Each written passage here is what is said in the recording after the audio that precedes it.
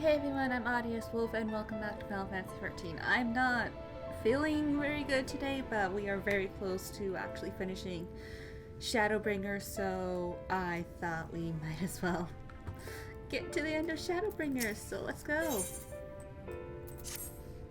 Oh, miss, you're awake. You were injured during the foray into Mount Gulg, yes?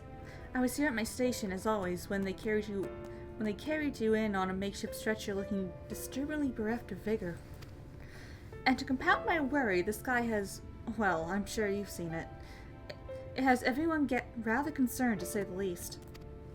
Seeing you up and about is the first good news we've had in a while. Assuming you feel strong enough, would you mayhap consider a stroll around the city to reassure our anxious citizens? Braggy was one of those who helped convey you to your chambers, and he has visited several times since to inquire after your condition.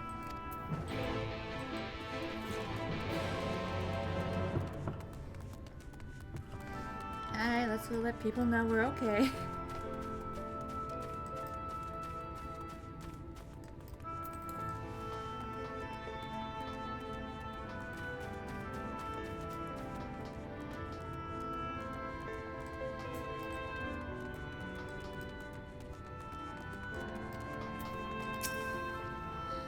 Well, look who's back from the dead.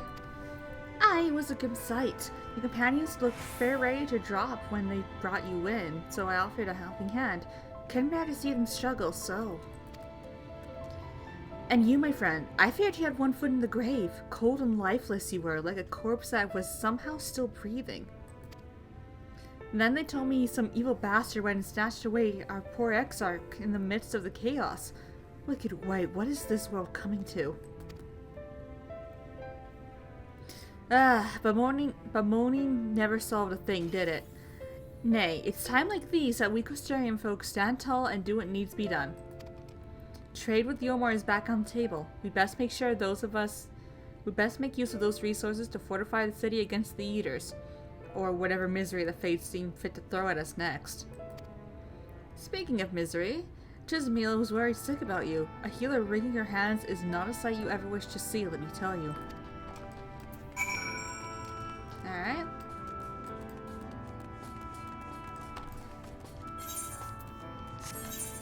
I forgot to... What was it? Ah, that's it. That's what I forgot to get rid of. What I forgot to get rid of. Oops. Oh well.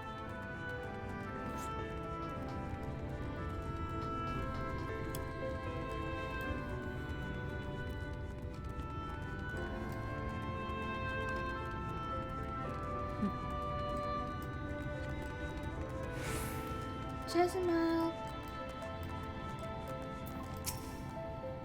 Oh, sweetie, you're alive. No one's been allowed to see you. Even Spagrick's Kyrtrins were forbidden from making visits. Reen was kind enough to tell me you were showing symptoms similar to Eater corruption, so I suppose there was little any of us could have done for you in any case. As for your companions, they've been rushing hither and yon, seeking a cure to your condition. I worry to see their faces grown ever more haggard every time they pass through the Crystarium. I shall let them know you're awake, and when they come to see you, sweetie, please do convince them to rest a bit. They won't be helping anyone if they all collapse of exhaustion. And our own Morin's been a little better, I'm afraid. He hasn't left the cabinet, too busy with his nose buried in one dusty tome or another.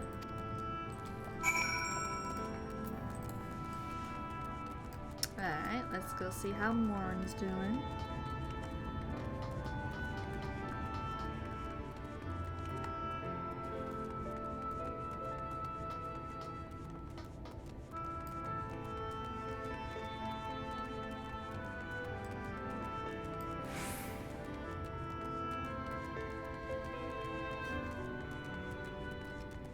I could have just used the Ethernet to get here, but instead I'm running. So, yep, this is my life now. I'm just running.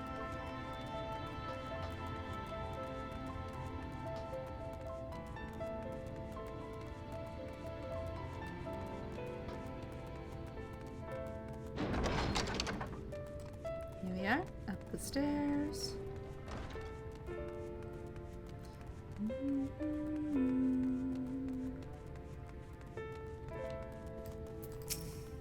Confounded, this says the same thing as the last. Mayhap I should approach the problem from a different perspective. Kaharu! Is it truly you and not some figment of my imagination? Oh, but this is wonderful! 'Twould seem our prayers have been answered. Feeling otherwise helpless, I've been scouring our shelves for the wisdom to explain this most worrisome conundrum. Why, with all the light wardens defeated, has the light returned to obscure the sky? Yeah, that's my fault. My fault. I must have poured over 100 tomes, but no definitive conclusion seems forthcoming. So many questions I would pose to the Exarch, and thus do I feel his absence all the more keenly. Now that you are awake, however, I am hopeful the search for a stolen steward might begin in earnest.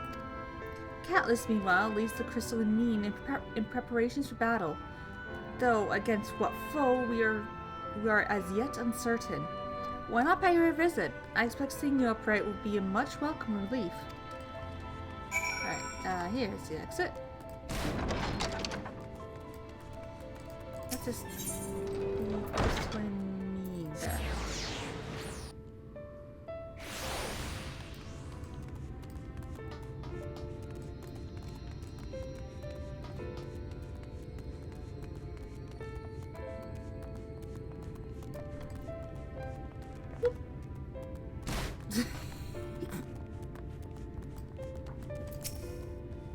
Kaharu, alive and well, I see.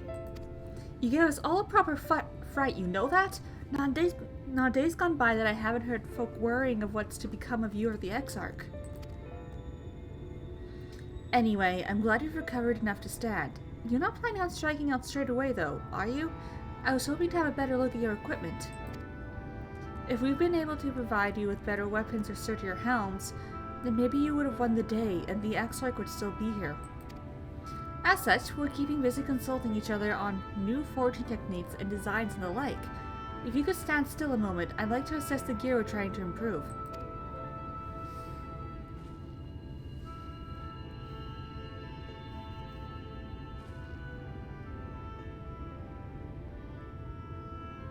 Aye, well, that's some fine work, I must admit. It wouldn't be impossible to make something better, but we need to experiment with different patterns and materials. And I'm not sure we have that kind of time. Sounds like a challenge that he would enjoy.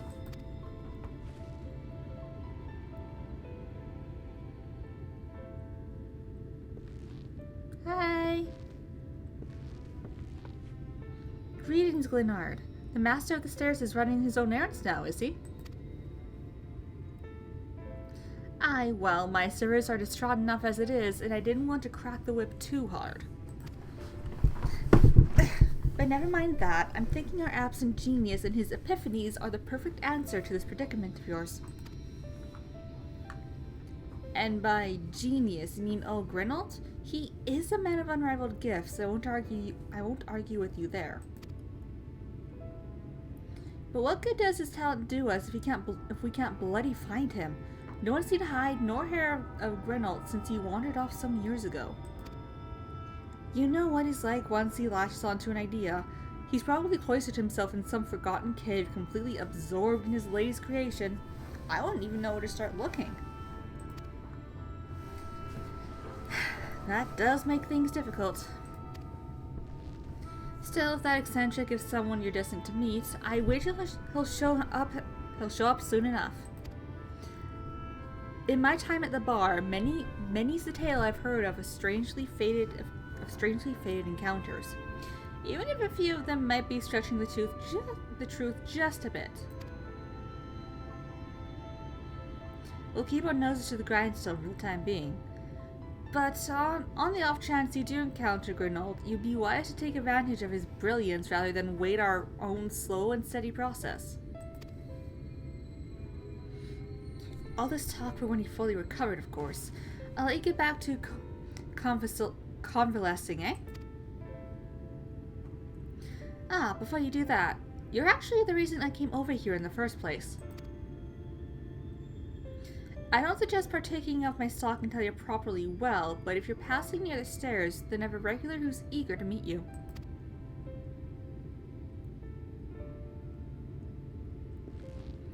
I'd best be getting back. Just because the world's coming apart at the seams doesn't mean we have to follow suit now, does it? Here. We can't forget the heart upon which the city was founded, or the exarch might not have much of a home to return to.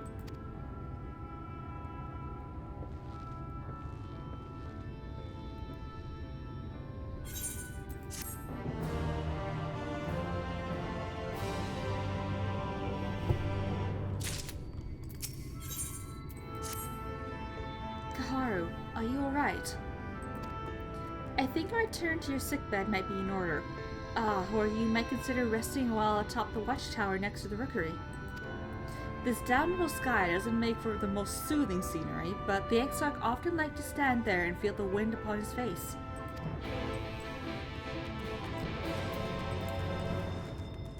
Okay, can I just... Oh, I could jump off here. About here. There we are. And that way I don't have to go all the way around. I'm gonna have to try and get that sightseeing log at some point.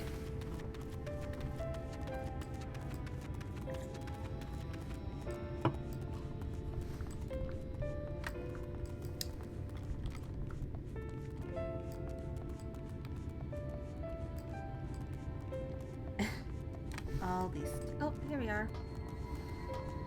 Here we are. Take a look around.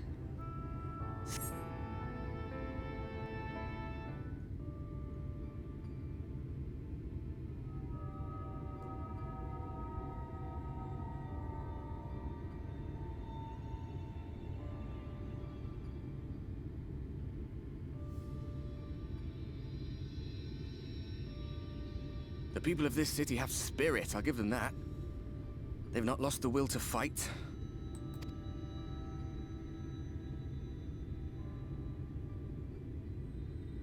I can imagine how torn you must feel, looking at that sky.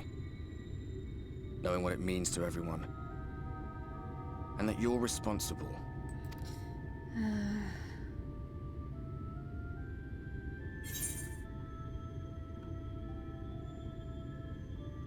The secrecy is worse. I'd rather people knew.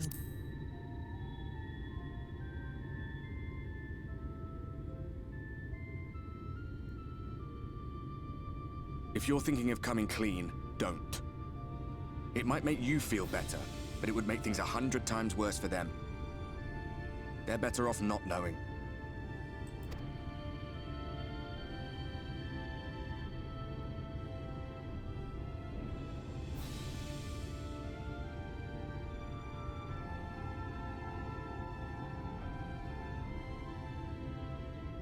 You're in a corner, and there doesn't seem to be any obvious way out. But that doesn't mean it's over. However hopeless it seems, you haven't lost yet.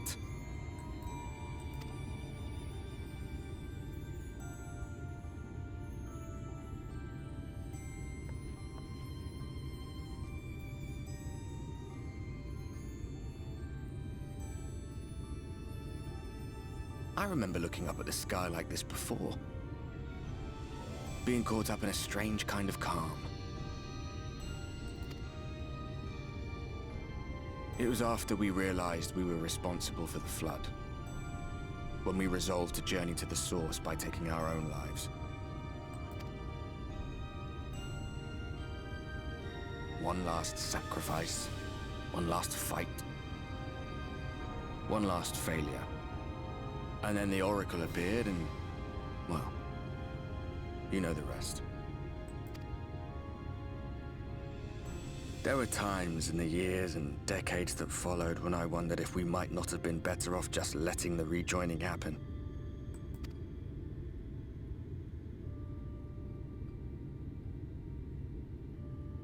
That we'd made one last mistake. But seeing that giant Talos stir to life cured me of any doubts I still had. Always we took the burden of fighting upon ourselves. That's what heroes do, isn't it? Yeah. So we never had the chance to see anything like that. Our people coming together as one.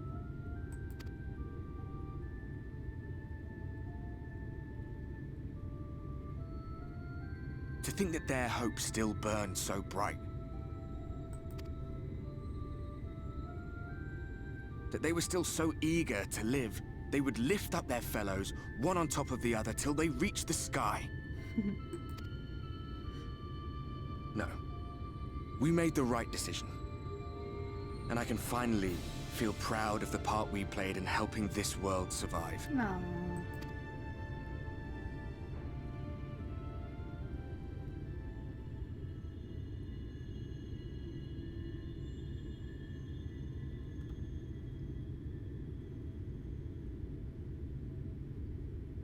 Well, come on then.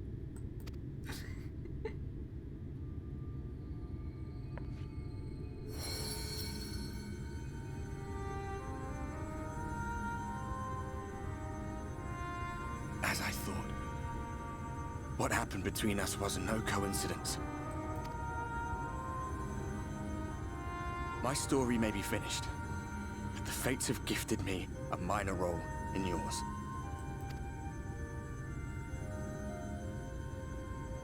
I suspected as much the moment I realized you could hear me. But it's hard not to doubt yourself when you're the man who caused the flood.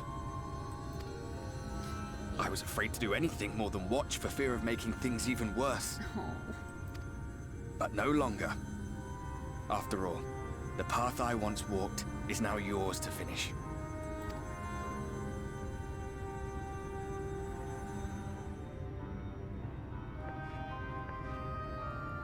For what it's worth, I cast my lot with yours. Aw, thanks, Arbert. If you need a push, I'll be right there behind you. If you lose control, I'll do my best to stop you. So, let us be about it, hero.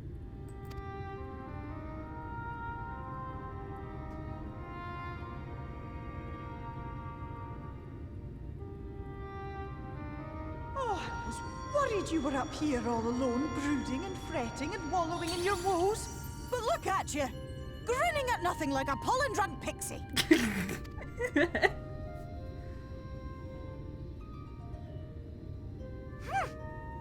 at what you've done to your ether. It's a mess. And you have cracks running all through that pretty soul of yours. My poor little sapling. Whatever am I to do with you? I don't know.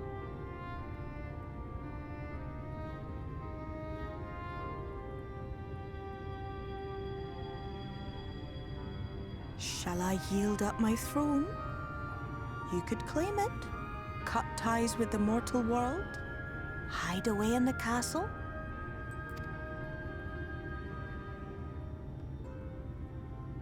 It won't fix the problem, but would it really matter?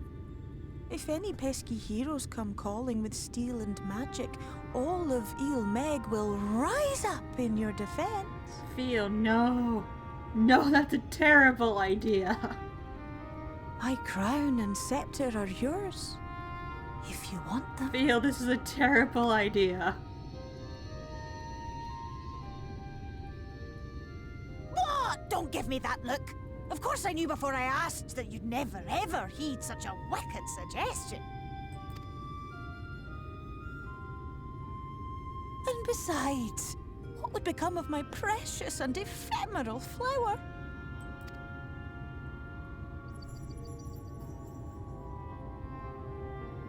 Oh, my dear beloved sapling. You are lost, confused, and have precious little time to gather your wits. Your kind is always so preoccupied with what lies ahead, and so we muddle your vision with fog and glamour. But such trickery is easy to see through. Is it really?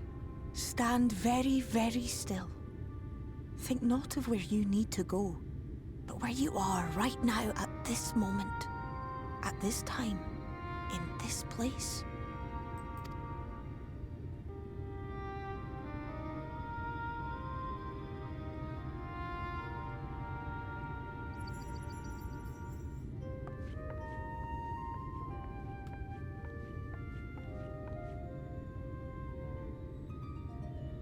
Our cairn of crystal. From shadowed hood he watched you go, his ruby eyes with warmth aglow. See yourself as he saw you, and that shall be the clearest clue.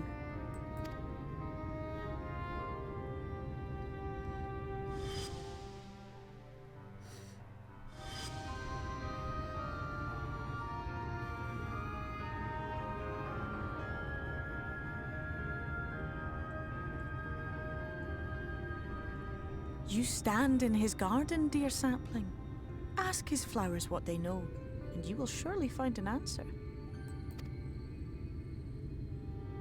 But what will you do with it, I wonder?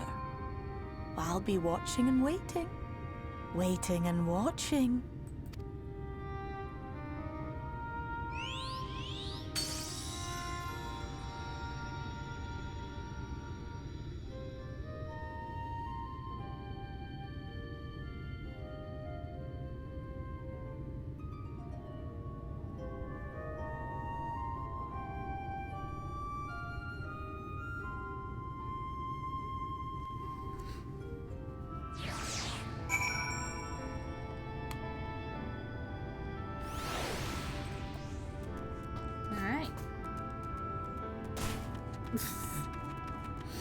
Let's ask around about the Crystal Exarch, shall we?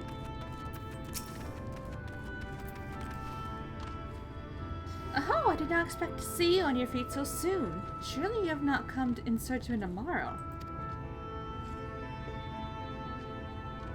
What do I know of the Crystal Exarch? I am happy to share, but I fear there will be no surprising revelations. As any in the city could tell you, he was a man of wisdom and compassion and many untold secrets.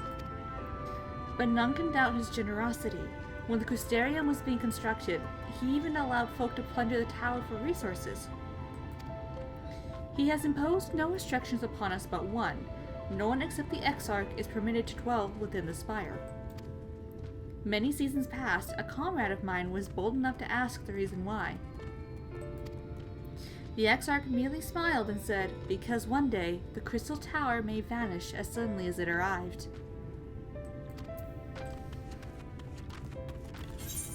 Okay, where else?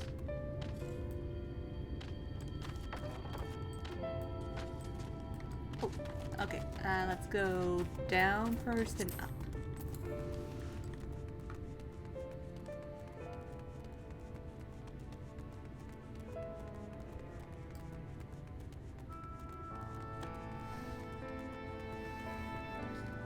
Curious thing to say about the Crystal Tower.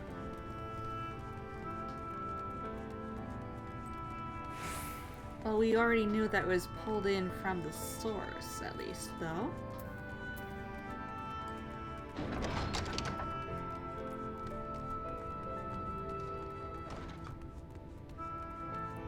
Up, up, up, so many stairs. Why are there so many stairs? Oh, was there something else you needed? If you've come for the results of my research into this persistent light, I'm afraid there's little to tell as of yet. Records pertaining to the Exarch. Well, I need no documentation to relay what little I know of his history, if that is what interests you. Ahem. Less than a decade had passed since the coming of the Flood, when the Crystal Tower first flashed into existence. Its summoner, the Exarch himself, became known to the refugees in Lakeland soon thereafter. He welcomed all who sought out the spire, be they locals who had lost their homes or Verbotites fleeing their ruined kingdom, and together did they found a city which would become the Crystarium. Some thought to call him king, for he refused to share his name, but the summoner did not deem himself worthy of royal address. Thus did the people consider his scintillating skin so alike to the tower he had summoned, and bestowed upon him the title of Crystal Exarch. As for his true name, well, it would seem that is a mystery that remains unsolved to this day.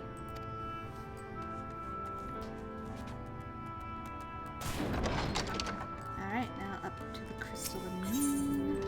We're out of the Amara launch.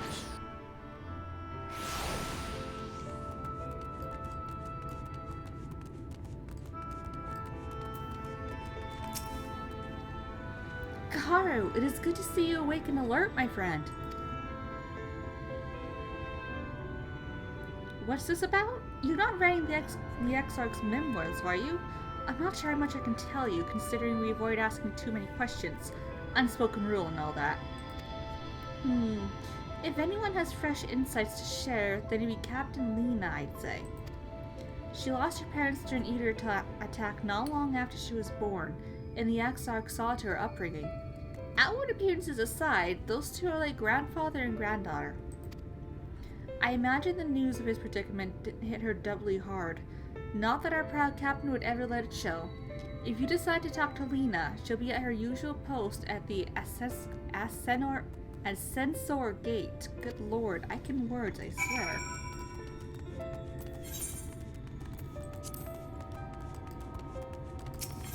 Alright, Toon Lake Land.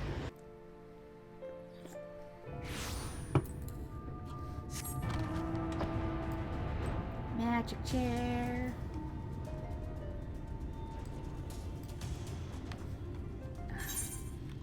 Okay.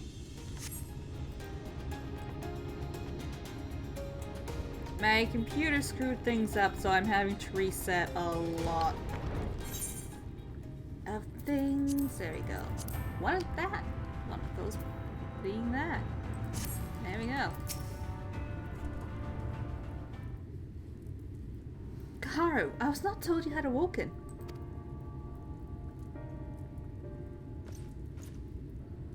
A welcome surprise. Now, if only the Exarch was returned to us.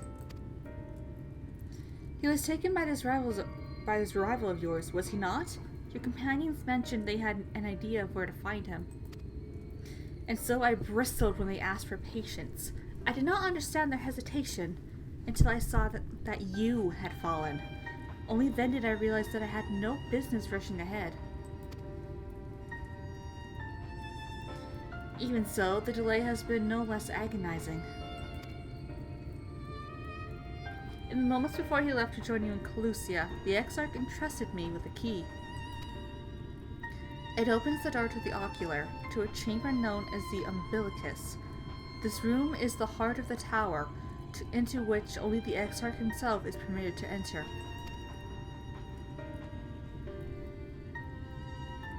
He bid me allow none into the tower once he had departed. Only in the event that an army of Eaters descended upon the city was I to access the Umbilicus and awaken the defensive barrier. Never before had he left me with such instructions, but the battle with Valkyrie loomed near, and at the time I accepted the key without much thought. Since then, however, that moment is all that occupies my mind. When I recall the look upon his face, he knew that some terrible fate awaited him. Tell me, Kaharu, I need to know what he feared, what battle you and your companions are truly fighting.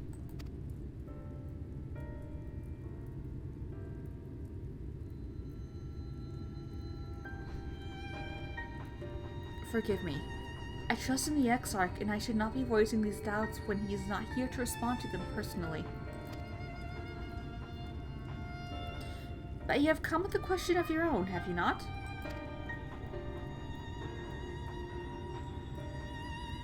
Ah, I see I'm not the only one who burns for answers. The time has come to open the tower's heart. Though we do not face an invasion of Eaters, I suspect the city will be in far more danger if you do not gain the knowledge you seek.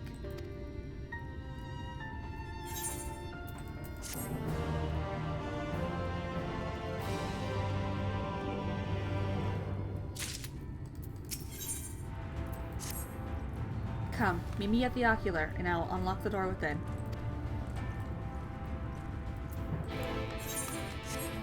Away we go. On my fire pony. Let's go learn secrets.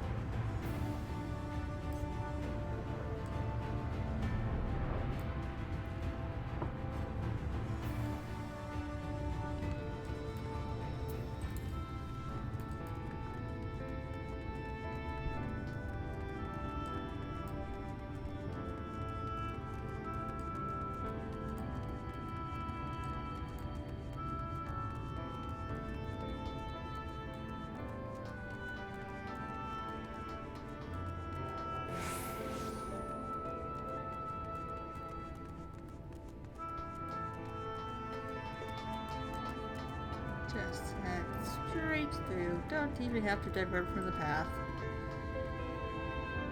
And honestly, the Ethernet would have been a waste of a use of it. Just right here. Just right here. Mistress Kaharu, the captain said to expect you.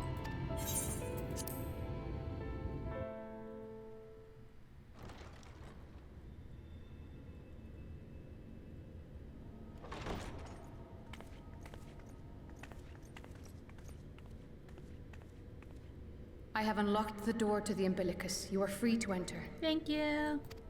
Once you have what you require, I'll see it sealed once more. Until then, I will remain without. Okie doke.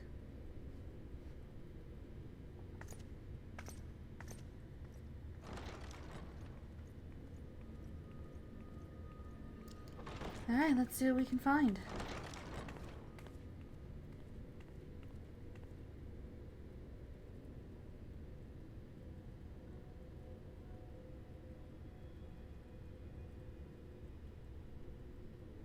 Interesting room.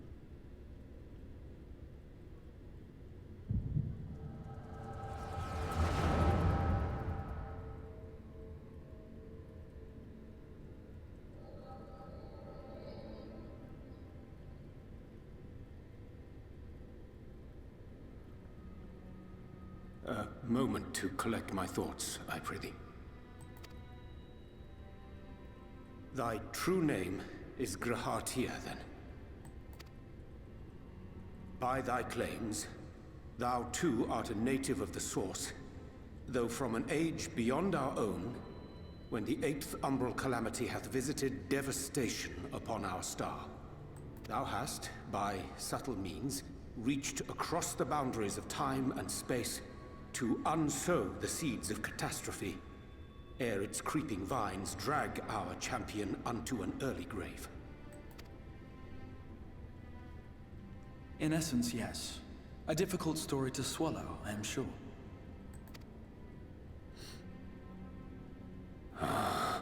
Oh. I doubt not the veracity of thy words, not the account of thy coming, nor that of the fated calamity.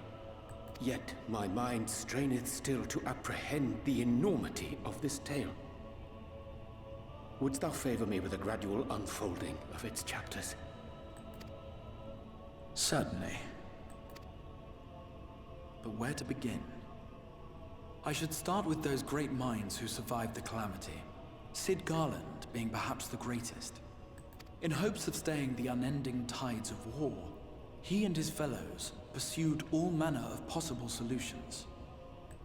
One of these was rooted in a theory which unified several fundamental principles discovered over the course of the Warrior of Light's adventures. It proposed a method by which one could enter the River of Time, traverse the rift, and leap between worlds. Perfecting that idea, however, was a work which consumed their lifetimes.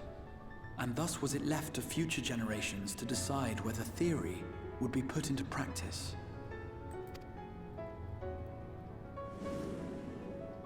But all the while, the world continued to burn. Hope was a feeble outpost, beset on all sides by thievery and misery and murder. People cried out in despair. There is no hope. We are finished. Mankind is finished. Oh.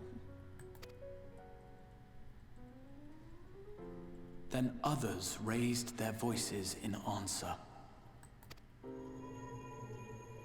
Though we be beyond salvation, those who came before may yet be saved. We will forge a crossroads and pave the way for a different future. By the wisdom of our forebears, we will prevent this calamity from ever having come to pass.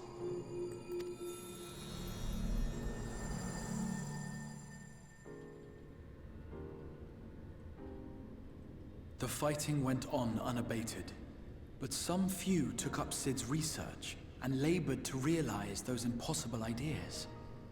After 2 centuries of labor, their descendants finally succeeded in awakening the Crystal Tower, an integral part of the process, and, in doing so, roused its caretaker, me.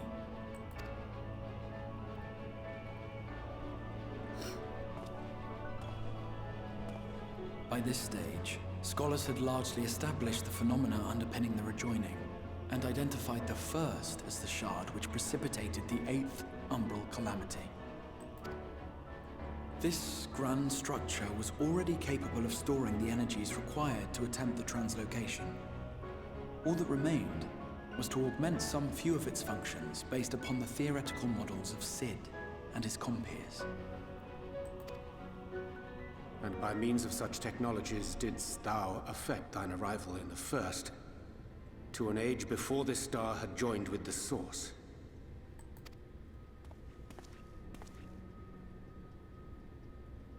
Some while before, as it turned out. 'Tis all but impossible to predict how time will flow between one world and the next, and we missed our mark by almost an entire century. Oops. But this only worked in our favor. The Sin Eaters could not be defeated without the blessing of light, and summoning the only woman who might stand a chance against them would require decades of preparation. An undertaking of scarce credible endurance. That thou hast kept thy plan from falling into disarray these many years bordereth on the miraculous. Yet howsoever history be rewritten, thy present self was shaped by events which followed the calamity. Yep. Should said catastrophe be averted, the very skein of thine existence will unravel. Surely thou hast foreseen this. I am aware of the consequences. 'Tis for that very reason Cid and his colleagues bequeathed their legacy as an offering, and not an edict. To give all of oneself for the happiness of others, and with no promise of reward. 'Tis a hard thing to ask. Harder still for those condemned to survive in a world which pitted brother against brother. Indeed, you are right to call the execution of this plan miraculous, though the force which held it together was nothing so inexplicable. It was her. The warrior of light has been our unbroken thread.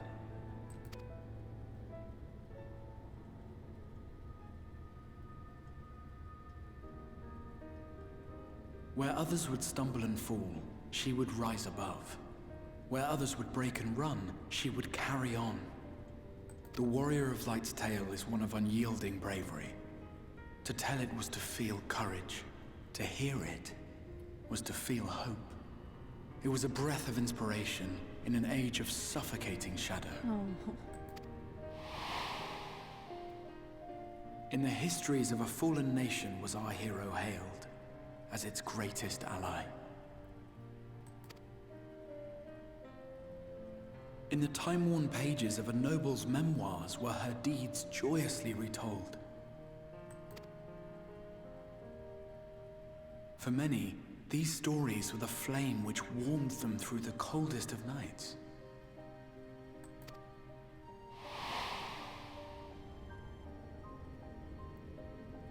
And so it should come as little surprise that the plan found no shortage of volunteers, concerning as it did the Warrior of Light herself. It was their chance to add their own verse to the hero's saga. She was the lodestar that brought them all together, to send their final message back through time and space to her.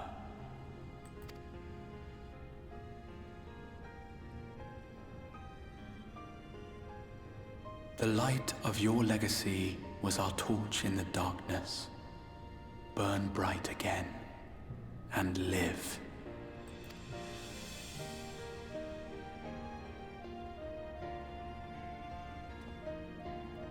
I am merely the bearer of that wish, come to ensure it is safely delivered.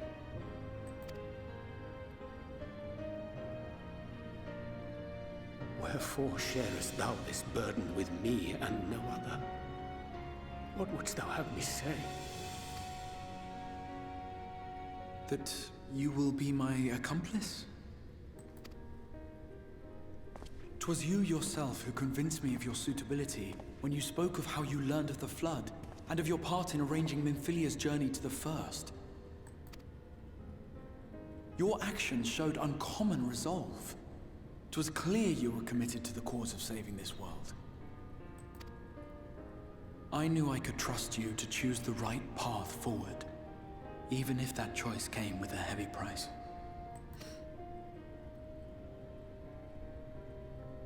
What price?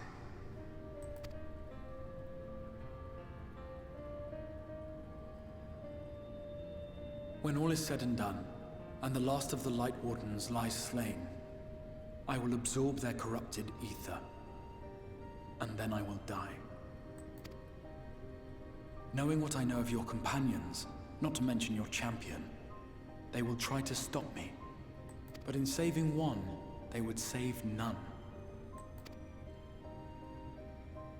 Therefore, I implore you to aid me in concealing my identity, and ensuring this tale ends as it must. To this end, I would have you take what I have told you of the Calamity, and make of it a portent. A prophetic vision you beheld in the swirling chaos of the Rift.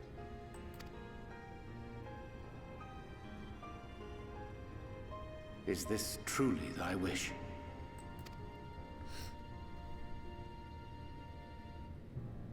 History remembered the Warrior of Light, as I knew it would. And I will suffer no other to rescue the champion whose star has charted my course.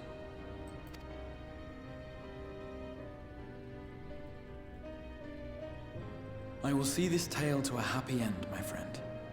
There has been enough tragedy.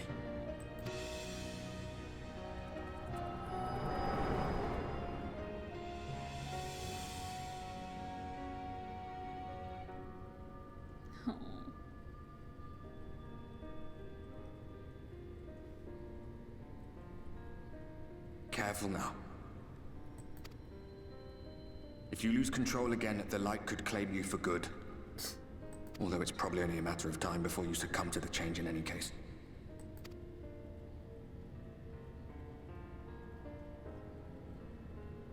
What do you mean to do? What do you think I mean to do, Ardbert? I mean to rescue the Exarch.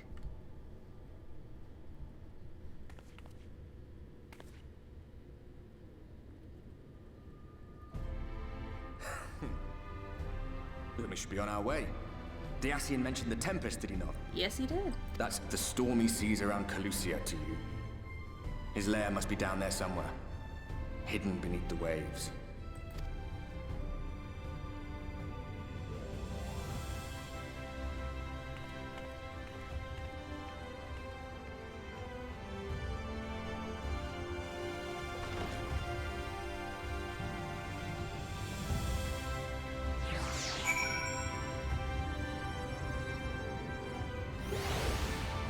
Welcome back, Koira. How have you been? Did you find the answers you sought? If there is something more you need, I will go unlock the door. I have questions about the Tempest. The Tempest? That is the name given to the seas by which Calusia is bound. If you make a request to the Tamers, they will provide you with a morrow to fly you over the waters, but... I'm going inside. I'm going in the water. You mean to leave right at this moment, alone? I am not sure that... Nay, I will not seek to stop you. Go with the blessing of Shadow, and I shall await your safe return. I'm a bit sick, but I'm still going forward. I am beating Shadowbringers today. Because I am literally in the final stretch of this expansion. I want to move on into post Shadowbringers.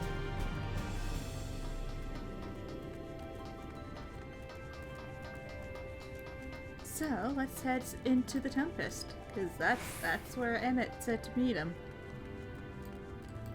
Why didn't I just Ethernet up to the Amara launch? Why am I running there? Why do I do this every time?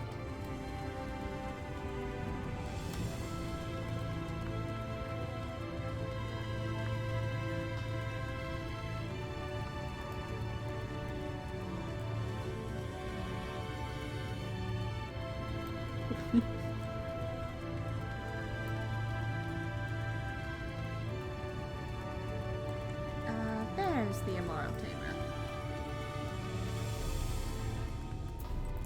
Yes, hello, I'd like an Amaro, please. You require an Amaro? Just a moment, and I shall saddle our swiftest beast to fly you to the island. To the open water. To the depths of the Tempest. Our Amaro can swim, yes, but to reach the ocean floor.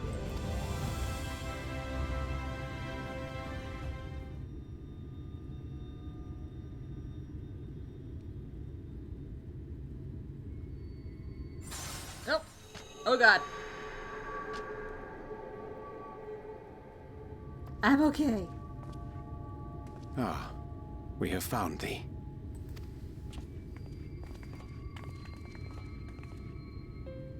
Word reached us of thy recovery, and thus did we gather with all haste.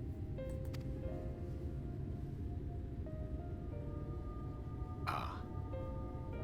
By thy looks, I gather thou hast gleaned that which I came to tell thee. Urianger has shared everything with us. The Exarch's true identity and purpose.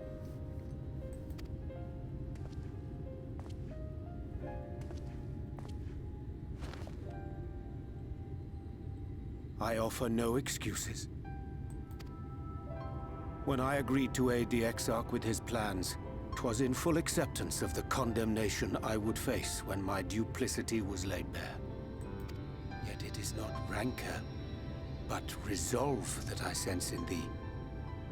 Thou art fully intent upon walking thy path to its end, art thou not? You are correct, good sir. If thou canst forgive my deception, or, failing that, set aside thy displeasure for a time, I do beg leave to follow thee. What strength and wisdom I possess are thine to command. It's a little bit of a mix of he's tall and my character is short.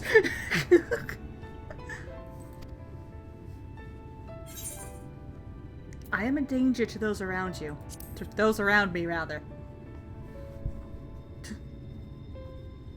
I understand the precarious nature of thy condition. Nonetheless, it is my wish to remain at thy side for as long as I am able.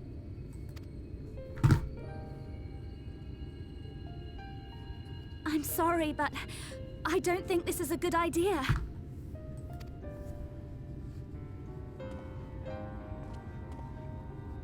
Leaving the Crystarium, I mean, with or without Urianger. What I did for you won't last forever. There's no telling when the light will break free again. Please, you must stay here. At least for a little while longer. We will find a way to cure this, I promise you. I'm not staying, Reen. I'm going. How can you make promises? We don't even know where to start.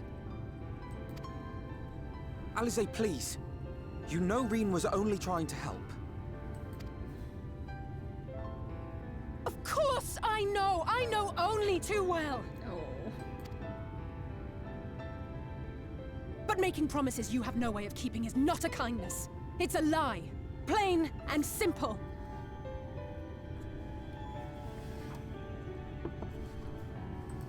We've all searched high and low for an answer, and every one of us came back empty-handed. I am not about to stand in her way now. Not after failing her in her hour of need. No, the least we can do is... Elise. Oh.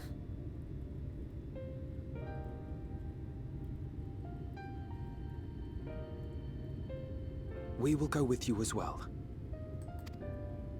There is naught to be gained by standing still. Indeed, we have exhausted every other avenue. Lead, and we shall follow. If there is any hope to be found, then we will surely find it at your side. Are we all in agreement, then?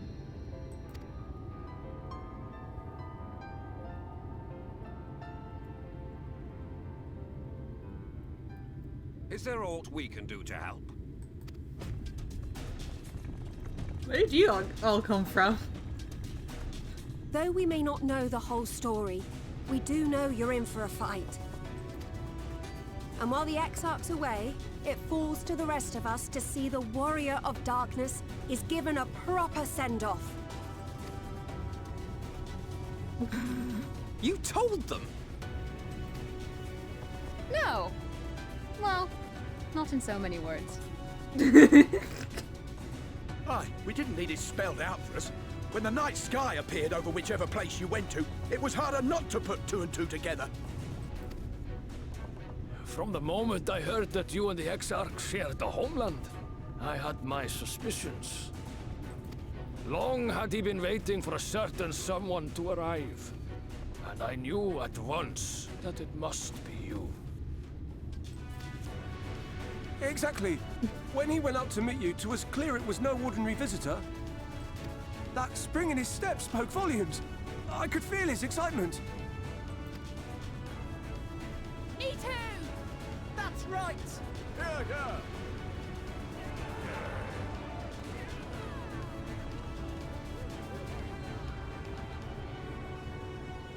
We do not fully understand where you or the Exarch hail from, or why you've all done so much to protect us. But we are deeply grateful nonetheless. So, if there is anything at all we might do to aid your journey, you need only name it. What would you have of us?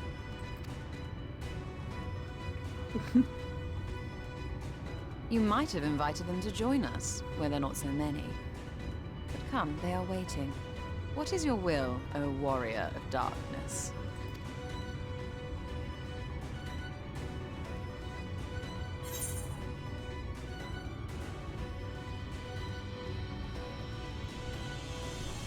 Defend the Crystarium until we return.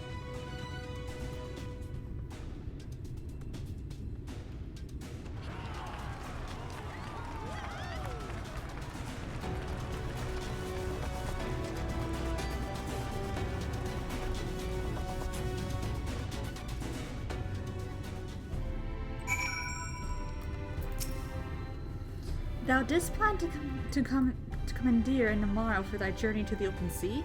I fear the following dive onto Emet underwater abode would drain even thy legendary stamina. Thus, during thy convalescences, we consider the most efficient method for reaching the depths of the Tempest, and I believe we have arrived at an elegant solution. Yet ere we discuss this step, I suggest thou dost conclude such pressing business as remains to thee in the Crystarium.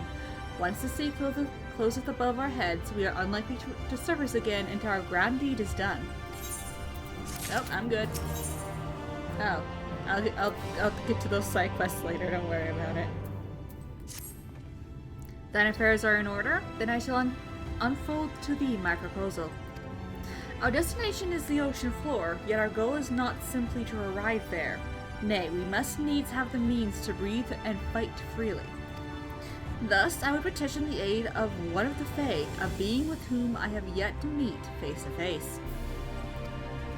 Rather than waste words on explanation, I bid thee follow me unto the hamlet of Solon, which lieth to the south and west.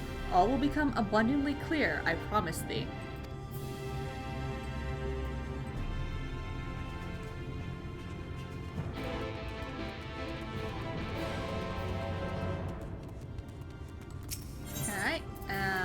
go. Into land. Woo! Hello, Chocobo. Good Chocobo. Oh, there's more quests down here. I'll get to those in my own time.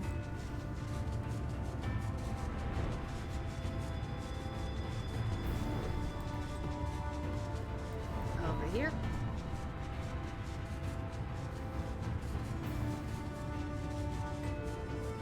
Lakeland is so pretty. And so very purple. Alright, Arianche, where are you? Where are you?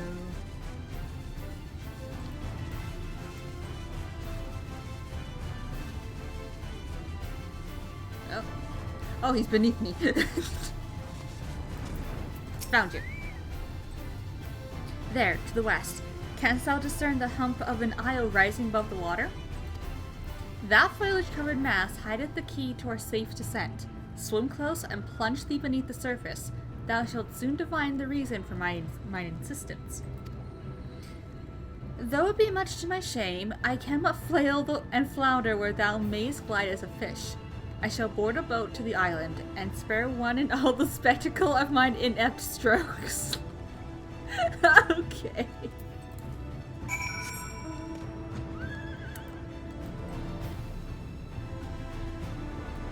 And this, I believe, is the first time we get to do anything involving diving in the MSQ for Shadowbringers.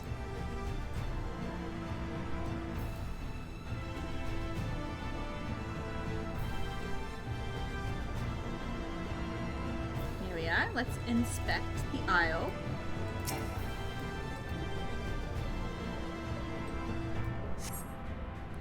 Two curved slabs of rock seem squeezed together here, giving the impression of a giant stone eyelids.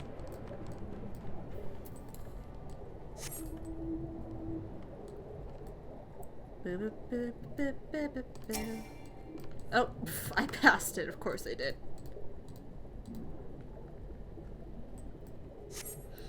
Though it appears solid enough, the rock yields slightly under your touch. Was the surface gently shifting, or was it just your imagination?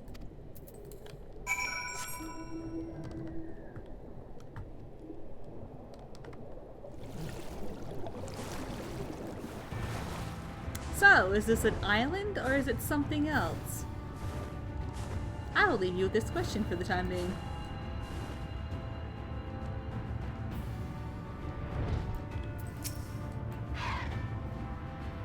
Well, what hast thou discerned? It reminds me of a certain primal. Most perceptive. According to the Lord of the Pixies, we are, even now, perched upon the back of an ancient Fey entity. Its name is Bismarck, the self-same title by which we know of the great feathered whale revered by the Vanu Vanu of the Source. I would enlist its aid to bear us onto the deep and thence banish the water with an airy sphere, alike in form to the domes to which do shelter the hamlets neath the Ruby Sea. Within its compass we may move unencumbered and defend ourselves when the hour of battle cometh, as it most surely shall. Now I must needs ask for silence whilst I make my supplication. We're going into the depths of the Tempest. Going into the ocean.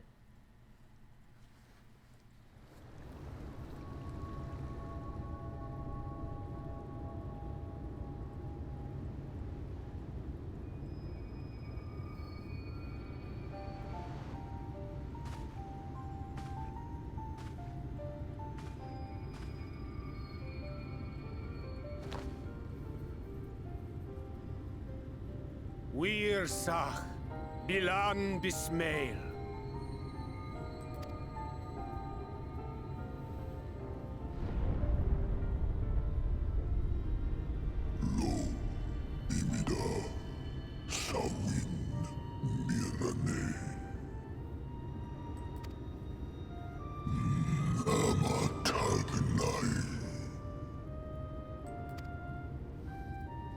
Falen si lor wislan. Ada si alinal.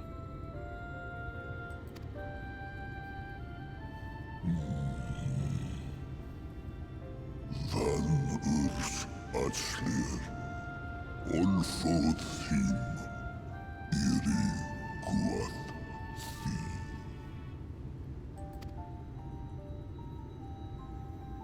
Oh dear. I don't need to speak Fae to know that didn't go well. He's trying, Alize. He's trying. Ah, we need Fae-ul.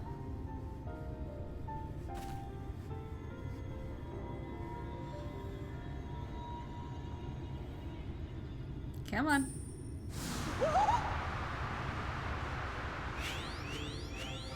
There they are. Oh, my snee yak! You've learned to call me at last! And where do you go? On a trip? A journey? I knew you wouldn't give up without a fight. Oh, my precious mortal, I shall help you in any way I can. Like, if you think the light destroying my soul is going to stop me from going on one last adventure, you are completely wrong. Yes, Bismail win picked. Van dromi drom yakum. Van read rithye.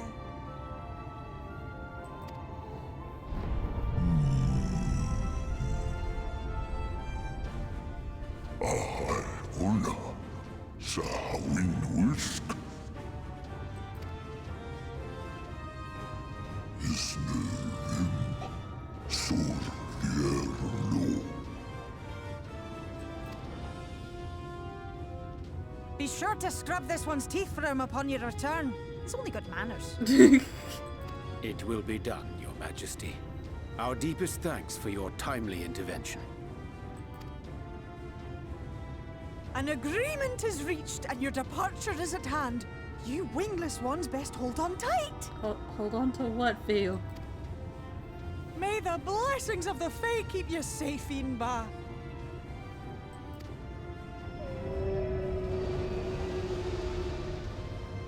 Lo fallo ruis.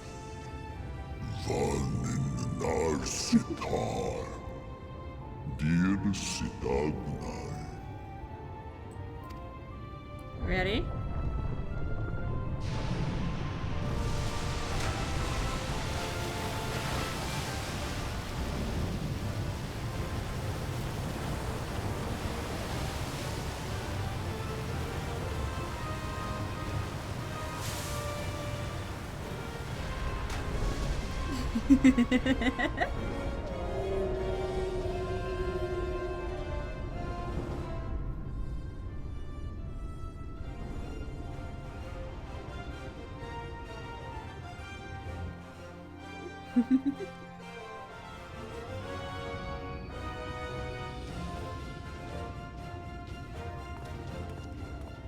And just like that, it's all gone back to the way it was. What was you expecting? 100 years of honey and rainbows? Seeing them Yulmore types wake up and smell the ashes was miracle enough for me.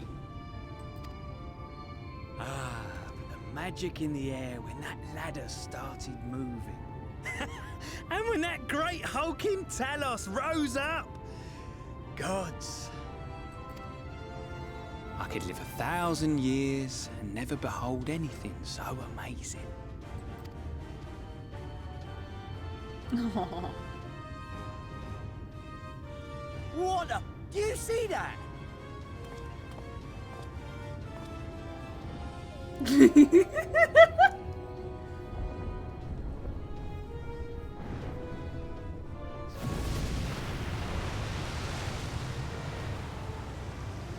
What a monster!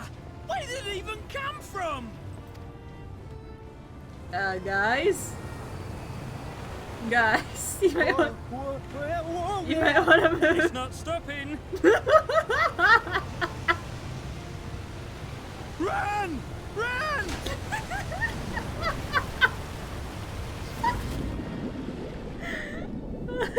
The poor fools. Lo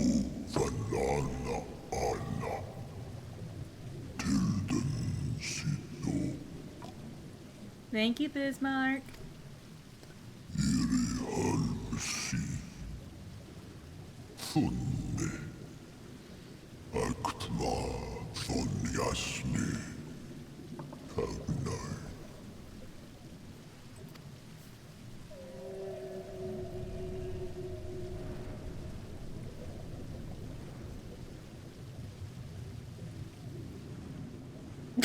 Oh dear.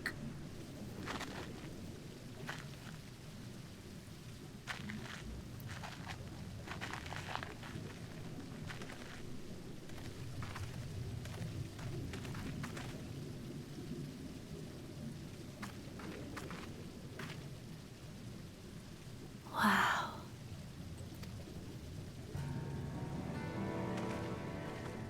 We have arrived at the bottom of the sea.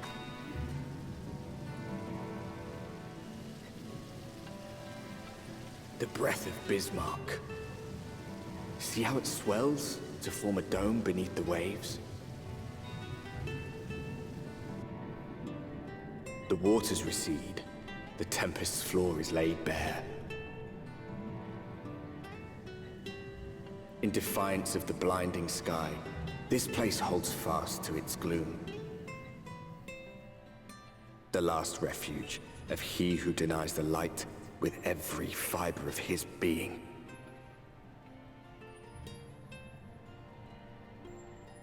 You stand at the precipice, hero. Journey unto the heart of darkness. Finish it. The final area of Shadowbringers. And an area that they keep well hidden until you unlock it. The Tempest.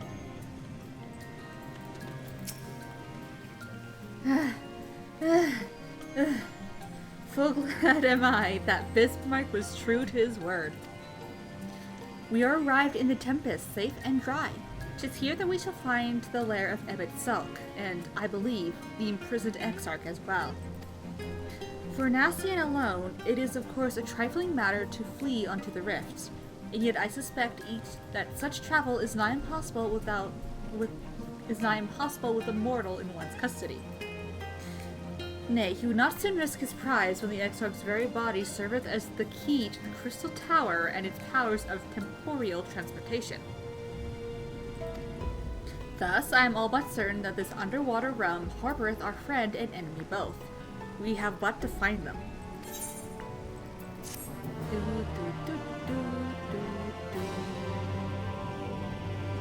Yay! Thancred! Now, as for where we should begin looking, I rather doubt that Emet itself will be sitting around out in the open. Of course not, why would he be? I propose we follow the slope down toward the deeper trenches and keep an eye out for rock formations large enough to house a stronghold. Let's be off then. But watch your footing. The ground is still wet and like to be slippery.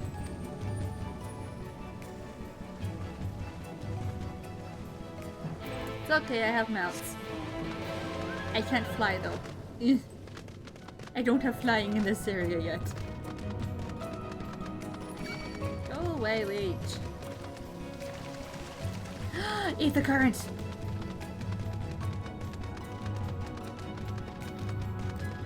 Eat the current! Give! Give.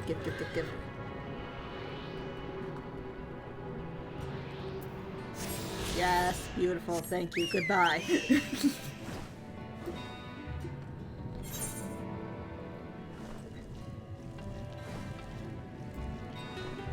Wow, they even have the other aetheryte hidden for now. Interesting.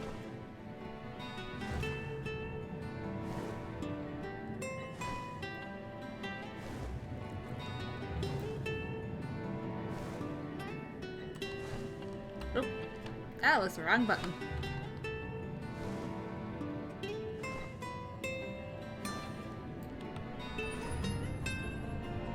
Is that a hunt? Or nope, that's just an enemy. Okay.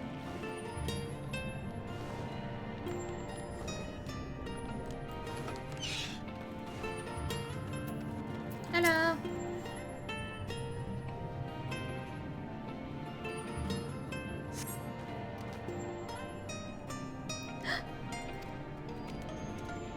No, don't run away. Oh, it ran away. Okay, they ran away. Oh, wait, no, I follow.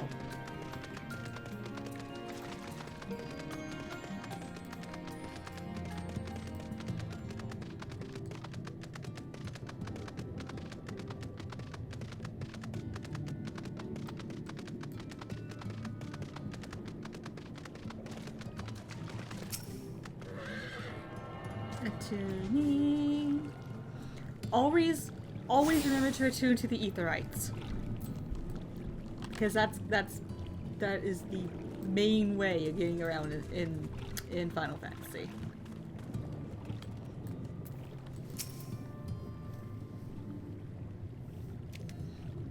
The friendless ones, they followed me.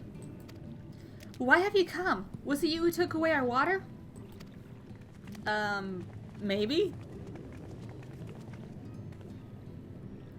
Ah, so this is where the Ondo make their home. I had wondered.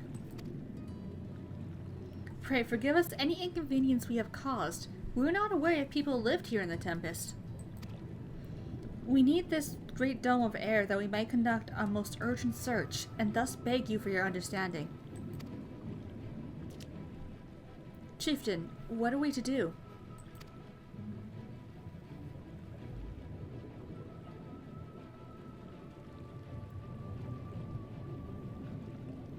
Are you emissaries of the Ancient Ones?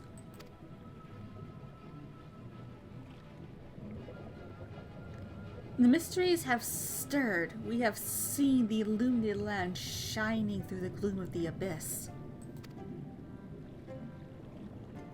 If you're the emissaries, the chosen, I bid you welcome. If you're not, I bid you leave. I am not sure I understand. Would you be willing to elaborate?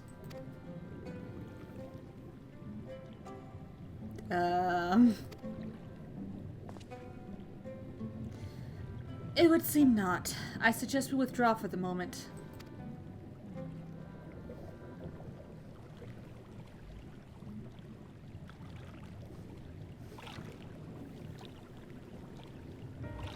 So, what's the plan? Given your condition, I'm reluctant to suggest lingering here. That said, our presently meandering search would proceed far more swiftly if we could call upon the Ondo's local knowledge. Yes, I would like to know more about this illuminated land the chieftain spoke of.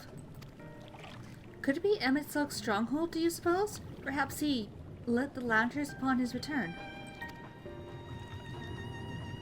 We cannot dismiss the possibility, but if these Ondo refuse to speak with us...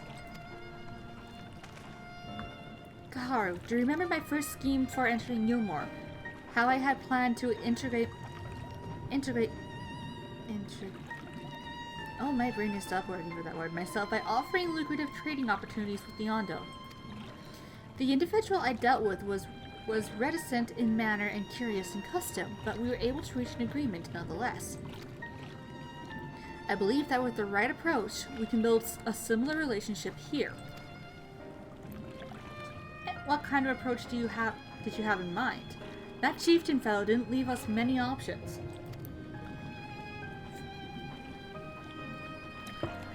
If we are to tread the swiftest course, then we must needs locate its beginning. To explain our all too dramatic arrival hath thrown the settlement into confusion. Were we to solve such problems as we have caused, and assure our hosts thereby that our purpose here is not inimical to them, they may yet prove amiable to reason. I smell chores, but very well, if it can be done quickly. What do you think? I've nothing better to offer, but I do worry what will happen if the Ondo's tales ends up leading us to a dead end. I cannot say for certain, but I sense this tribe has a deeper connection to the Ascians than first meets the eye. It warrants further investigation, thus I cast my vote in favor of aiding the settlement for the time being.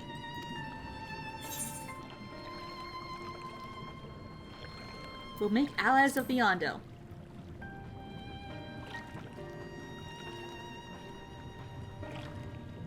Then it's settled. Y'shtola, pray proceed with your investigations. The rest of us will see about fostering some goodwill.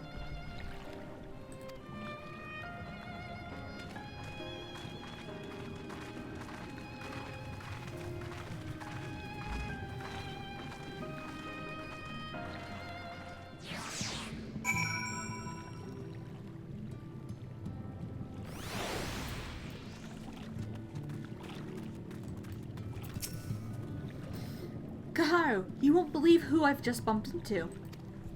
This is Posh Uan, the very fellow I did business with prior to our ill-fated start in Yulmore. To our ill-fated stay in Yulmore, rather. I waited, and you did not come. Then the mist still came, but his visits did not continue. I am truly sorry, Posh Uan. Things did not proceed as planned. Is there aught we can do for you by way of an apology? Perhaps. Where the dry return, a cavern to the north, is home to giant crabs. We do not fear the crabs, for we are the swifter swimmers. But now there is no water. We run and they scuttle close behind, snipping and snapping with their claws. There are too many of them. Too many. I believe it can be of assistance there. And what of you, Kaharu? If you've not found a task, you're most welcome to join me. Indeed, I should appreciate the company. Where the dry return has a rather ominous ring to it.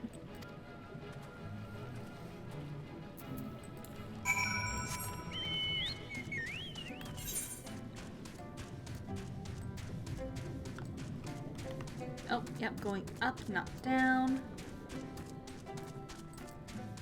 And I see the entrance into the little cave. And I'm pretty sure it was an actual, like, underwater cave where there was a pocket of air in there. But now everywhere is just dry.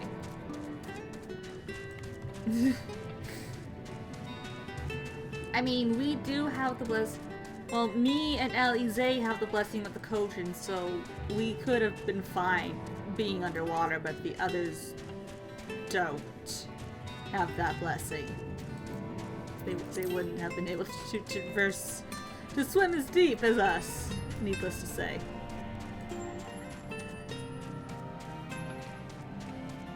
Here we are.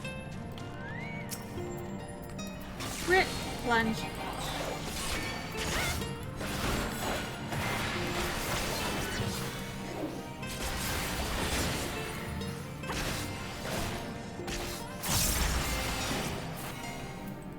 Come on out, Frey.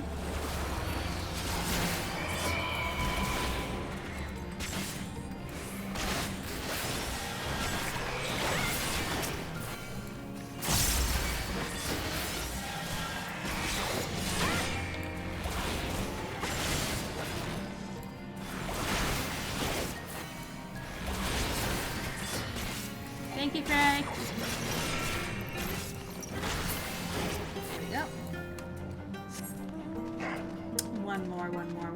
Sightseeing log. Sightseeing log, sightseeing log, sightseeing log. Oop. When the Ondo beheld the coral within his cavern, its crimson branches put them in a mind of a land dweller's veins. Thus began the legend that it was a resting place for finless ones who had perished at sea. It was not until recently, however, that folk from the service learned the reason behind the rather ominous-sounding name.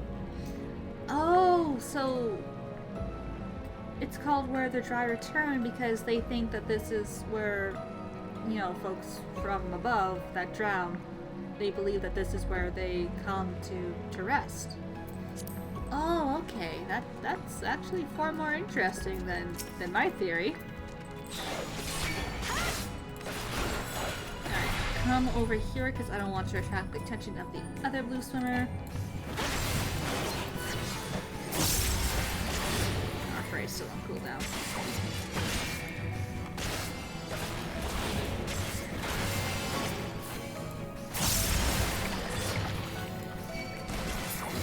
Gotcha.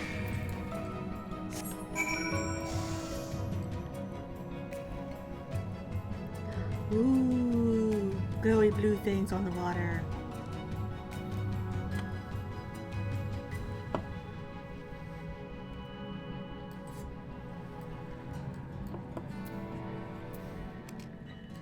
Is there an ether current up here?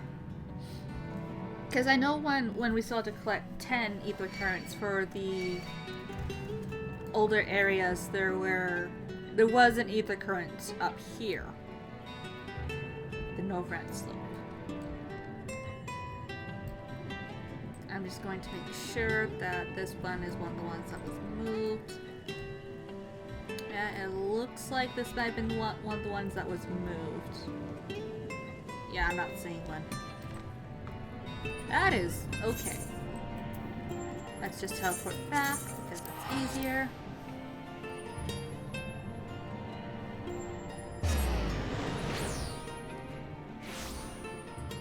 Okay. Oh. Hello, I did the thing.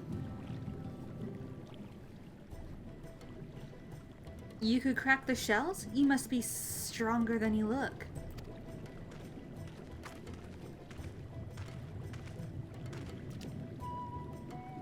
I see you reached your quota first again. I shall never be equal. I shall never be your equal in such tasks.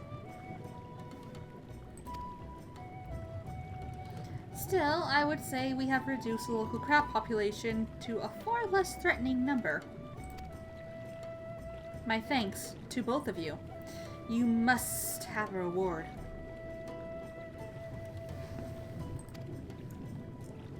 Nay, Pash Ulan. This was to be part of my apology to you, remember? Besides which, the lack of water is our doing, for which we must also make amends. Might I convince you to tell us something about your village instead? I would very much like to learn more of you and your people. Very well. Before the flood came, it is said that our ancestral home was found in the seas to the south. It was utterly destroyed by the light. Only those who were out hunting survived. They swam, aimless and lost, until they spied buildings here on the ocean floor. Strange buildings they were, and long had they stood under the water. Yet somehow they had been spared the scars of time and current. These structures provided shelter for my people, protection from the Tempest's turbulent waters and the predators which hunted within them. Their very existence seemed a miracle. The first settlers pondered their good fortune. It was clear that the race who had built such wonders had guided their course, and from this did they discern the truth.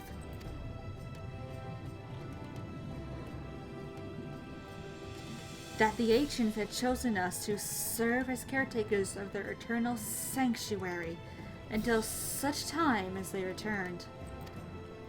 Thus, if it is judged that your coming and this great vanishing of water was by the ancients' design, you will find a warm welcome here.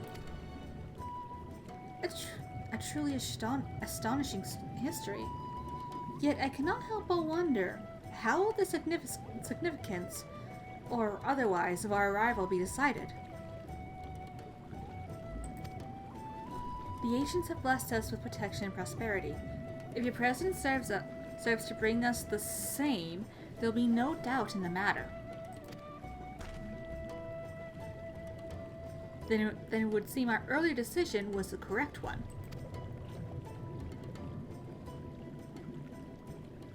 We thank you for the lesson, Paush Ulan. I will continue to do all we can to assist your people. Should you desire our help with any other trouble, pray do not hesitate to ask. We should return to the task at hand. Only, do not try to overexert yourself, my friend. The risk far outweighs the gain. Look, Alphinaud, my soul may be breaking, From the abundance of corrupted light I absorbed. But I will still do what I want. You can't stop me. Ah, Kaharu, have you learned aught of note? Fascinating, and precisely the sort of information I was hoping to hear. In fact, if you have a moment, I would like to borrow your eyes to confirm a theory I've been working on. Come.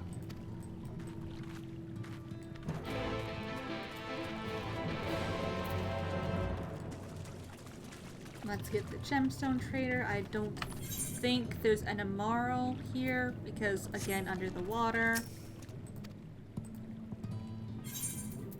Dang. Oh, that's why you get that. Thank you. Goodbye. Okay, where is Y'shtola?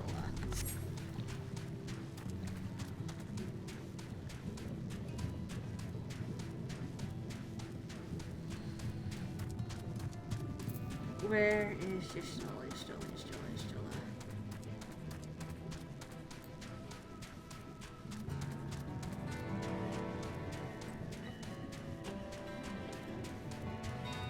And you can kind of see the lights from here of what the owner were talking about, but we won't be able to see it proper until we have to go down there. Now, there are 2 tasks I would have you perform. The first requires you to inspect the buildings which surround the Ondo settlement and note their most distinctive characteristics. For the second, I wish you to use the snipe to take scrapings from one of the remnant walls. Pray be as thorough as you can. I shall be waiting here for the results of your investigation.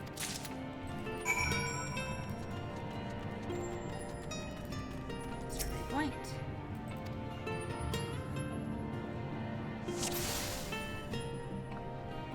Look at the windows. Look at the window. Curious. The tall, slender towers feature many elaborate windows, the likes of which you have seen nowhere else.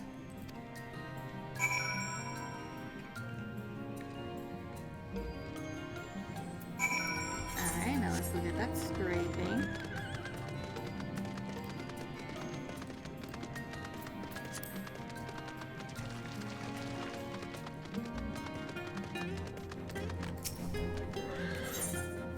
Let's get the scraping.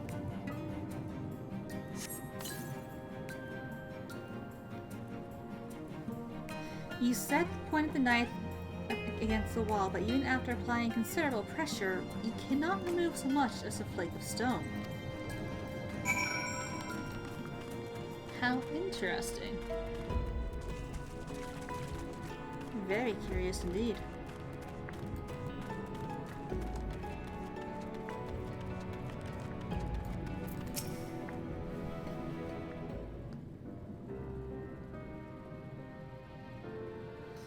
And what have you discovered?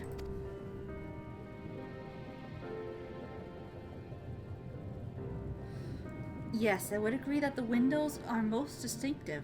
'Twould seem the structures appear the same to both your sight and mine. And you say you cannot so much as scratch the wall, even with all your might behind the blade.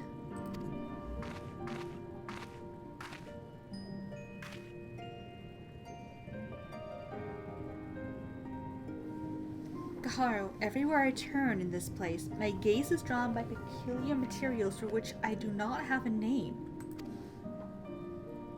The buildings I had to investigate are prime examples. They may appear to be constructed of ordinary stone, but I assure you it is nothing of the sort.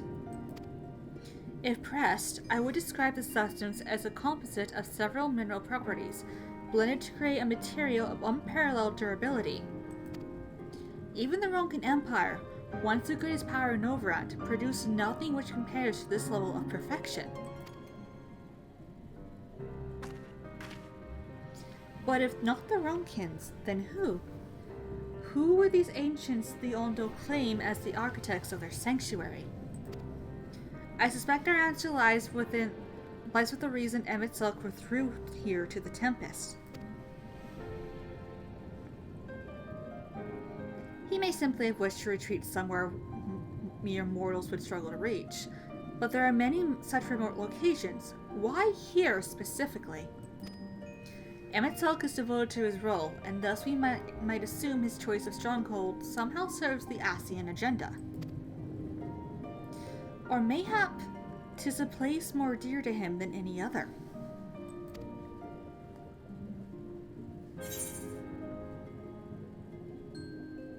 Are you saying this place was built by Ascians?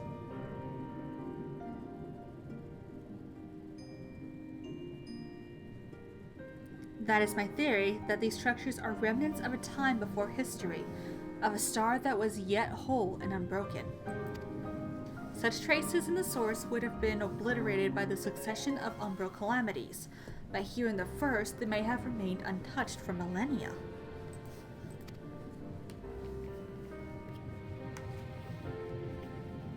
A copy of the mural in the Canano Rival. Emet presented it to me during my visit to Fano after our victory in Calusia.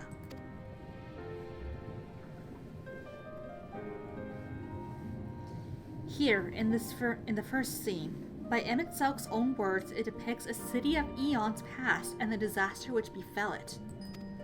The design is much simplified, of course, but do you see the similarities between its towers and those you have just inspected?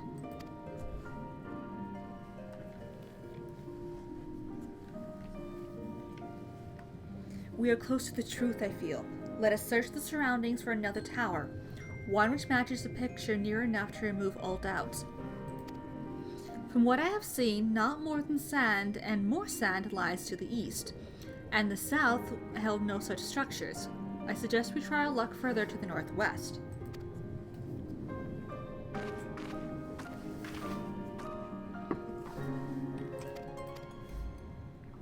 Alright.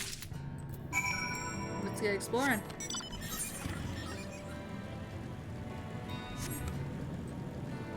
I don't remember the exact location I'm supposed to stand on. I'll figure it out. Eventually.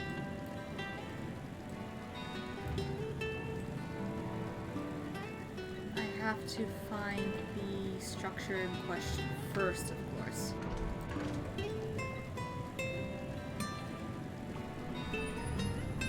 Boop. The Tempest is such calm music!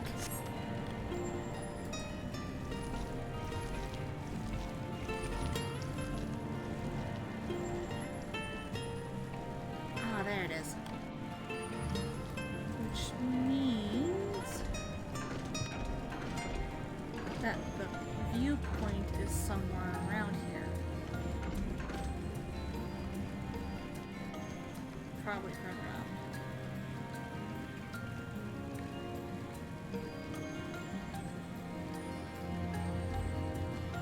Of course, the question is, can I find this on my own, or am I going to have to look it up? Because every other time I've done this, I've had to look up where the exact spot is.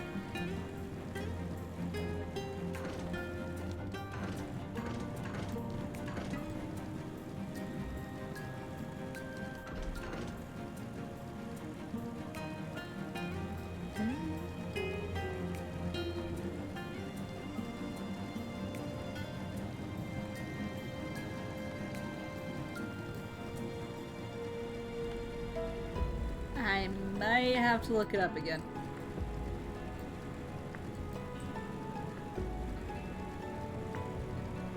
Where is the viewpoint spot? Oh, never mind, it's right there. I found ether current.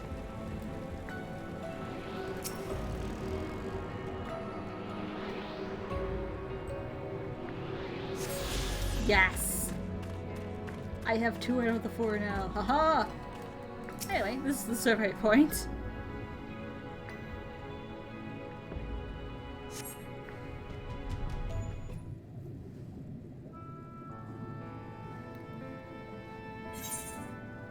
Here we go.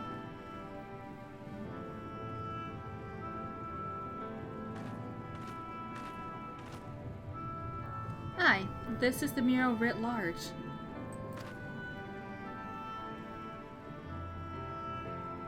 Though I cannot guess at its purpose, it must have been an imposing sight. How much of the tower's height lies hidden beneath the ground, I wonder? Centuries of our history have settled upon such ruins, countless layers of dust and sediment. As an entire civilization, its existence forgotten by all except a handful of Asians. And yet, it did exist. They lived here, in this city.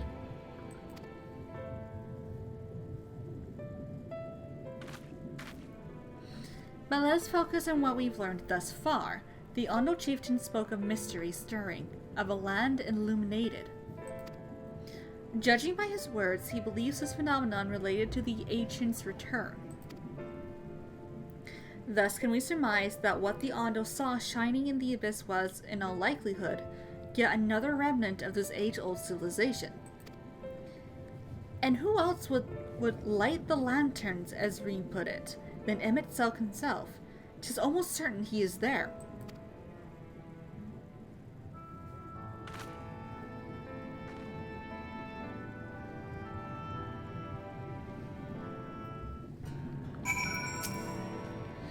But if we are to find this stronghold in a timely manner, it seems gaining the Ondo's trust remains our swiftest path forward. I only hope our deeds are enough to win them over. Thank you for assisting me in my investigations. I shall seek out our companions and share what we have learned.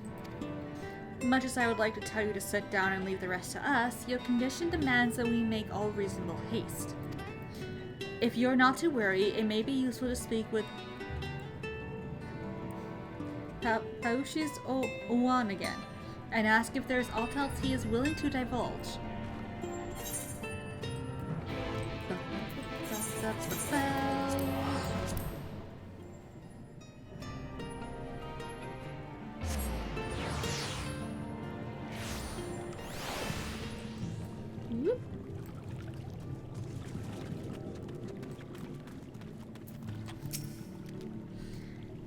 Alphinaud's friends.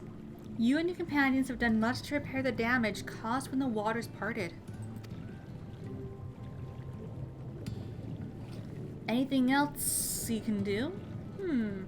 Have you been to the Walls of the Forgotten? I think I've just come from them. The remnants to the northwest, yes? You have visited them unbidden? Psh. Could it be that your footsteps were guided by the ancients? I believe it may be so. Listen then, and I will tell you of our plans to bring light to the walls, that we may answer the shining call of the illuminated land. We have requested a finless craftsman to shape for us a sacred lamp. He is odd for a land dweller, choosing as he does to live in the ocean, but his skill is beyond question. It is concerning, however, that we have heard nothing of his progress. If you were to visit this artisan and return with our long-awaited light, then any doubt as to your purpose would be laid to rest. His name is Grendold, and you will find his workshop in a metal structure to the south.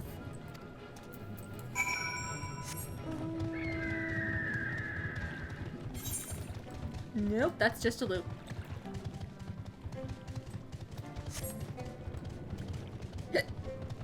Oh, hiccup. Oh, goodness.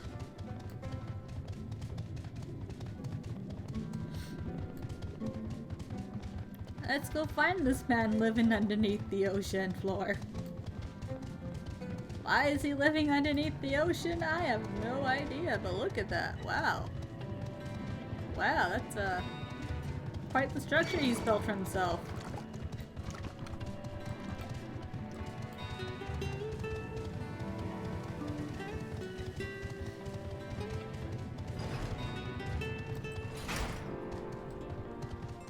I take it this is some kind of elevator.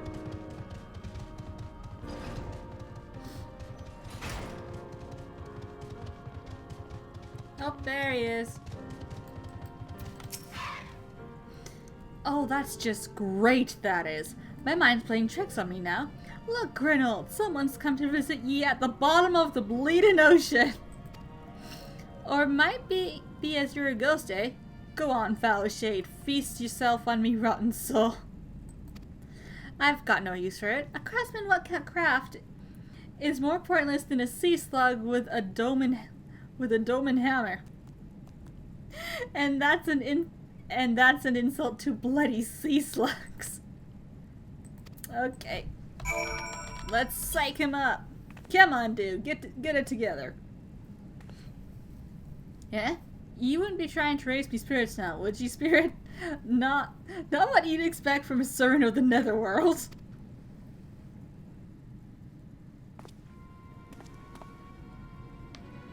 Ah, my wrist.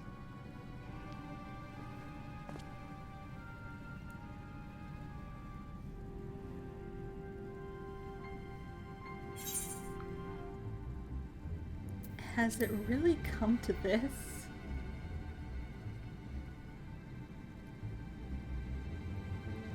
What's that supposed to mean? Not impressed with what you see, lass? Well, I may have let myself go a bit. This was meant to be me underwater sanctuary, a place where I could concentrate on me work, far from the distractions of the outside world. And yet, here you stand. Now, what's so damn important that you dive all the way down here to the bottom of the bleeding Tempest to bother me?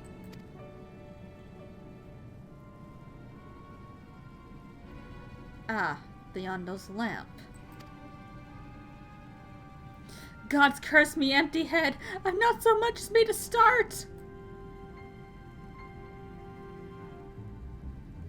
Oh, you have a tree in here.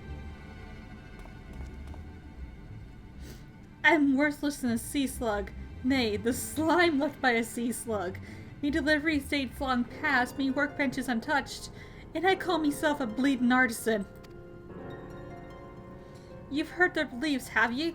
Bringing light to them ruins will act as a deep religious and cultural significance. And it was my privilege as a craftsman to be tasked with providing a ritual instrument worthy of the occasion, but I just can't bloody well. Me mind's a bleeding blank! It's like I pissed away me last drop of inspiration. Oh goodness. Tell me you've got something to show me. Something that'll give me a muse a right good kick up the arse.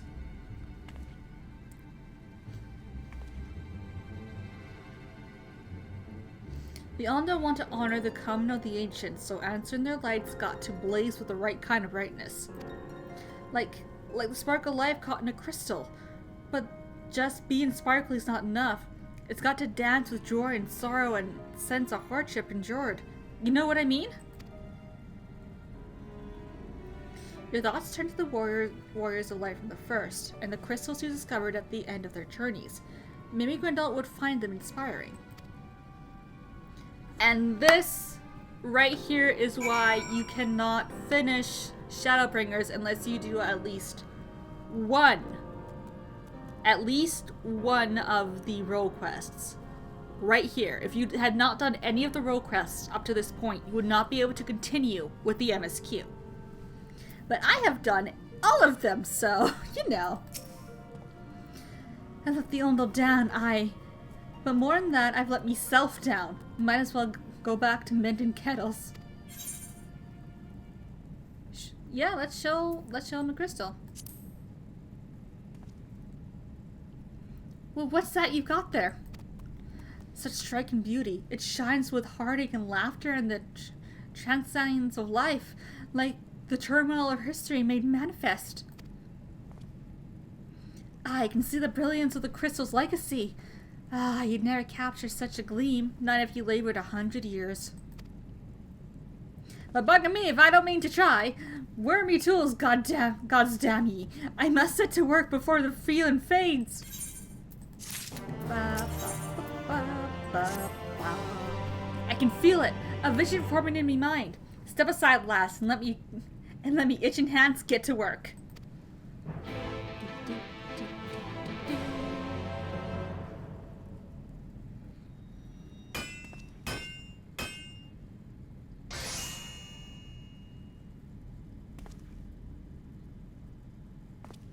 Done. I've taken the wonders that crystal showed me and channeled them into a new shape what befits the Ondo's spiritual character. Oh, that is pretty.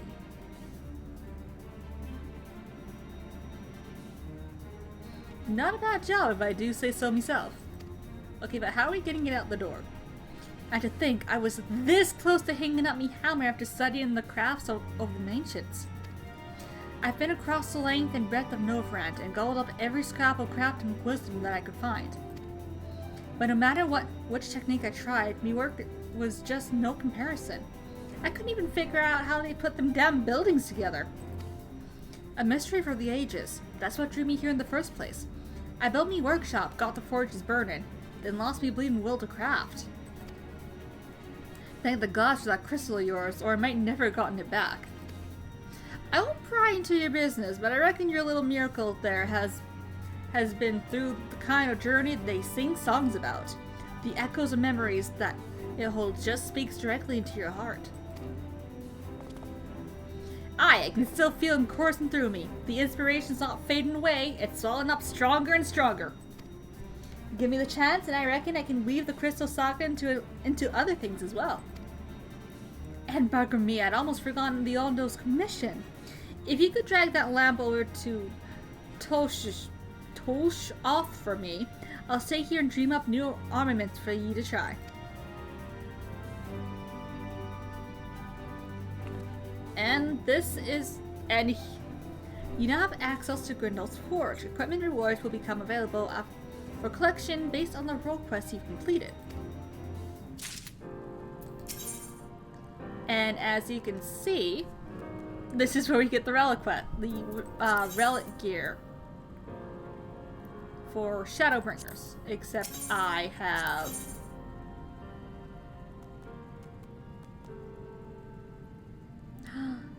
Oh, wait, hold on.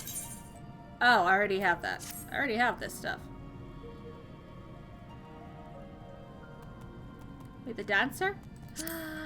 The dancer outfit, yes! Beautiful. I'm taking that later. Thank you.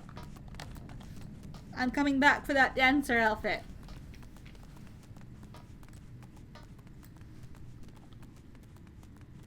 Yeah, this is where you get your relic armor and weapons for Shadowbringers. Why am I walking back? I can just do this. I can literally just do this. Why am I walking back? I can just teleport back.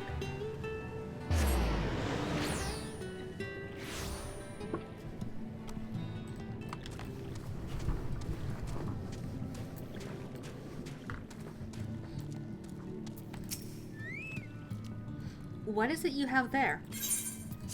There you go. The sacred lamp! Then the Finless One has kept his promise. My people could tell me of the many deeds you have performed in the name of aiding the Cups. And now you have come to me, bearing the light we had almost surrendered hope of ever seeing. We can doubt your purity no longer. Your arrival was the will of the ancients. Yes, the time for fear is past. We shall take the lamp and unveil its azure illumination upon the walls of the Forgotten. Gather there with your companions, and we shall speak again once our prayers have been offered.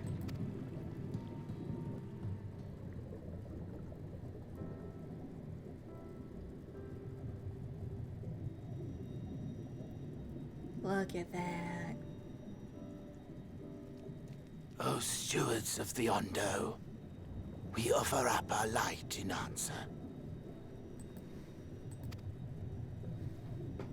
Look at that. That crystal you showed the artisan. Yes, Ardbert. Was it... Did it belong to one of my friends? Yes, it did. I thought you were always watching.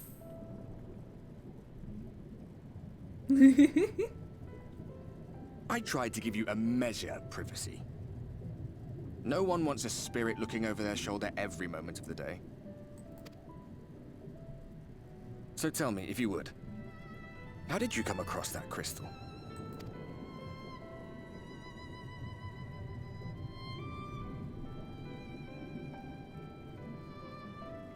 I was right then.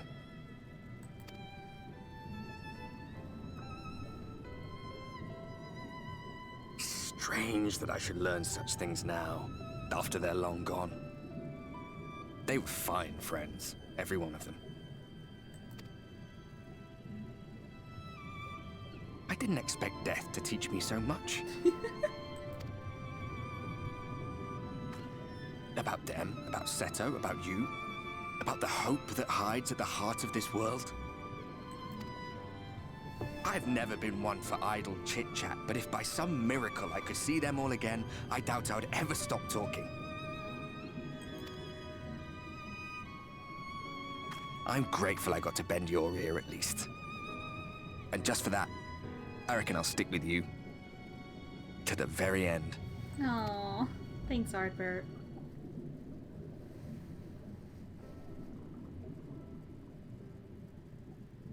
Apologies, we were a little late to the gathering. Oh, you're fine, Alphino. Look at that. It seems we succeeded in gaining their trust. Look at that. The delay wasn't exactly welcome, but at least our many hands made light work. And they seemed especially impressed with your contribution. Our hero indeed.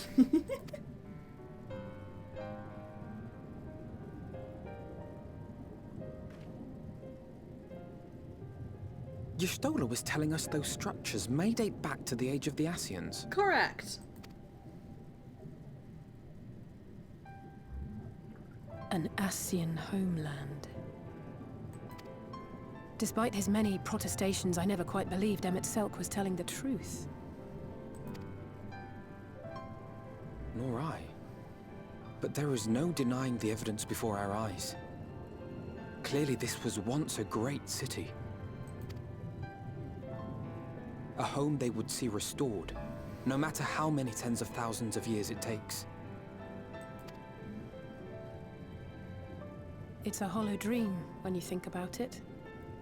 Even if they manage to rejoin all the worlds, they'll never bring back the ones who were lost. No, they won't. But would I have done any different?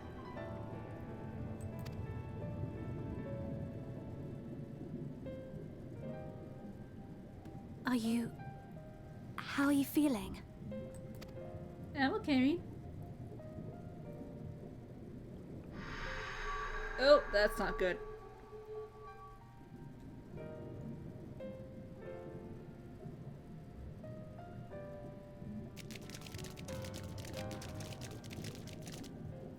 You have completed your devotions?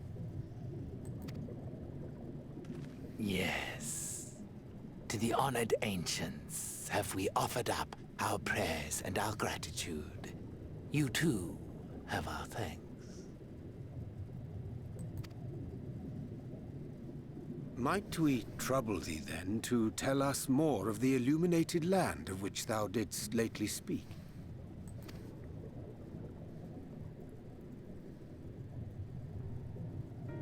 To the west of here lies a great trench. Some days ago, a light appeared in that endless darkness. Curious, we ventured closer and discovered in the depths an entire city.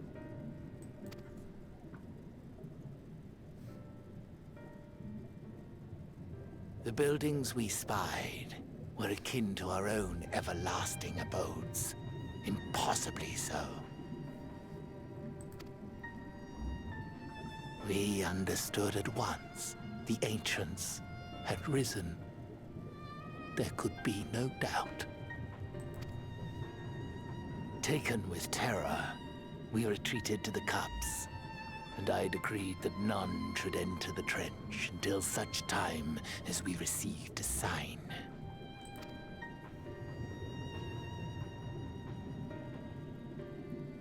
Might it still be possible to reach this city of the ancients? Good question.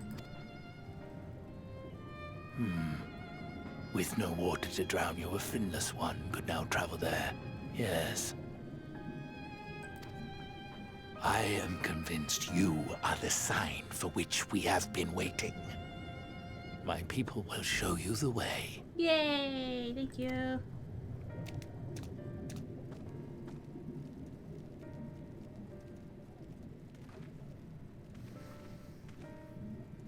Shall we? Off the lot, cat.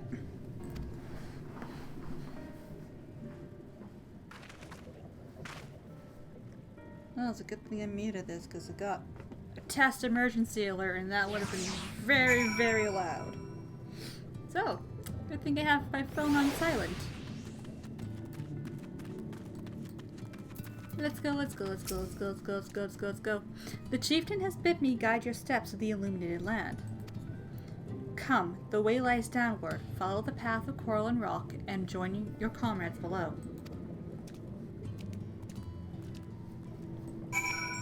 This way.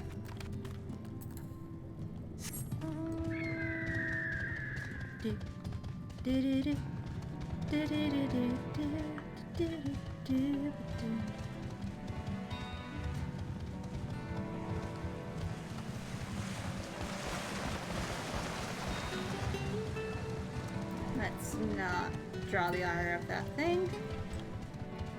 Ah, there's the other guy.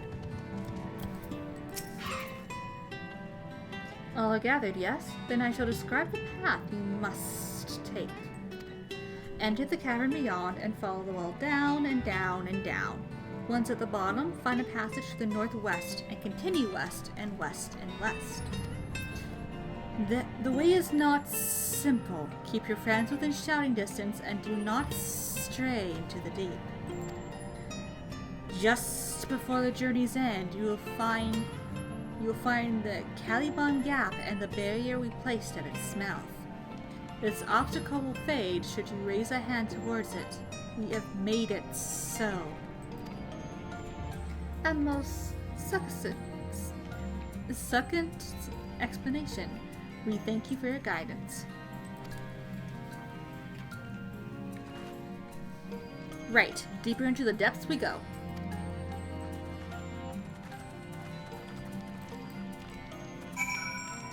I see another ether current.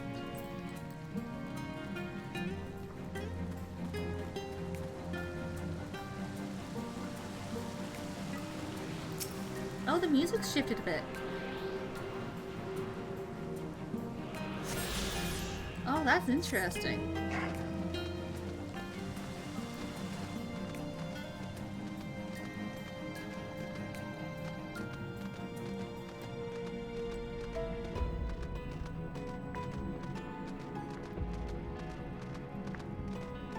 That is very interesting indeed.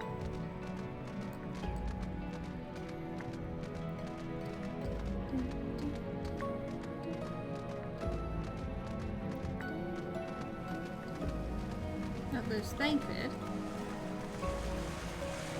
Ah, there you are, Jay. There you are. Our guide bade us travel to the cavern floor and thence to the west. Yet, 'twould seem these twisting tunnels defy such simple instruction. Rather than rely on direction alone, I suggest we scout with care and relay the path ahead to those who come behind. Oh, do leave me alone, I don't care. Let's get them out.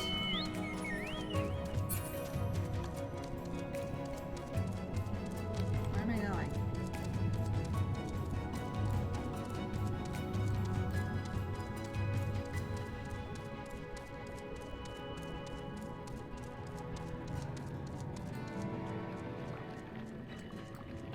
Oh, I don't like how squishy that sounds. Oh, no, I don't like it. No. Oh, hey, look, parts of a boat.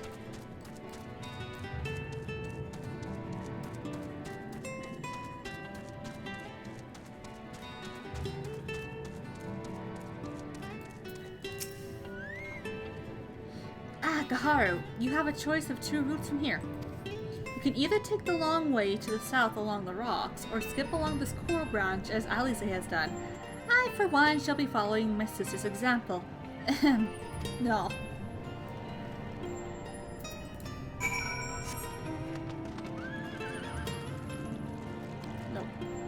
No, no. No, I do not like how this sounds. No. Stop it. It's gross. Ah. Okay. Don't care about the fate.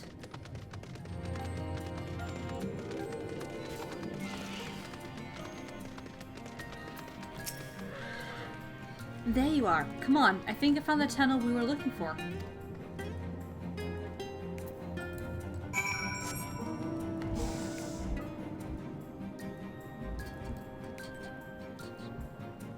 Hey, look! It's my manta ray.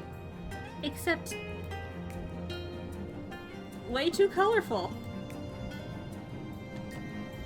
Oh, there's the cave.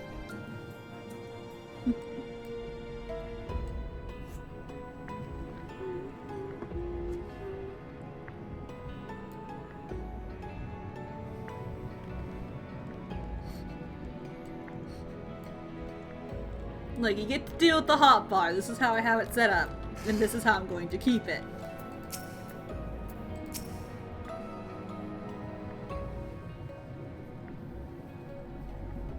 Here. This must be the barrier the Ondo spoke of. Well, that was rather more arduous than expected. I feel a sudden rush of gratitude for the smooth roads our ancestors cut through the wilderness. 'Twas a treacherous path indeed. Now, I believe one of us needs but raise a hand to banish this next obstacle. Gaharu, I elect you to do the honors.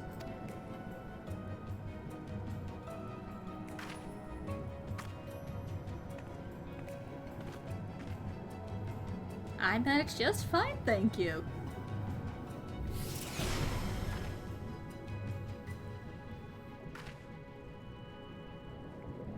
Gone, just like that. I suppose we should head in. The spray bottle is nothing to me. I am not a cat. Like as not, this tunnel will be just as perilous as the road we walked to get here. Let's all stay aware of our surroundings, shall we?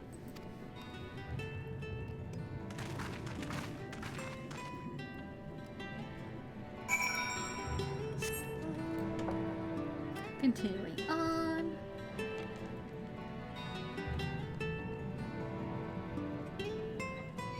No, really?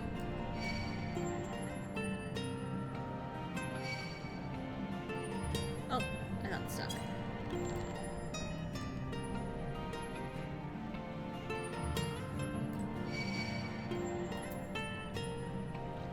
I think I'm going the right way.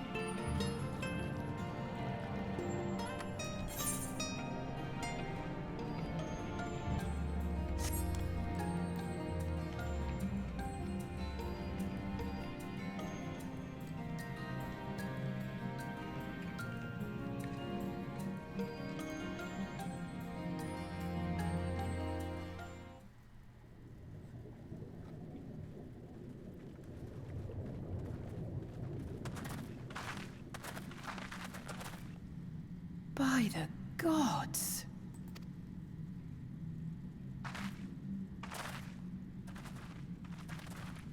There it is.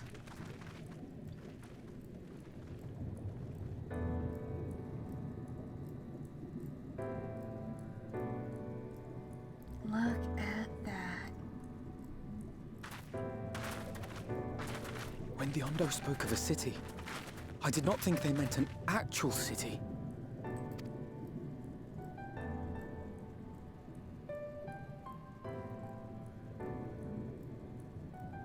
Then we are seeing the same view.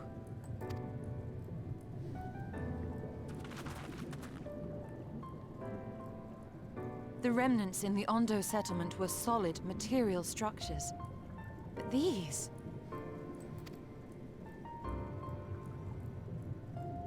Everything here pulses with ether. 'Tis an enchantment on a monumental scale.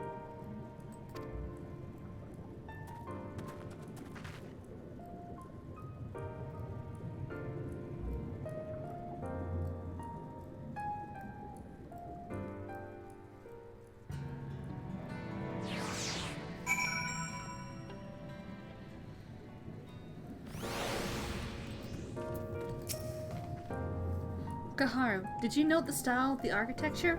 It is the same used for the remnants at the copse and the mirrors painted towers. Ugh, I can words. Look closely. Emet has not simply reclaimed these ruins. He has layered the semblance of an entire city upon them. Gods, the magnitude of his artifice is staggering. Though it pains me to admit, we do not fully understand the feats of which the old world Ascian is capable.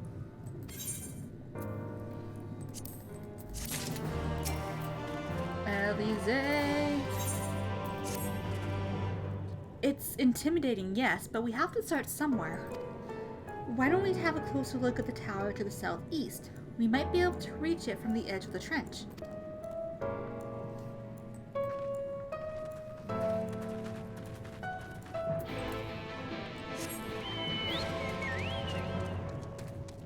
Oh, there's the final ether current.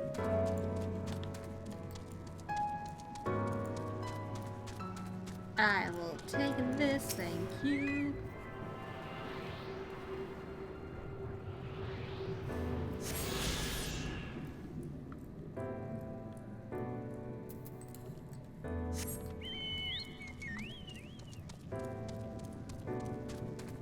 Off we go.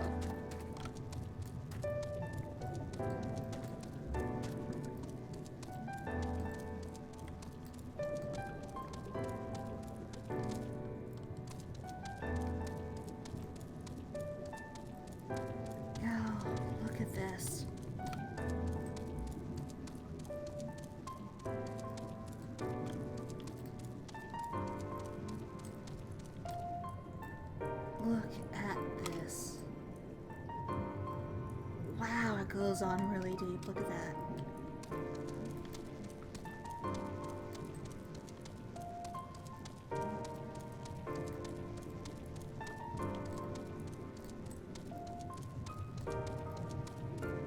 Where am I going?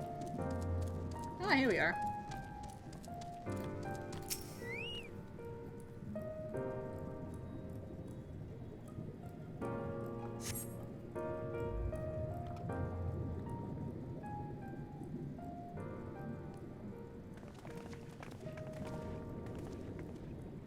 Look at the size of those doors. Now I know how pixies must feel.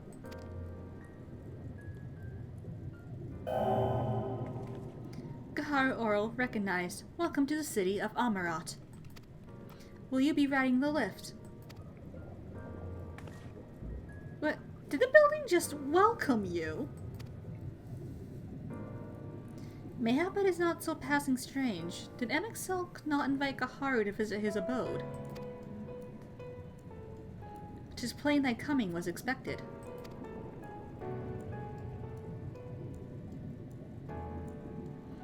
And where will this lift be taking us?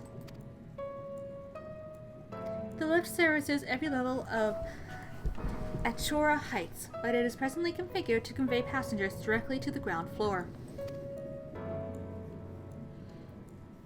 Well, there you have it. In the absence of some few hundred yalms of rope, we have little choice but to accept the offer. With emphasis on the we, I'm not about to let you walk into that place alone.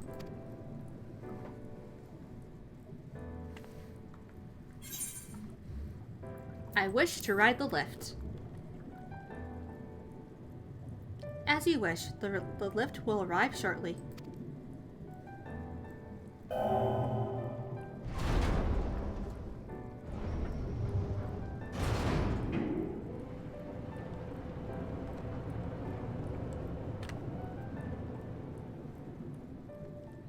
Next up, ground floor. Facilities include the Bureau of Administrator, the Bureau of Architect, and the Capitol.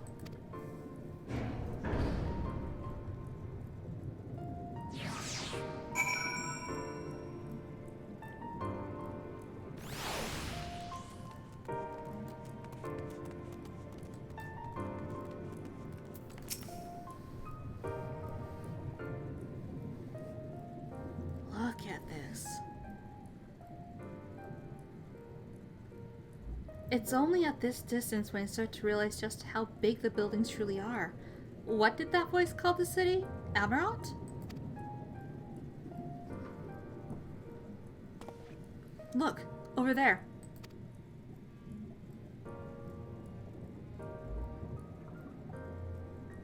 Is that a person? Ah, no, my mistake. That's a giant. It doesn't seem to have noticed us yet.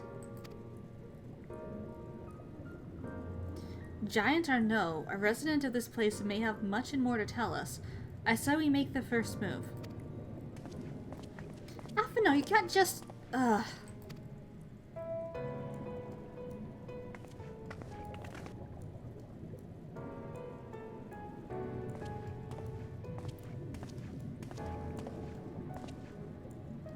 Pray, excuse my boldness, but might I ask you a few questions?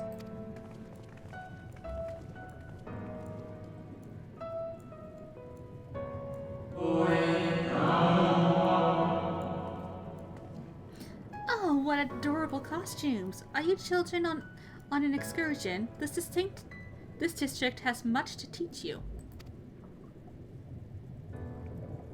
How odd! That sounded like no language I've ever heard, and yet I understood every word. Just as he understood us.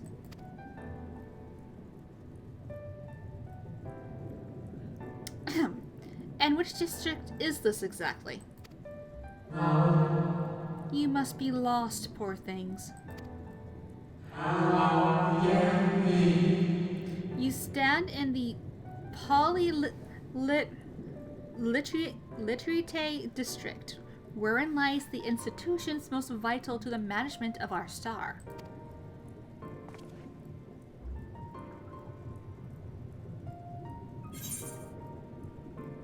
Can you tell us who? Can you tell us where to find Emet Sulk?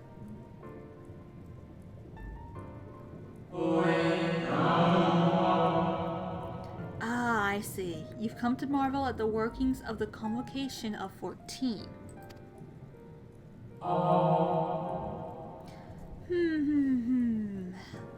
Hardly surprising, I suppose. The whole world holds its breath as the final days draw near, and our brightest minds race to implement their plans.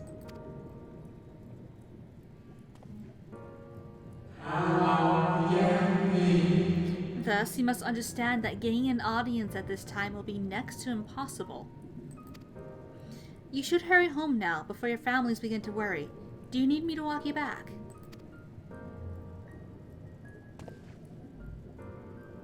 No, thank you. We will be fine.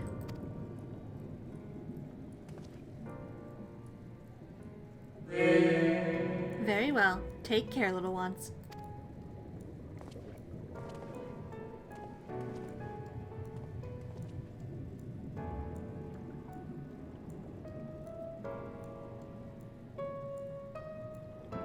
What was all that about? To my eyes, these people appear as arcane entities. I suspect Emet Sulk wove them from ether, much as he reconstructed the rest of the city.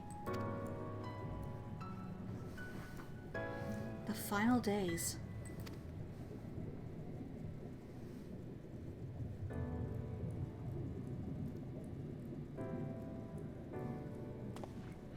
Such words well befit the oblivion ascribed to us by our Ascian foe. A catastrophe of unprecedented scale, which did set in motion the summoning of Zodiark, and thence Heidelin herself. But that happened centuries and centuries ago, didn't it? That man spoke as if they were rushing to avert a disaster here and now.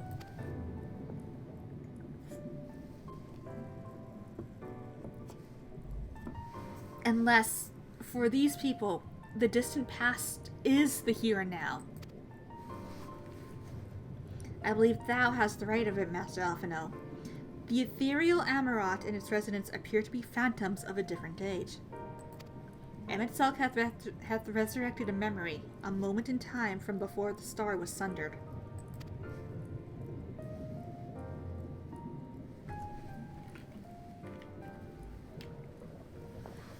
So, we find ourselves in a long-destroyed city inhabited by the long-departed. An unusual situation to be sure, but at least we're able to parley with these ancients. In fact, they seem downright eager to chat. I say we use this to our advantage. Split up, strike up some conversations, and see if we can't learn the location of our quarry. And while we're at it, it wouldn't hurt to wheedle out a few more details regarding this Convocation of 14 and their impending disaster.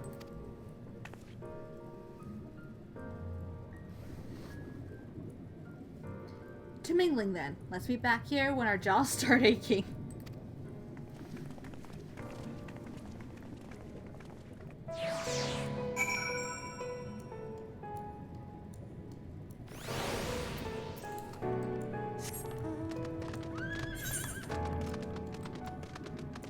Ah, now the aetheritis can be seen. Interesting, interesting, interesting. Okay, let's start with the furthest away and kind of do it.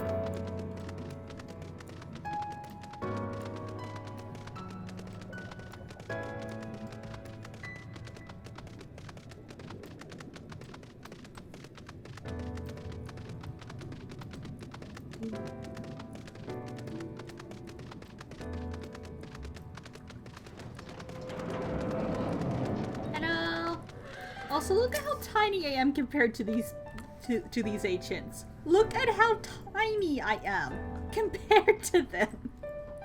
I am so small. Twould seem the hall is host to a most precious visitor this day. And what, pray tell, shall be the subject of our discussion, young one? Ah, the Convocation and their handling of the coming peril. 'Tis only natural that you should have questions. Shall we begin with the members themselves? As all know, the 14 are the wisest and most puissant among us. They are the stewards of order, responsible for decisions which keep the star turning season after season. Let it be the speaker, be it the speaker, Lahabrea, or the emissary, Elidibus. Each seat is occupied by an elect sage of surpassing intellect. Logarith, Metron, Emet Selk. The individual titles have, as a gesture of respect and a matter of tradition, become synonymous with their incumbents. Thus, it is with great incredulity that I greet this recent rumor that a seat in the Convocation is soon to be left vacant. If proven true, it would be an unprecedented development, and testament to the immense pressure under which our saviors are toiling. In any event, I, for one, am confident they shall deliver our star unto salvation.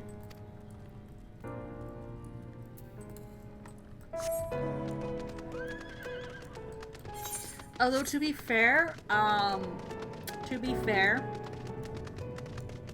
most people in general are taller than Gaharu unless they're like minimum height Fem Ara or a Lalafell. Gaharu is small bean.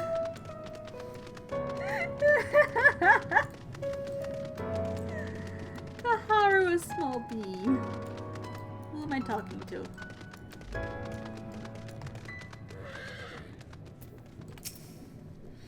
Good gracious, child, where is your family? You should not be alone at a time like this.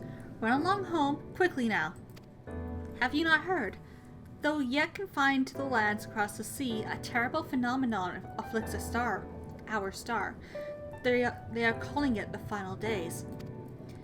'Tis said it starts suddenly, cacophonous and keening from beneath the earth. The sound distorts all living things within earshot and wrests from us control of our creation magics. Once that happens, all is lost. Fear, pain, despair. Every dread impulse is siphoned from our minds and given substance. An eternal fall of fiery rain. and incessant spawning of nightmarish beasts. None can point to the source of the phenomenon. Tis as if the star itself has fallen ill, as if a force inseminal to life now festers and spreads. 'Tis only a matter of time until Amarat too resounds that discordant squall. You should stay with your loved ones, child. Stay with them.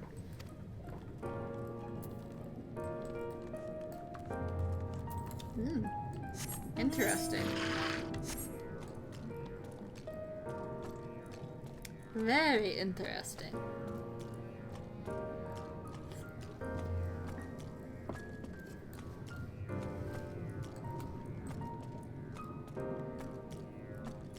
This mount makes the weirdest noises.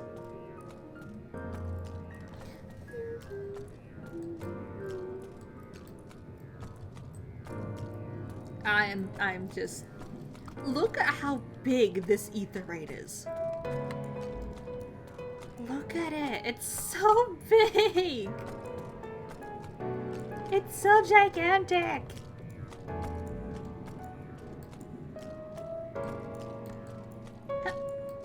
Let's just get this.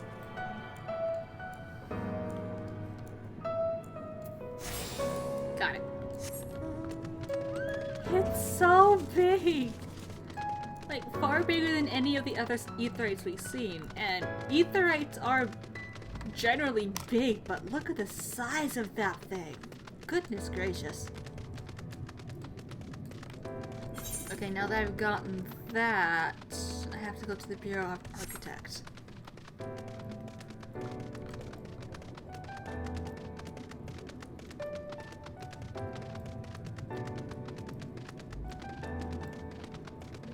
Up we go.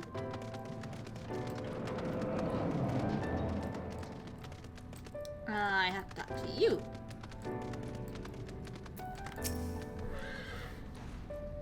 An audience with Emet Salk. I'm afraid you have the wrong office, little one. And besides, he'll be far too busy to field the questions of curious children. Surely you have been told of the looming catastrophe. Every resource available to the Convocation must be spent upon ensuring our world survives. They have yet to make an official announcement, but it is said that the 14 are moving forward with a plan of scarce credible proportions. One which promises to grant will to the very star itself. They will invoke our mightiest spells of creation to birth an entity of all-encompassing magnificence, and then they will rewrite the laws of existence. It is a huge undertaking, and it must be completed ere the corruption spreads this far. Thus, I say to you again, do not hold out hope for an audience.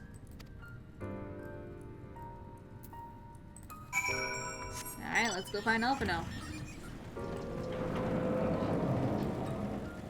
Oh, goodness. I am so small. I am smaller than usual in this place.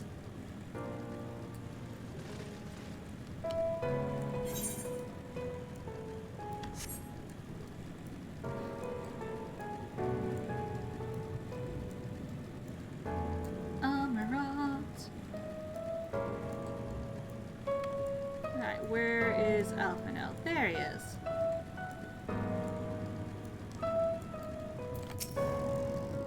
Kaharu, if I was not certain before than I am now, the people of the city believe they face the end of the world.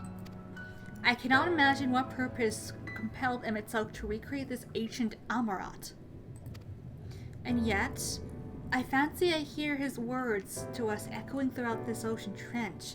He would have his story known. We can compare notes once the others return. Hopefully, then our next move will become clear.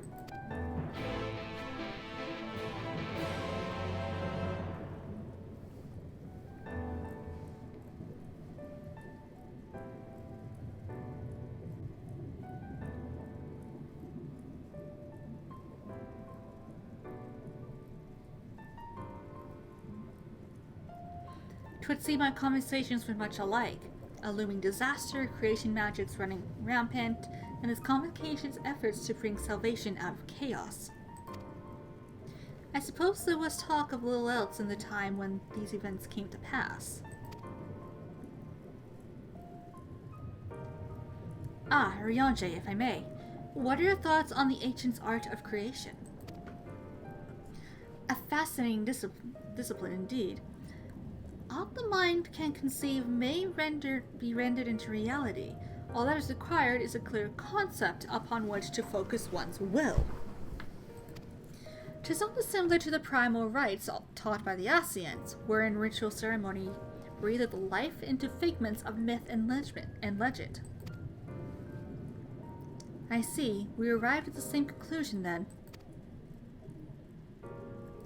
The people who lived in the age before the Sundering were blessed with vast reserves of mana. No matter how draining these creation magics must be, it seems they paid the cost with not more than a fraction of ether which coursed through their own bodies. If we were to attempt the same, such spells would soon deplete our energies, and then seek to draw the balance from elsewhere, from a hoard of crystals mayhap, or from the very land itself. Thus, when this art of creation was placed into our hands, it became, in effect, a means for destruction. An interesting matter which no doubt bears further study, but despite all these revelations, I worry we are no closer to finding Emet Selk. Has anyone learned aught which might lead us to his location? Not directly, mayhap, but from what we've heard, it seems the Convocation of 14 is sequestered in the nearby Capitol building. When we went to see for ourselves, the attendant wouldn't let us through without a writ of permission. So we tried our luck at the Bureau of the Administrator, where we thought these permissions might be issued. But the clerk there said he couldn't help us since our names didn't appear in the registry. And that was where we gave up. I wondered though, Kaharu, could you be eligible for one of these writs? The voice on the left seemed to know who you were. It might be that your name is registered at the bureau as well. Worth a look, I'd say. Meanwhile, I'll head back to the capital and search for a less official point of entry, just in case. Pray allow me to accompany thee on thy reconnaissance. An arcane perspective may prove needful.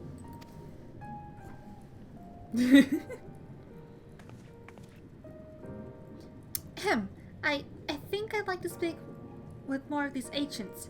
Maybe they know something that could help cure Kaharu's condition. Would you mind coming with me?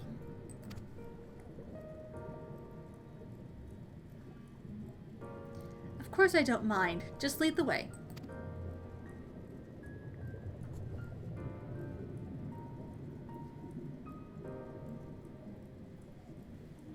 Then Yashola and I will busy ourselves with further exploration. There is surely more intelligence to be had. And so we part ways once more. This time, however, let us reconvene in front of the capital.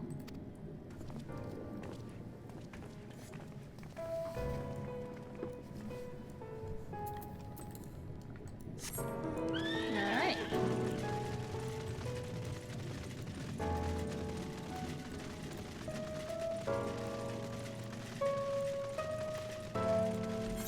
Where am I going? Yeah, let's just do this. Because it takes a while to just like even go to a spot in this area, even on a mount. So let's just do this because it's literally right there.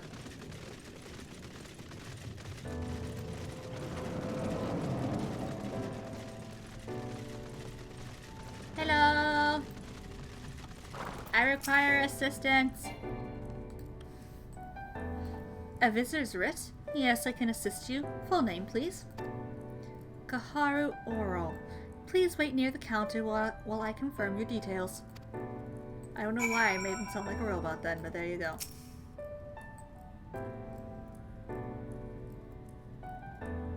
Wow, this is a long wait. Kaharu Oral, your application is ready for collection. Hello, I'll take that now.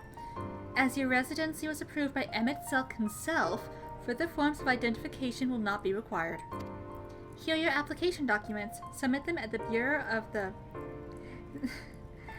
oh, Secretariat, and the clerk will issue you the visitor's writ for the capital.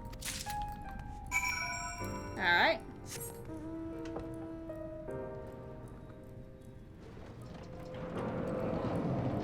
Secretariat.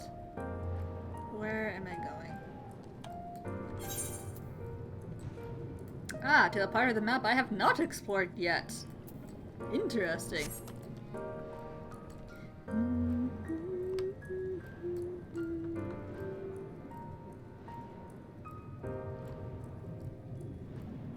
Okay.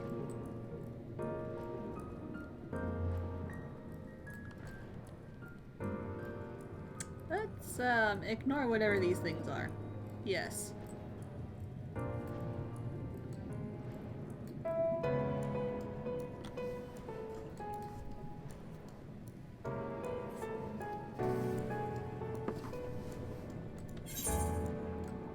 Almost there.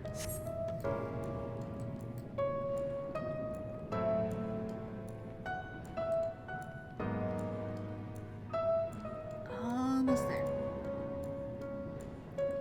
Wow, it takes a while to just travel from one point to another in this place.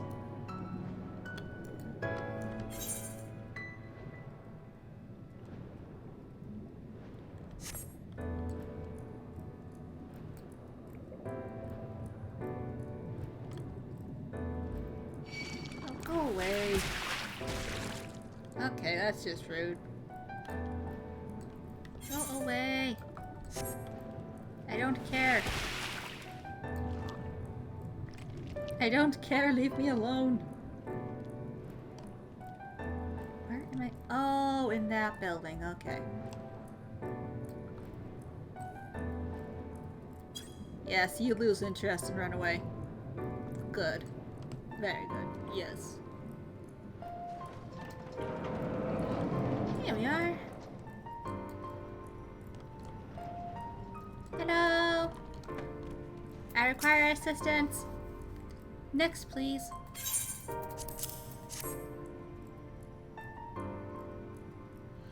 Visiting the capital, are we? Please take a seat. Your name will be called once your application has been processed.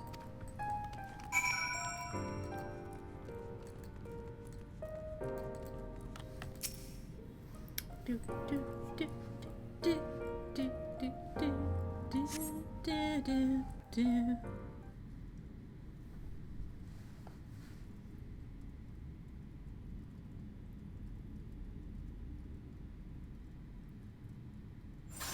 Oh! Oh dear, oh dear, oh dear. May I?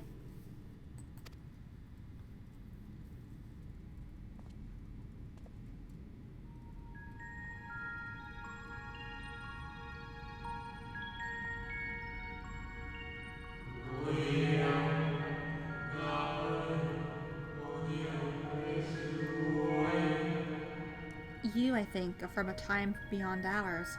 Have you followed in the wake of Emet Selk?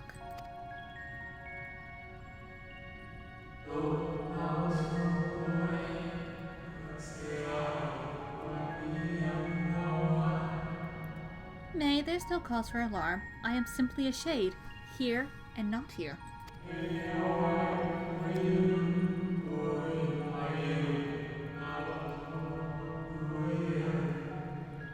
I know only that my name is Hythlodaeus, and that the city is a recreation, a phantom moment plucked from the well of history.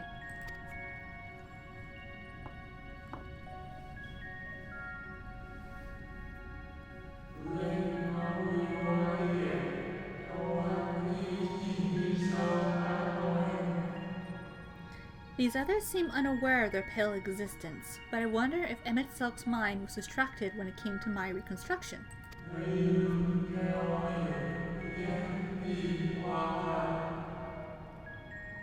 A stray thought would have been enough. Hythlodaeus will realize the truth, for example. We were close friends once, you see.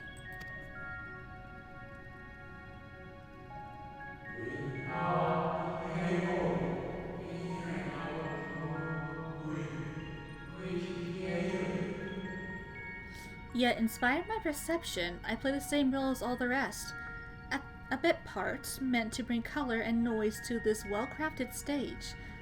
Too much scrutiny, and we shall burst like the fragile bubbles we are.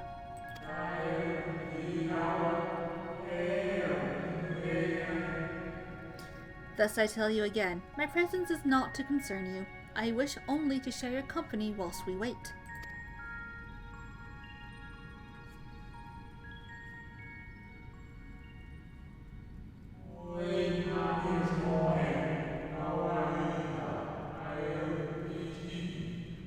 If you've come this far, then you know of the catastrophe that awaits us on our morrow.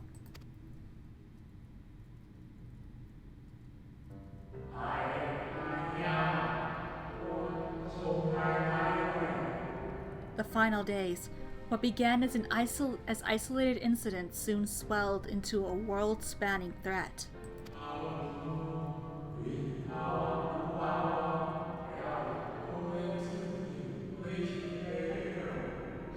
The Convocation of 14, well, it was 13 at the time, endeavored to create a will for our star.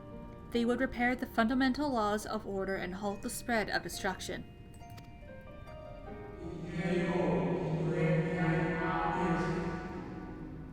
But creation on such a scale required an immense source of power.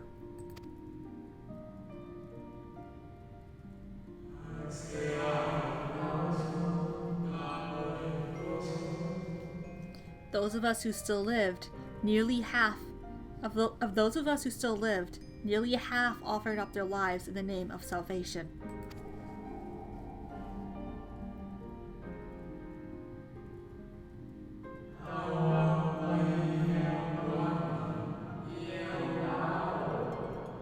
And from their sacrifice, Zodiark was born.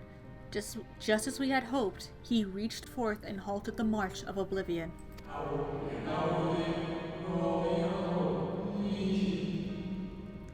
Yet, oh how the star had suffered.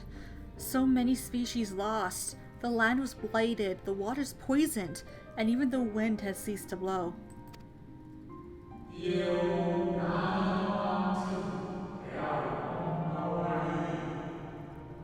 Once more did our people give themselves to Zodiark.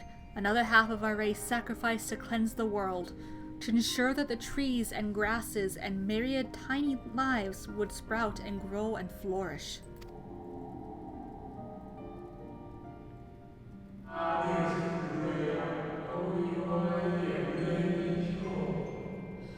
The cycle of life had begun anew, and we reconsidered the means by which we might protect it.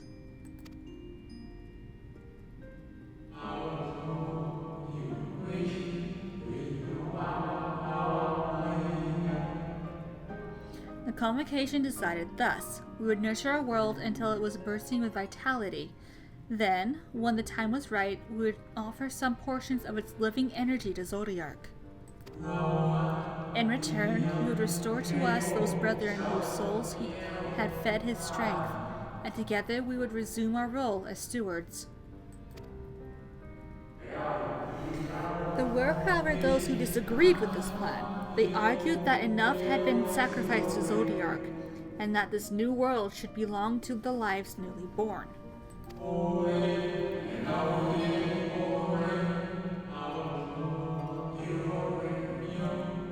These dissidents surrendered their life energies in the creation of Hydaelyn, an incarnation of their opposing belief.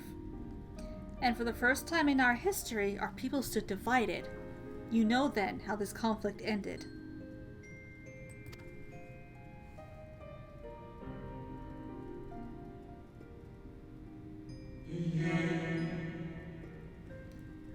I thought you might.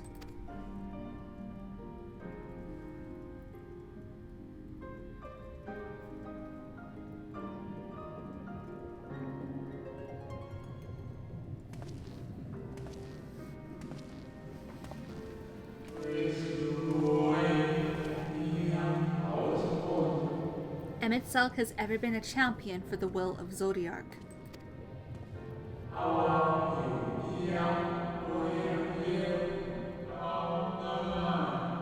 The original plan may have been set back by millennia, but he will not have abandoned his course. He will pay the price for our return by whatever means is necessary.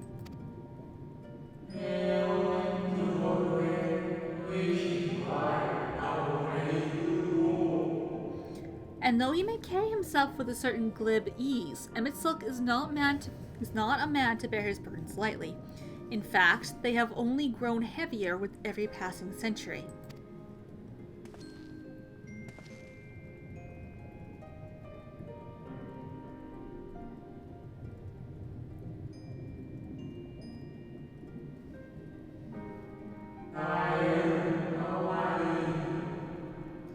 Tis truly a terrible weight he has chosen to carry.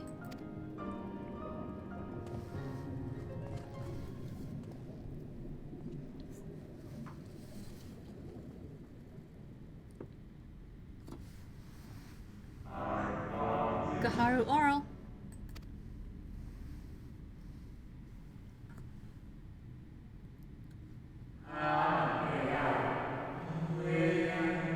It seems your turn has come. Pray, do not let me keep you.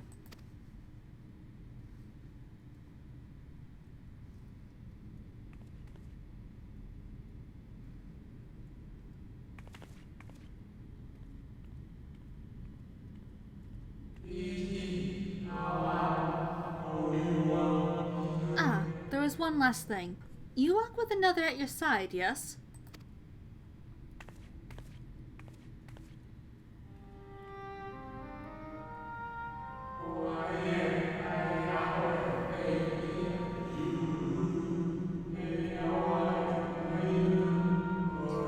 Nay, I see no definitive form, just the faintest suggestion of a second soul.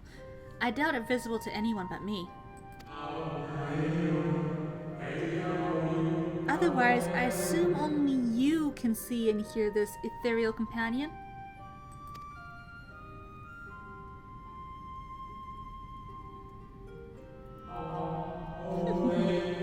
Your connection is hardly a coincidence. In our time, the two of you were one. The color of your souls tells the tale.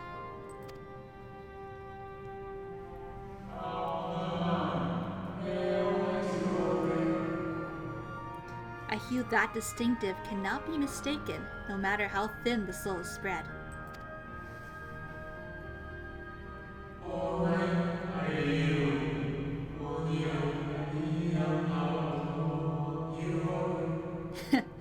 This is just the kind of fate I might expect for one such as she. Surely Emet Silk has recognized the hint of her in you.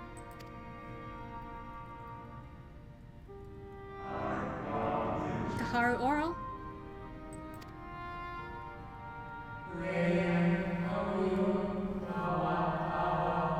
Fare you well, my new old friend. May you find what it is you seek.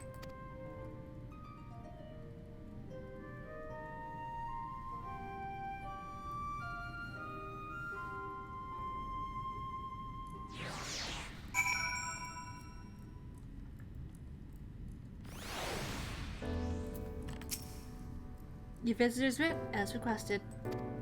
When you wish to gain admittance to the capital, simply present the document to the attendant within. Thank you. Alright, let's go find Tancred. Oh, might as well just make things easier on myself.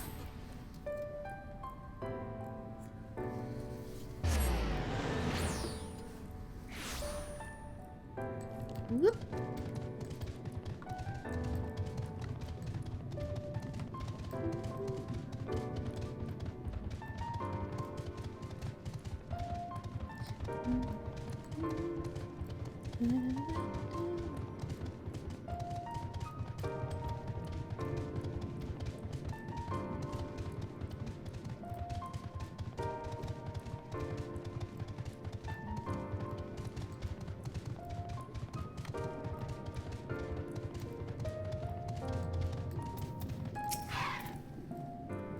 Finally, you were gone so long, I was on the verge of mounting a rescue party. Tancred! How fare to you in your bureaucratic ventures? There you go.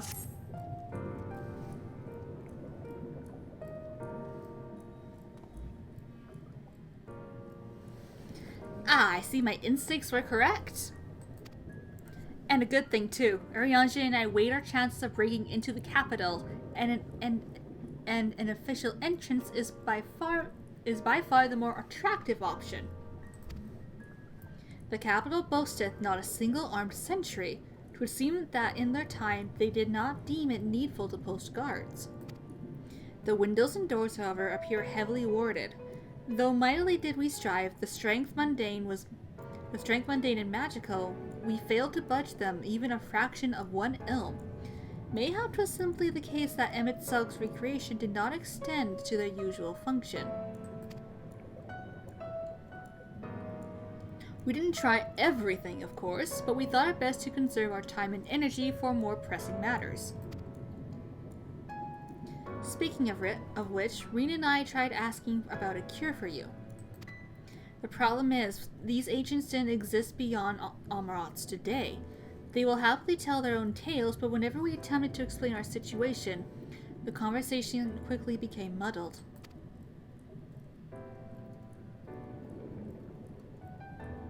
What of you, Kaharu? Was aught worthy of interest said during your efforts to obtain a writ?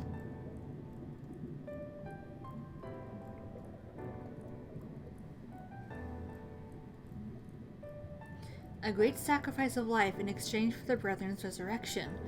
And you say all the Ascian scheming has been leading to this?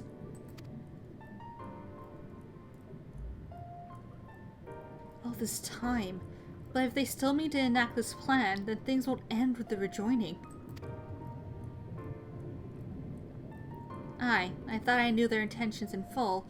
Restore the world in its former glory, and in turn empower Zodiark to reclaim his throne as the will of the star.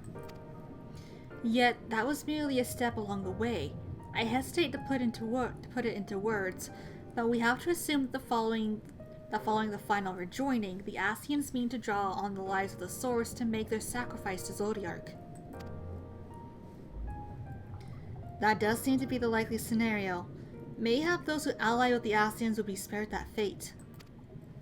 But what value is there in surviving when all our history, all our struggle will be erased? I cannot consent to such an act. Of course not. And that's to say none of what Emet Selk plans with the Exarch's power. Do we stand by and let him threaten our future as well as our past? We need to find him, Kaharu, and when we do, make your mark. Change the course of history in a way that's felt by those who came before and those who came after, by everyone you've never met.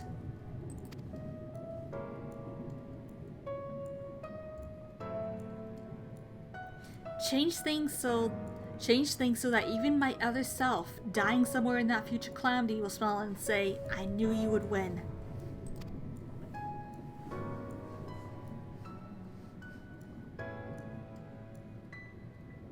Is fighting Emet Selk the only way?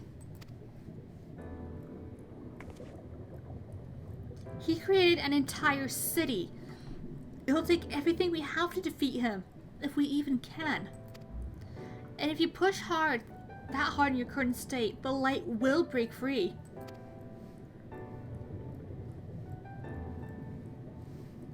The decision to press on lies with you, just as it lies with every one of us.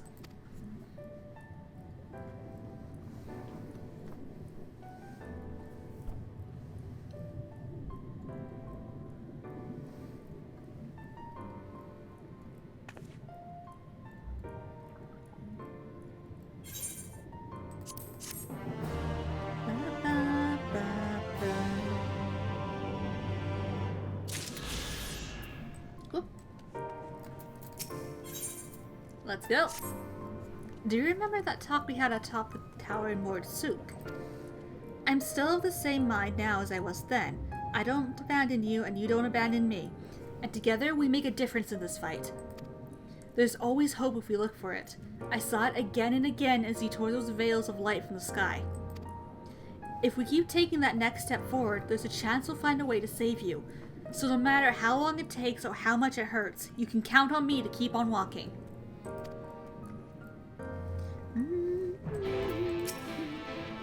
We've often spoken of the disaster we would bring upon our own heads, the ceaseless conflict. Imagine how he would sneer to see what's become of the first, not to mention your perilous predicament. And yet, who can deny the fire your deeds have ignited in people's hearts? You achieved what my logic and ideals never could, uniting desperate peoples under the banner of hope and common purpose rather. Without you, that giant Talos would never have raised its head. I have borne witness to many such miracles at your side, and will do so again. This is but another obstacle on the road. So come, let us travel it. Drag me through wonder and danger as you are wont to do, and I shall endeavor not to slow you down.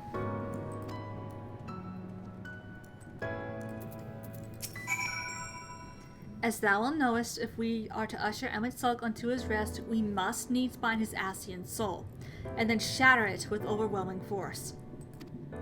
The former task requireth oversight, and such I have prepared, upon the Exarch's asking no less, though 'twas never mine intent to provide said boon. The future whence our noble friend doth hail is a world fallen to Ascian artifice, and he would not see such grim history repeated.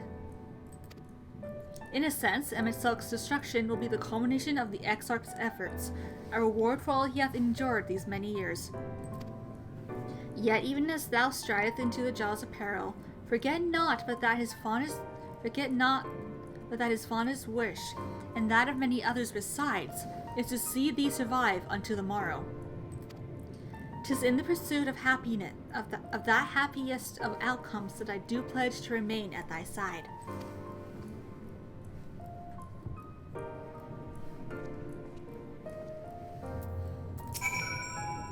Our time in the First has been a never-ending succession of trials, as arduous as our path in this horse ever was. Yet through all our journeys together, through that deep and foreboding wood, you have helped me stay true to my convictions. Thus I would return the favor, do as your heart decrees without hesitation or regret, and that is all I will say. That is all I will say on the matter. Blah blah blah blah. I can words, I swear. Well, this has put everyone in a solemn mood, hasn't it? Honestly, we're not even sure this will be the end of it. But I suppose we should speak our minds when we have the opportunity. You taught me that much in Almarang. So, forgive me this moment of sentiment, Kaharu. By dragging me into this sorry mess, you've given me the chance to think and act as I should have, for Reen's sake. Words cannot express how much this has changed my life, or how grateful I am for your support. And so, I shall express my gratitude through action instead. No matter where you decide to go, I will be there, guarding your back.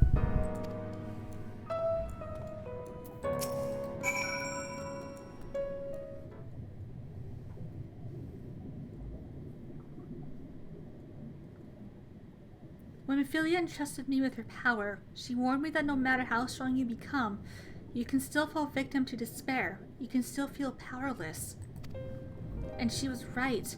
After you collapsed on Mount Gold, my hands wouldn't stop shaking.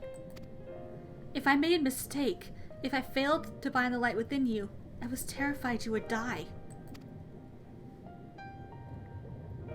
Even now, you could be moments from turning, and I wouldn't know how to save you. You, Thancred, and the others, you've opened there when I needed help. Ophelia surrendered her life to me, her legacy. I should be ready to do the same for you, and I want to, I do, but I'm not good enough. She told me to follow your example, and I've tried. I've really tried. Aww.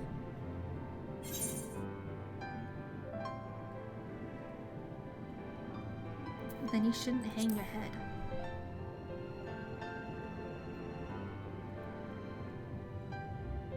I shouldn't?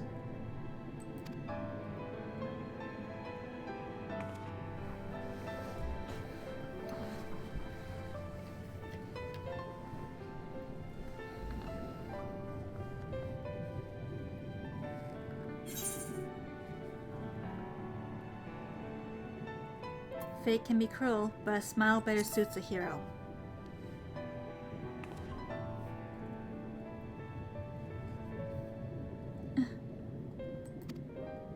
not sure I...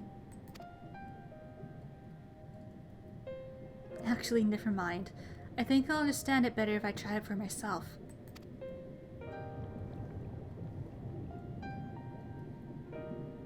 No, nothing will come of brooding here in self-pity. I've made my decision, Kaharu. I'm going with you.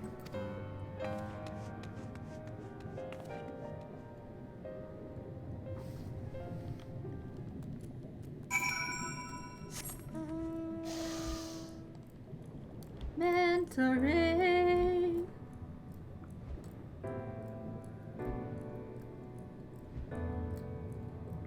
Approachable Amarantine, okay.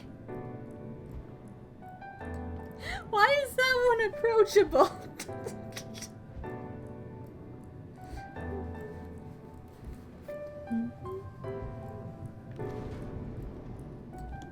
Hello, I have arrived.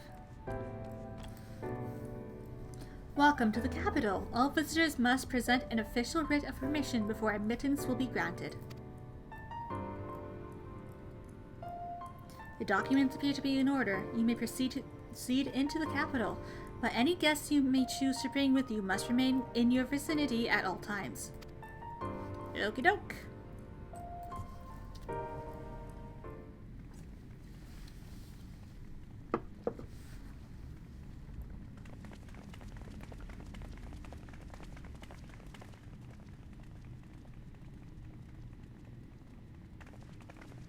This really is unacceptable. I gave you very specific instructions. Did you? Emet, sulk.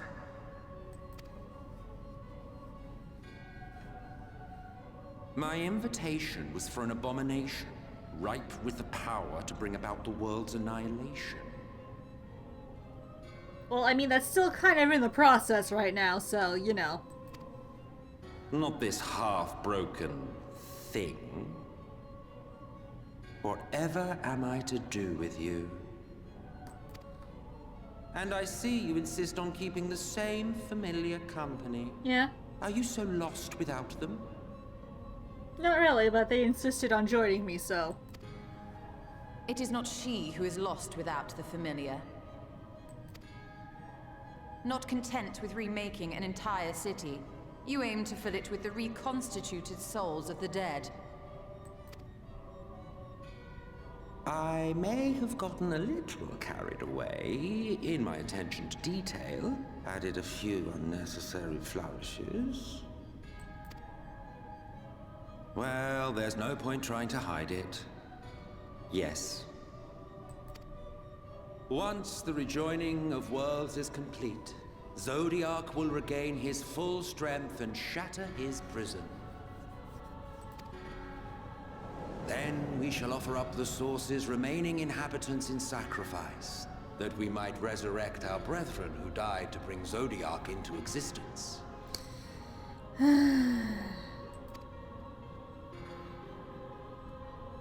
But what was it that you came here to do exactly? Stop that, obviously. We came here for the Exarch. And also get the Exarch back. Well, you can't have him. The wisdom that man guards may open up new worlds of possibilities. He has unlocked the secrets of travel across the rift, and through time as well, it would seem. Quite an accomplishment for one of his incomplete nature. I must explore the limits of his capabilities and harness that power for the Ardor.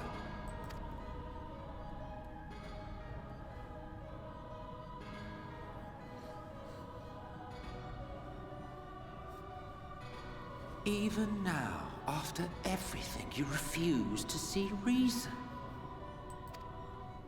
You think it unfair that you are subject to suffering? That your lives will be sacrificed for the Ancients? Look at me! I have lived 1,000 of your lives.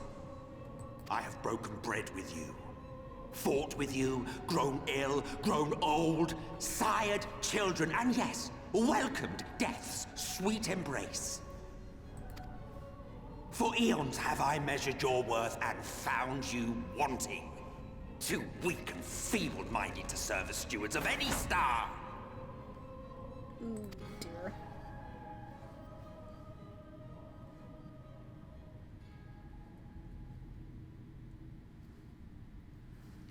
Have your recent spats with Vorthri and his Sin Eaters taught you nothing?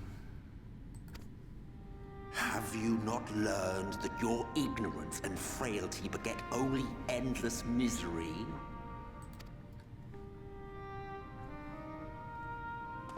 How long do you mean to perpetuate this farce? How much more must I endure your bumbling interference? Let us imagine that the laws of reality are again undone and the world faces true annihilation.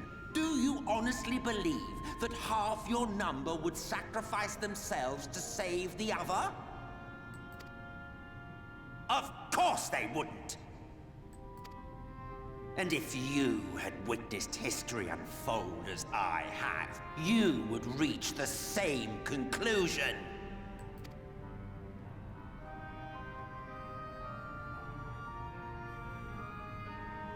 You cannot be entrusted with our legacy. I will bring back our brethren, our friends, our loved ones. The world belongs to us and us alone.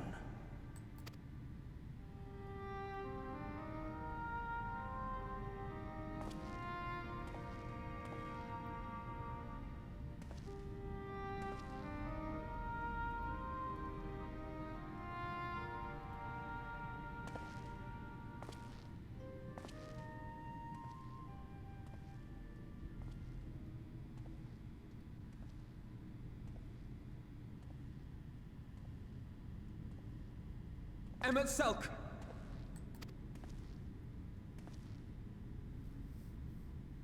We understand, truly, but it makes no difference.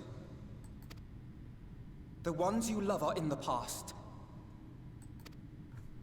while ours are here in the present.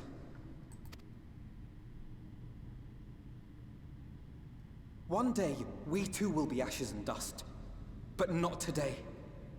Our time is not yet finished.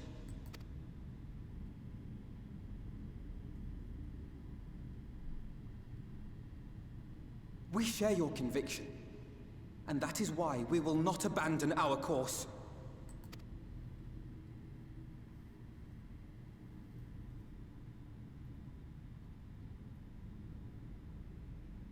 You think us the same? You think your tattered soul of equal worth to those I lost? Then come.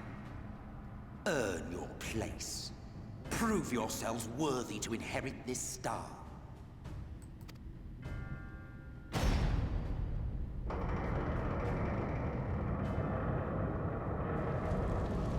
Ooh. Behold the coming oblivion. 'Twas the end of our era and the beginning of our great work. A fitting backdrop for your final judgment.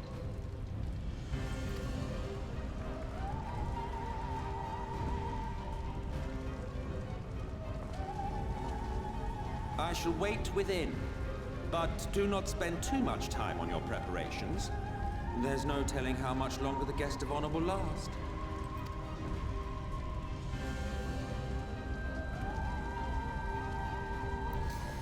Oh, goodness.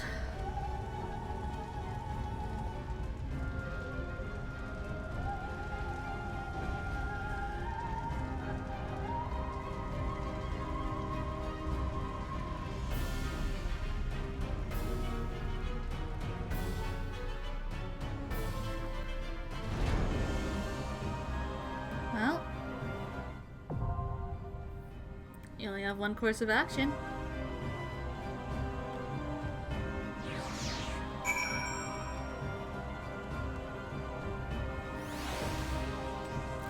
Let's go.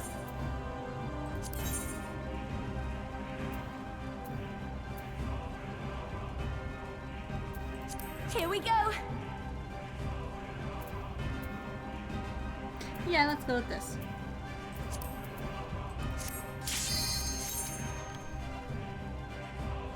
I mean, I could, but that would be a terrible choice, Zon.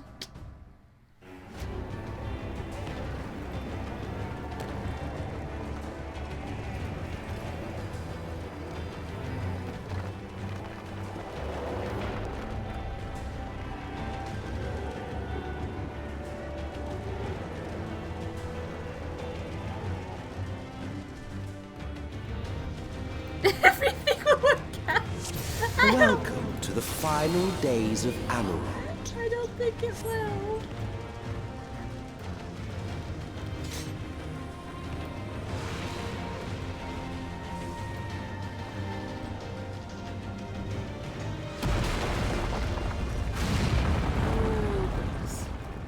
The fabric of our star began to fray, and the unchecked energies of creation begat malformed beasts. Hold on, I need to eat food.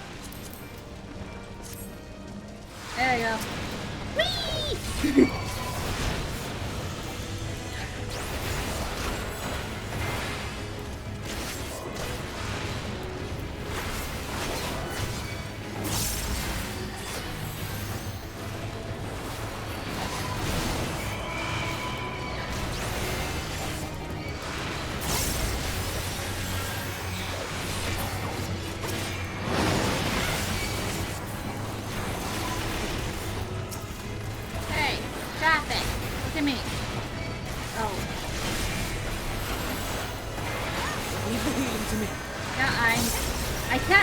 So, do your job, Alphino.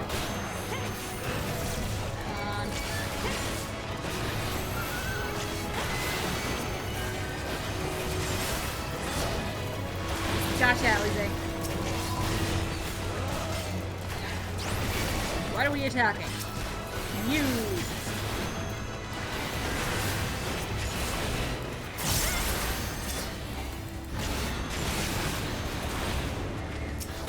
I don't know which one we're attacking. This one?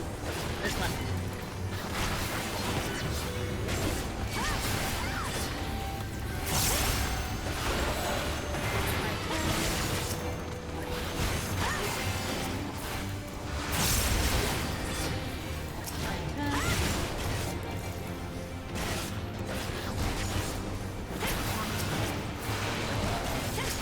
Nope, they're attacking that one. Okay. I'll show you.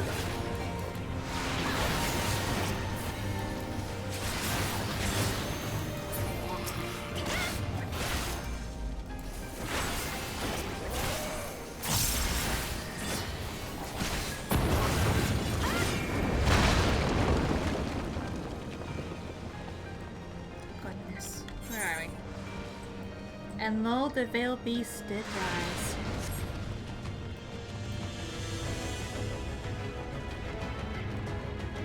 Leaving naught in their wake but blood and ash.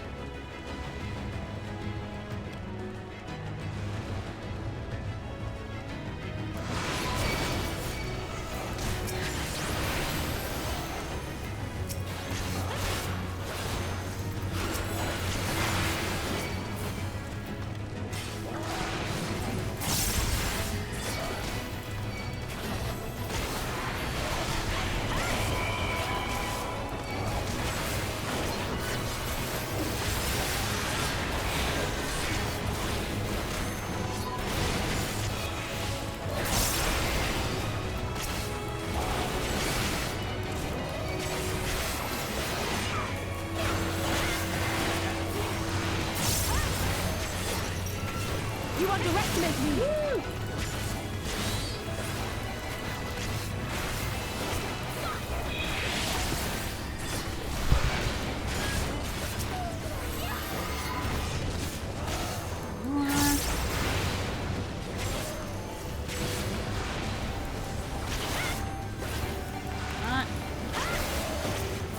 Good job, everybody.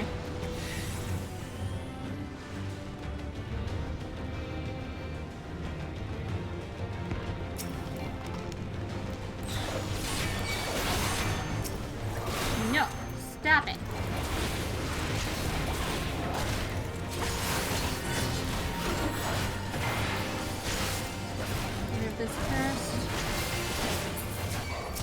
Beautiful. Quietus. Are they attacking the big one? I think they're attacking the big one. I don't know which one they're attacking, honestly. Quietus. Whoop.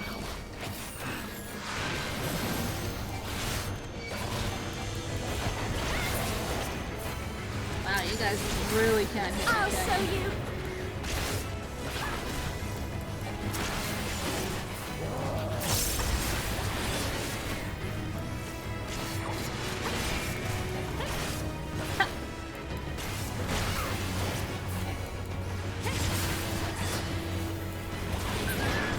Just as prayer gives rise to primals, our dread made manifest our deepest fears. And thus did the first doom befall us. This beast is striking in its unsightliness.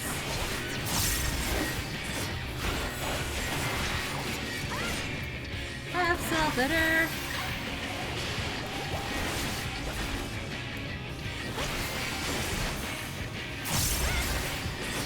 As if to scour away all life, called down a cataclysmic illusion.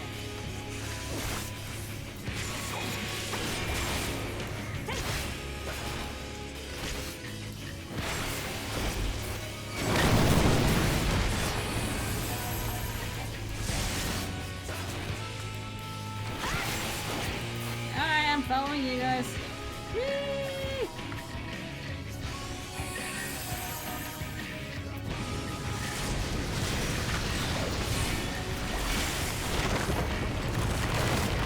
Forward. No, no, no, no, no, no, no, no, no.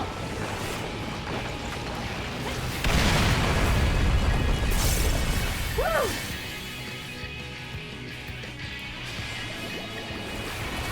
That could have been badly.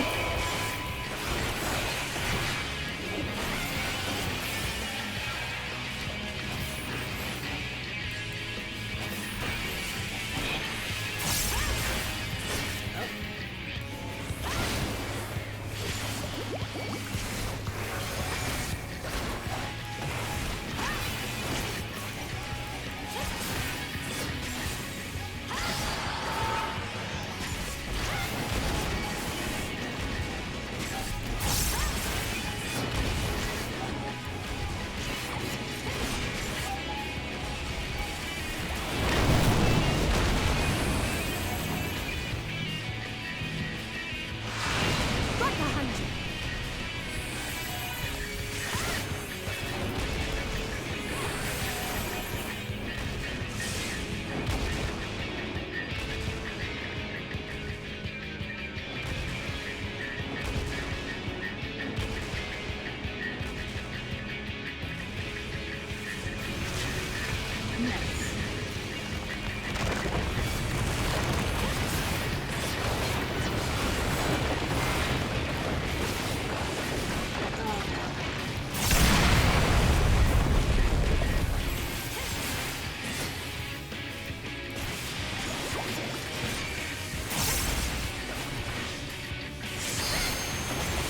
Oops.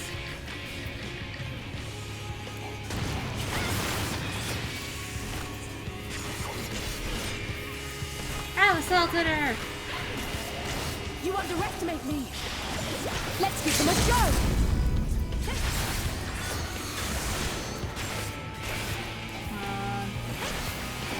Almost there. Yet even its defeat did not halt the march of oblivion.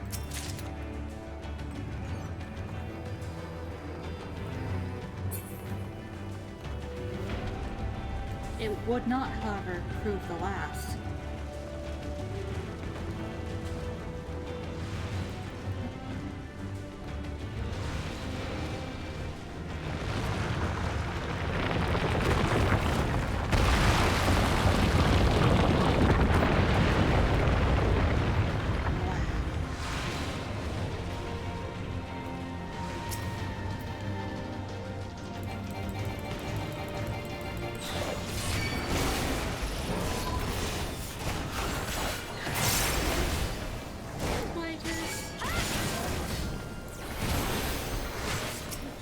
Very fast. Come on.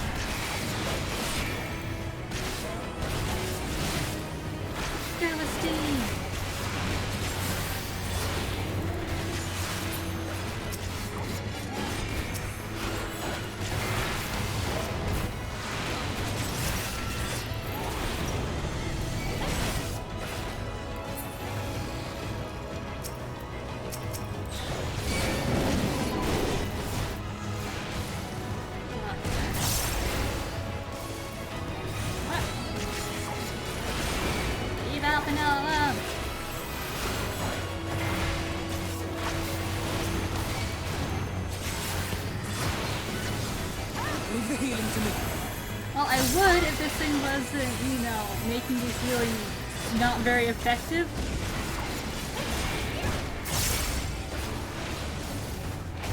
Come on. Comes down. Got it.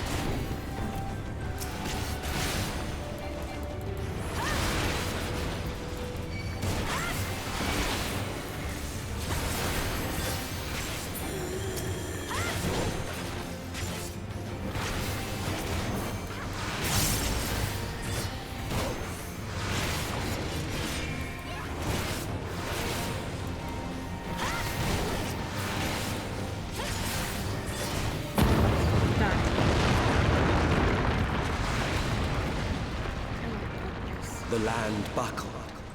The cities burned. The waters ran red with blood. For soon did the sun bend low, scorching the earth and boiling the seas.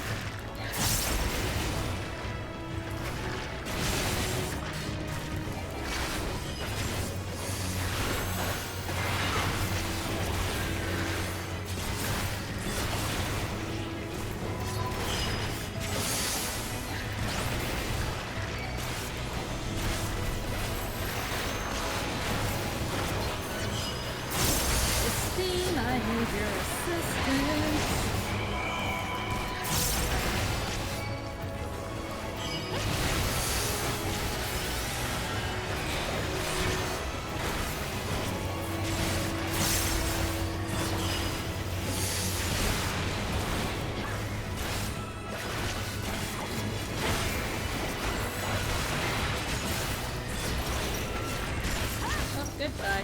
Thank you for helping. Yeah, get rid of you first.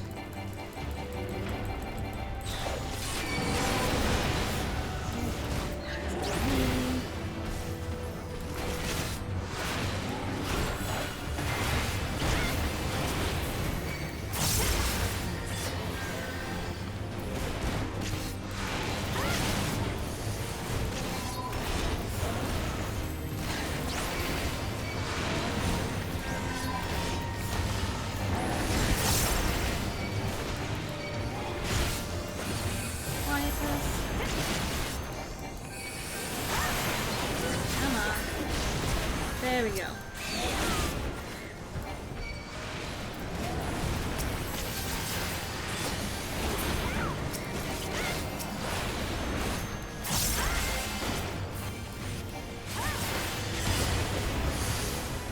She's just having a good time over there on her own. Look at her go. Whoops!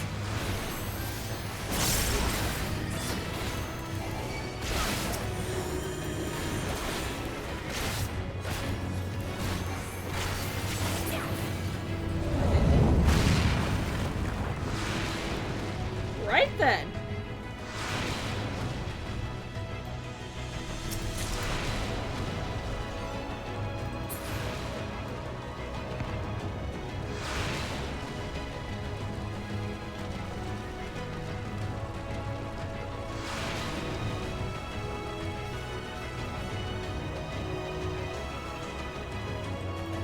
us to the second doom.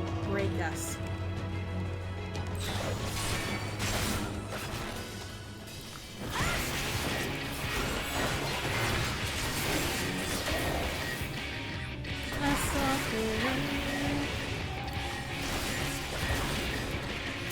I'll show you.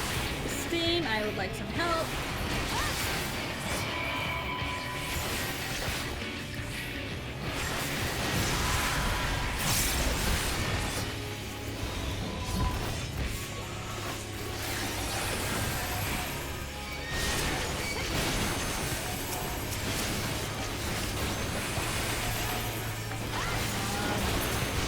Gotcha.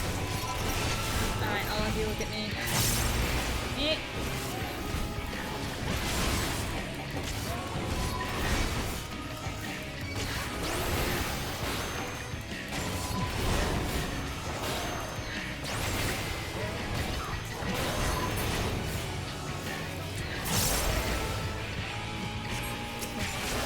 These spells induce terror. Terror in which gives birth to peace. Its gaze turns skyward and fiery rain falls from the heavens. Look at me.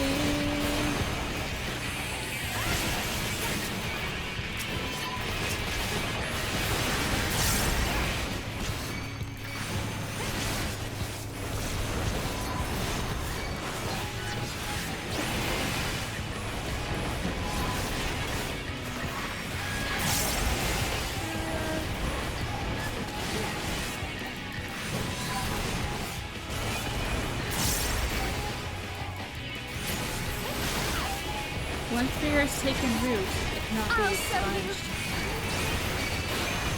Come on. Come over here. Get away from my party, please. Thank you.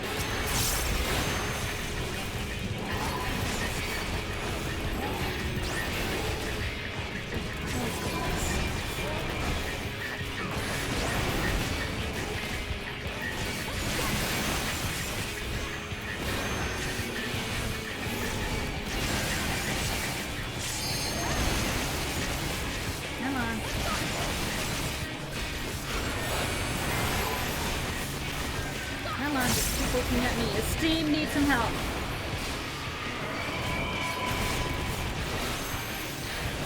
Focus. Release!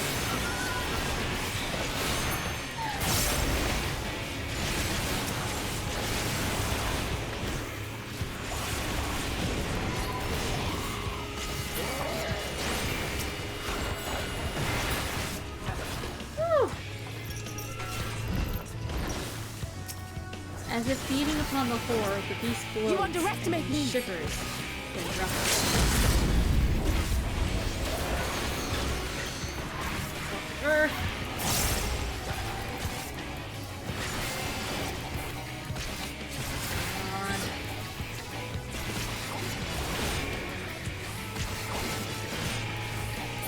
Gotcha.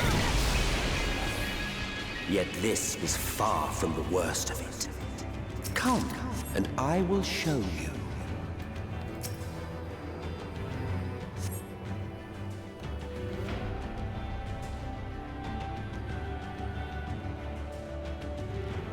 Just a little further.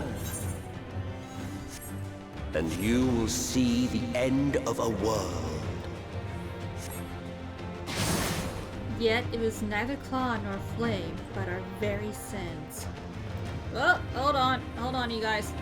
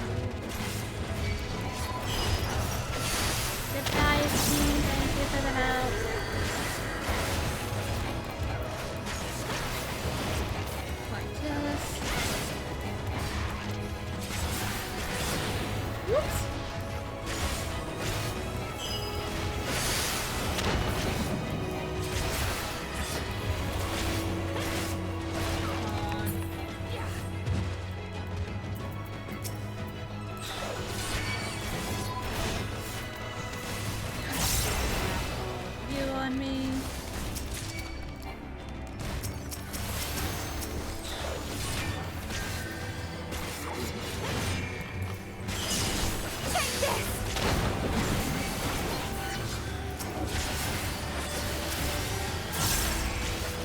Come on. Let's bring you on to the Silver Earth.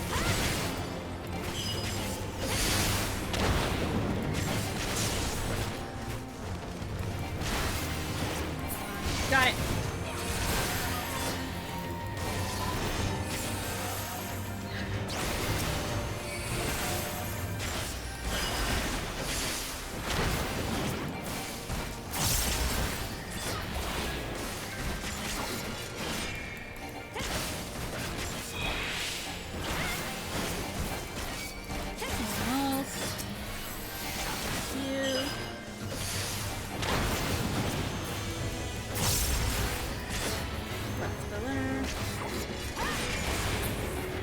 The star was fading. We saw we had to weave its laws anew.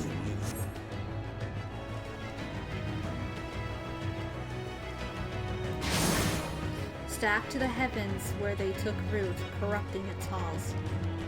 Everyone gets to the sides. Hey! Leave the kids alone! Look at me. Look at me, look at me.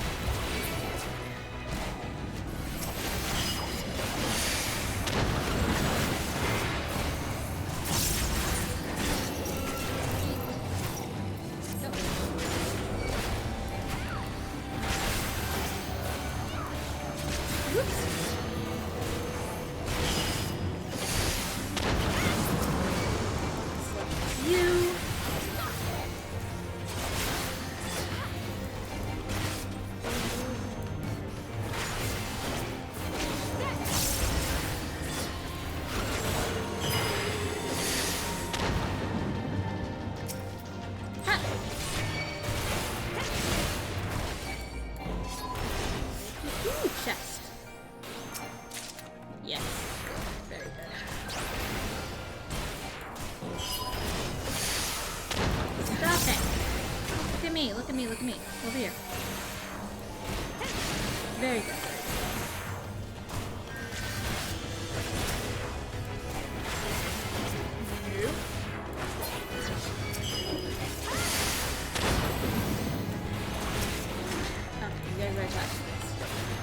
Get rid of this guy.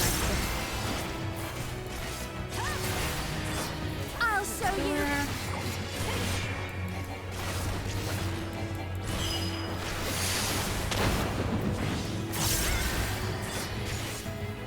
Why does Bean don't follow the tank?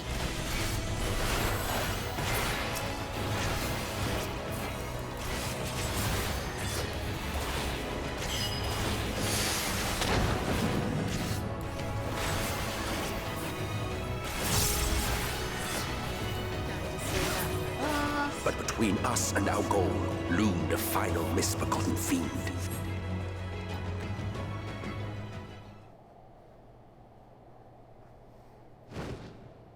Come on. There you are.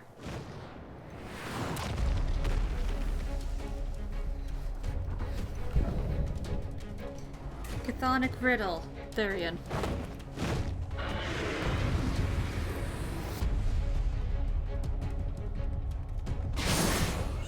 And thus did the third doom undo us.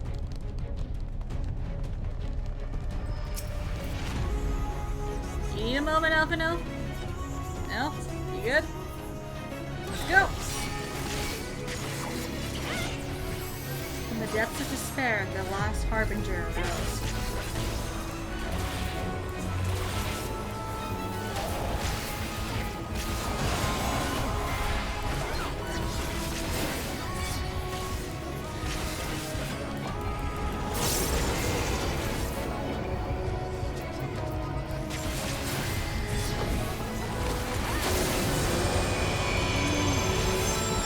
Uncle, no!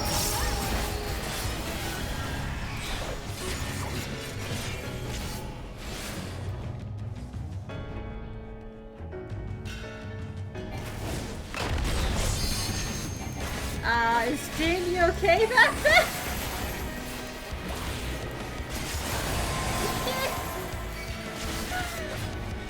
Its voice was fluent destruction, and none can stand in its path.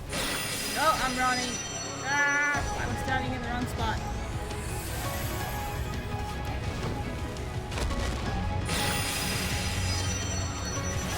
Oh, I can attack her. That assaulted her. You underestimate me.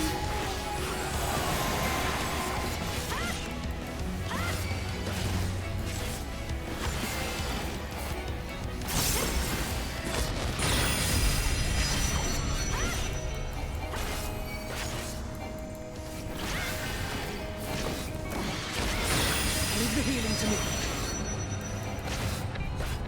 And as it edged exorably closer, we knew.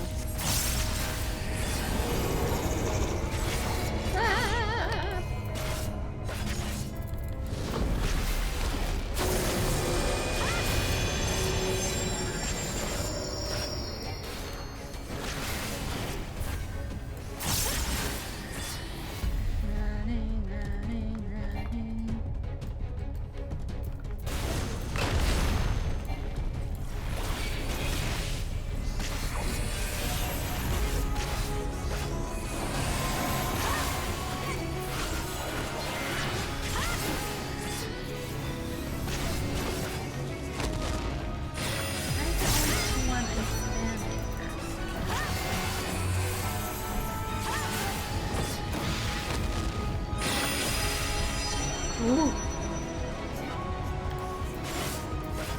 Christine, would you like to help?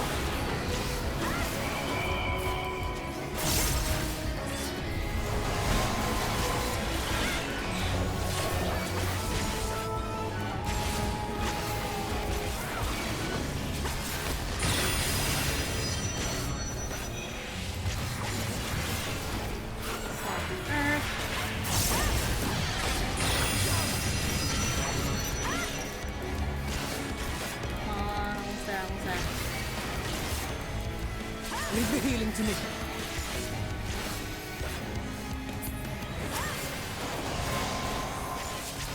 I'll show you. Sides.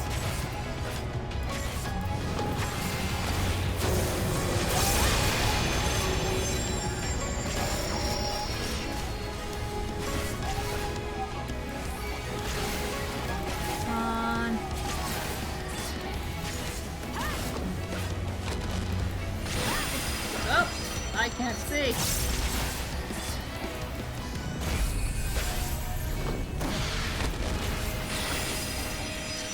I can't see. Come on, almost down, guys, almost down. Come on. Got it.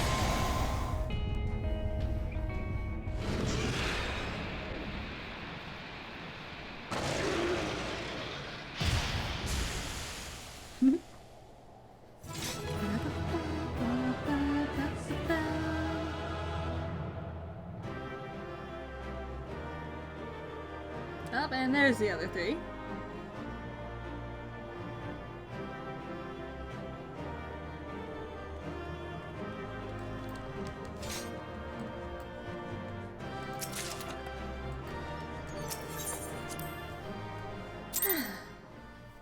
Beautiful.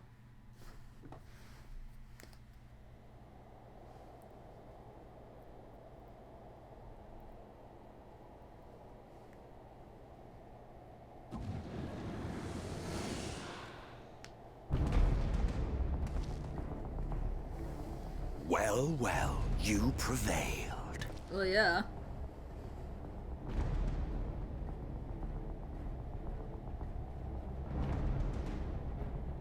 Nevertheless...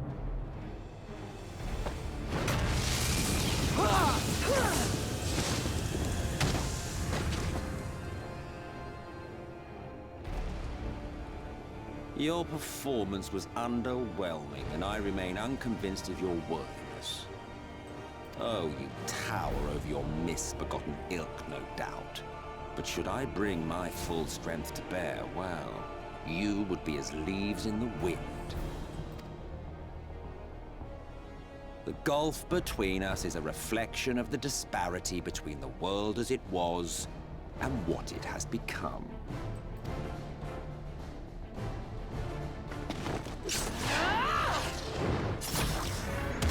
Nope.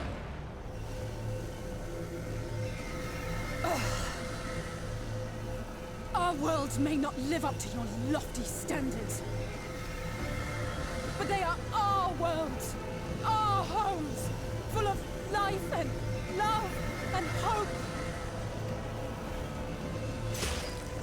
And we won't stand by and let you destroy them!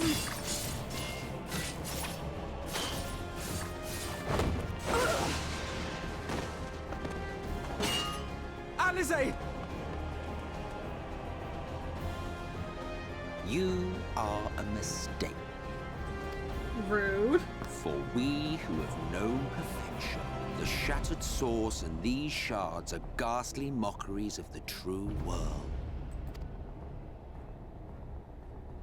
The ephemeral lives you exalt are pale imitations, utterly devoid of meaning.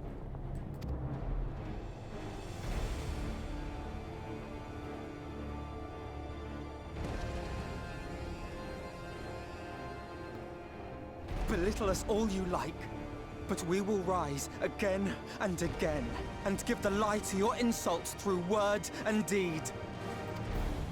We define our worth, not the circumstances of our creation. More prattle.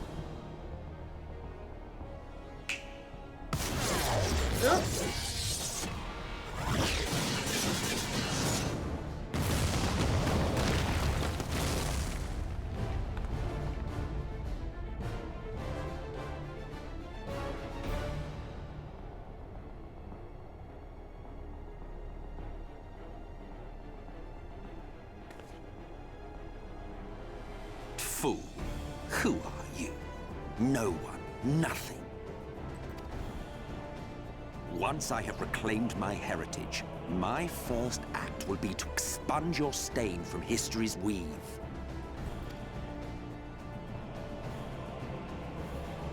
My world will have no need for heroes.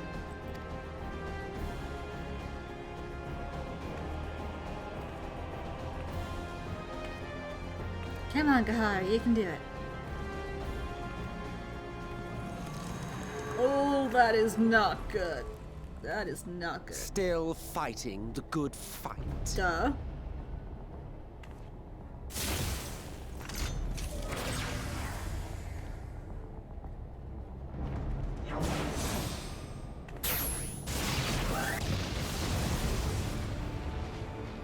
It is true that all we hold dear is fated to fade away, but that is no reason for us to forsake it. To take what steps we may, and thus mark the road for those who would follow. To strive for the best of all futures. Be this not also thy purpose?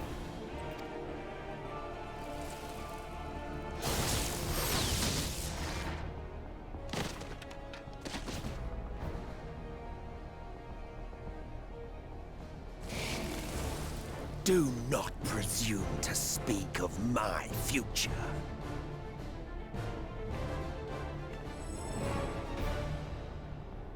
And you?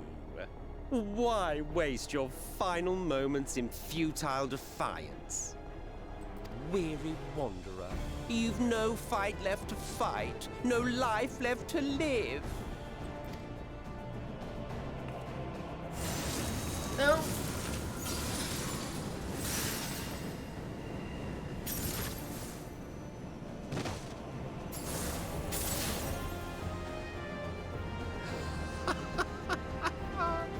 You see, the light will not be denied. Surrender to your fate, and let the transformation take you. Rise up in madness and fury. Devour the vermin infesting the land which is rightfully ours.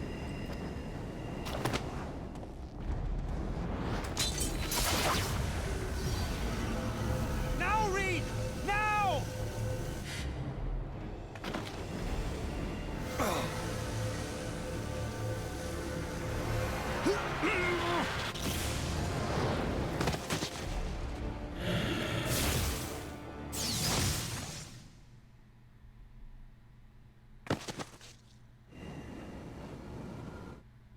Fight it. You have to hold on.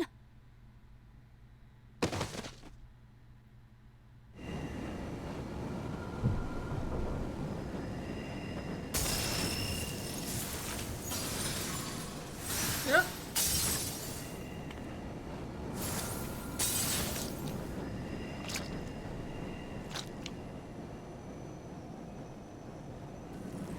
I'm down. I'm down.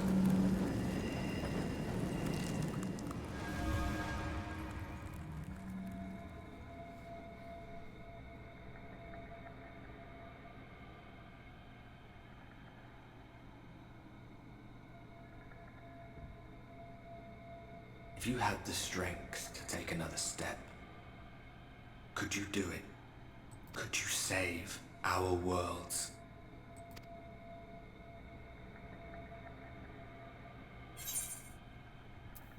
What? All by myself?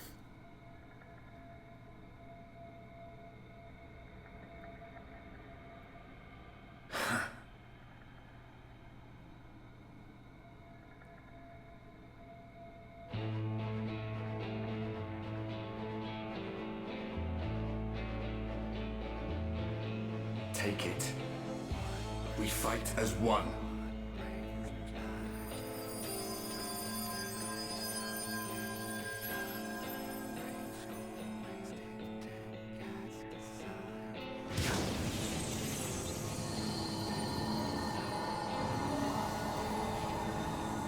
This world is not yours to end.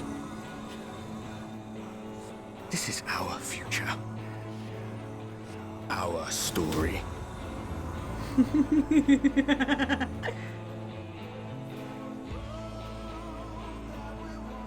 No, it can't be.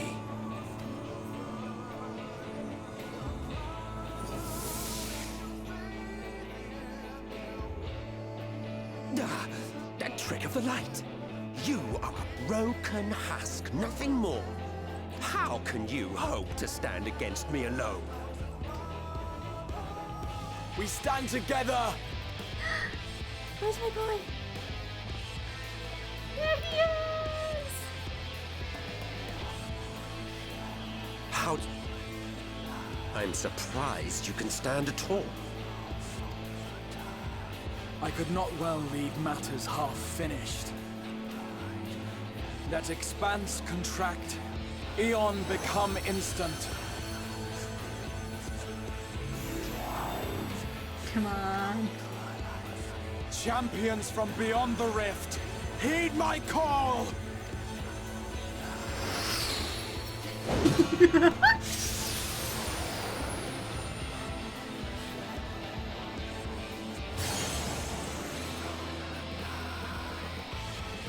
What you gonna do about it? Damn you all!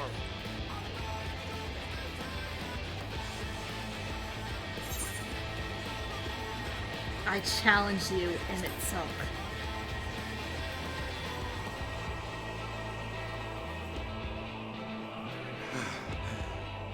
Very well. Let us proceed to your final judgment. The victor shall write the tale, and the vanquished become its villain. But come, let us cast aside titles and pretense, and reveal our true faces to one another.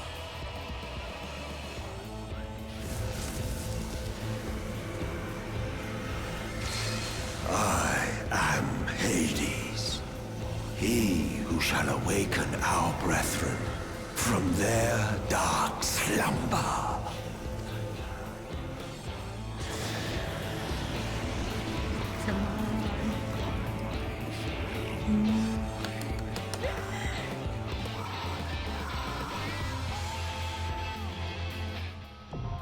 The dying gasp. Final trial!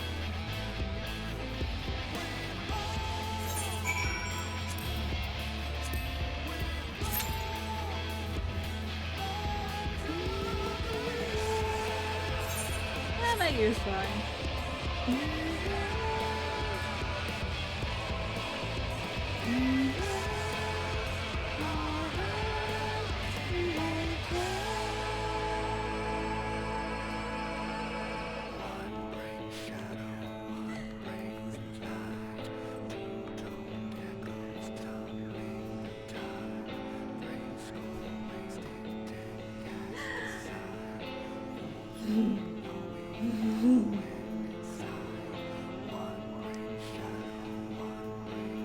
I am immensely pleased right now.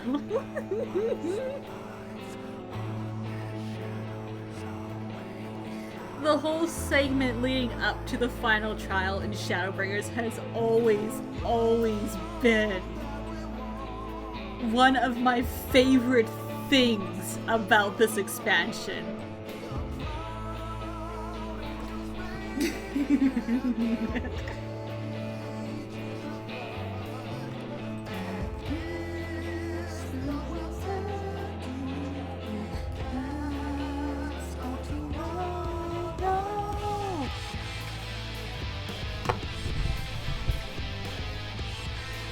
And now we just gotta kinda wait until the coupons.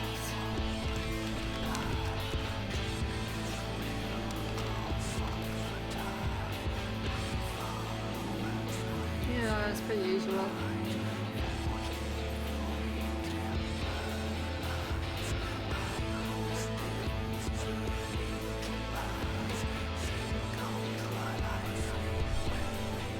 It's almost wait times.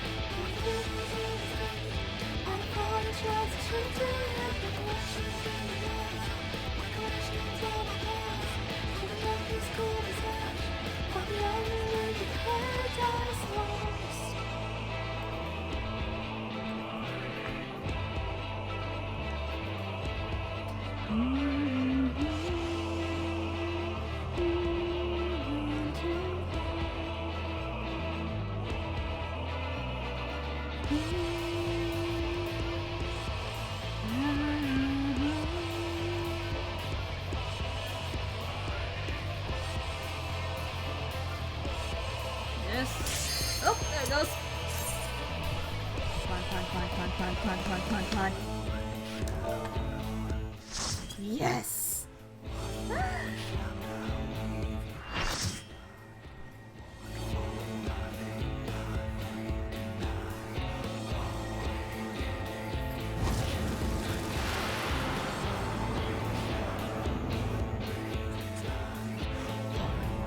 Hades. Show your vaunted strength, and I shall expose the lie of your fragmented existence.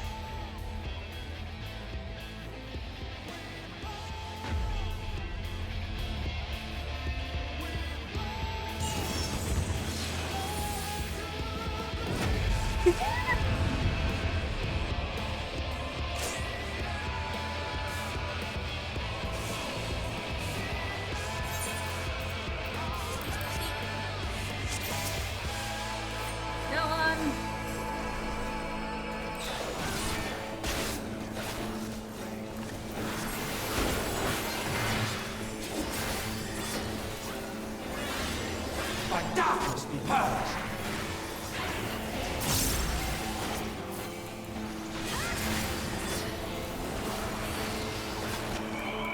Darkness reigns! Oh, we want to go to this side.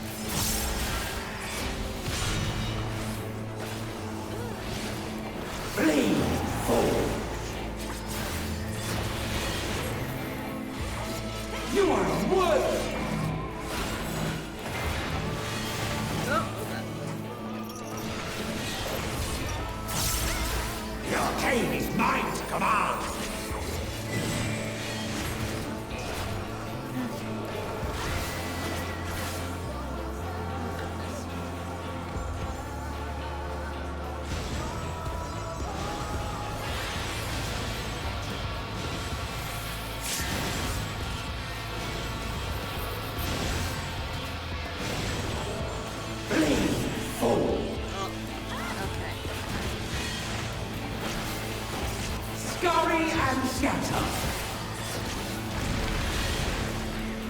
Come on. But darkness be purged!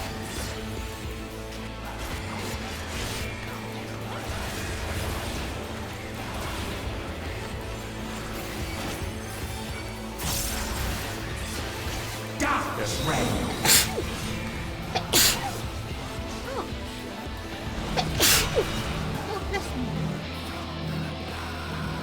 But darkness be purged!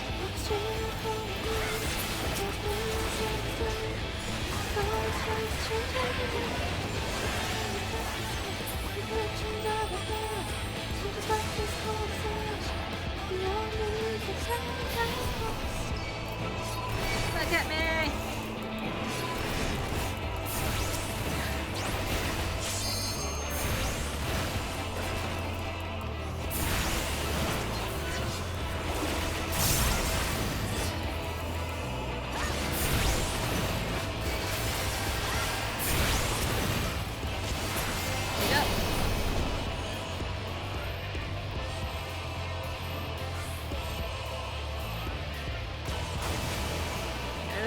Good. Hey, you're my friends now.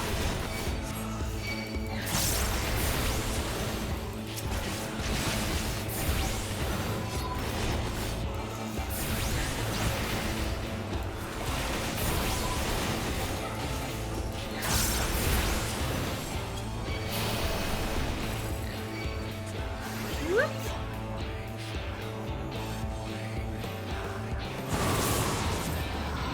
We need friends. Yep.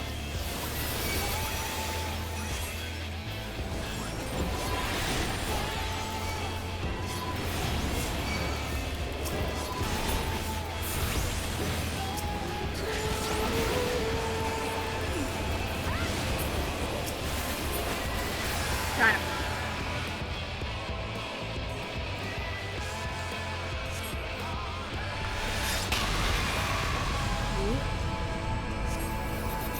Try again. Oh. I am stifled by this vessel of flesh!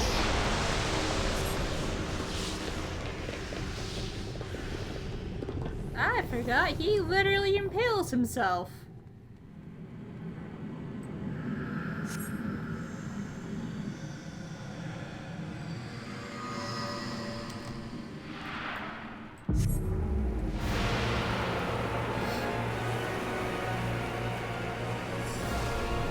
The future of this star shall be shaped by my hands!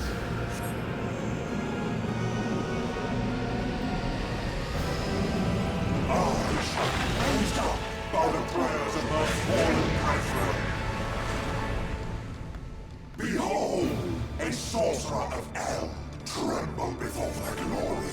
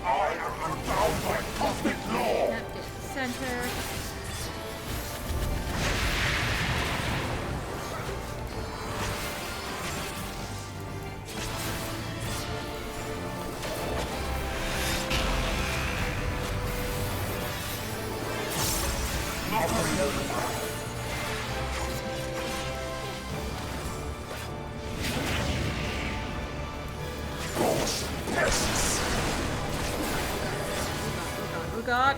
Ah, I made it! I made it! Good.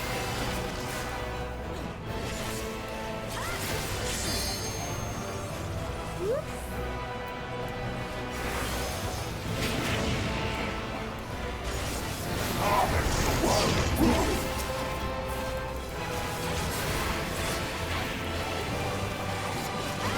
Come on, get him out, get him out!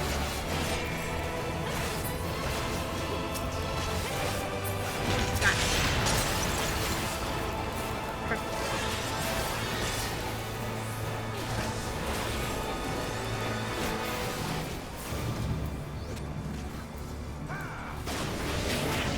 Aw.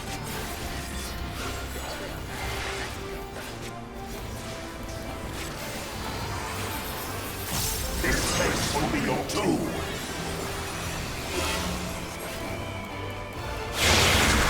Good job, everybody.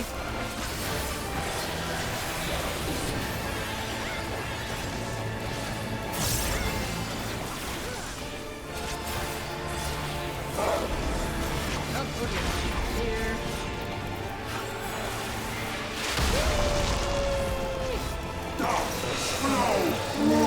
No, not in the center, not in the center. Center bad, center bad.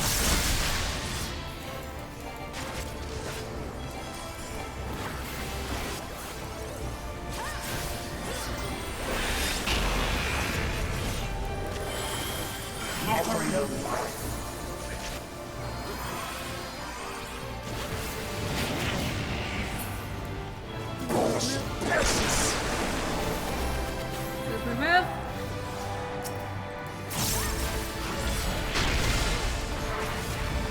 Drown in despair.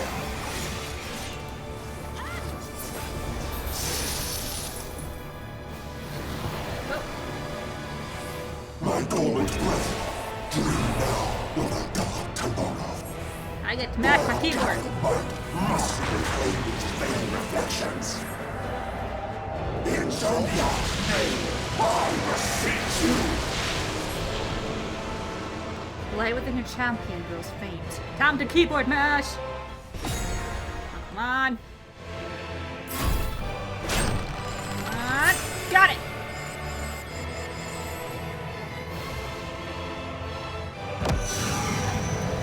Was the war was like but free?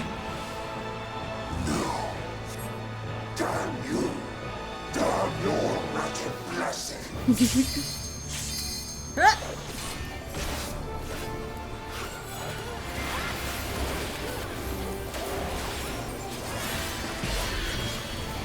And this is just a constant healer check. Trey, need some help? The world and every life upon it.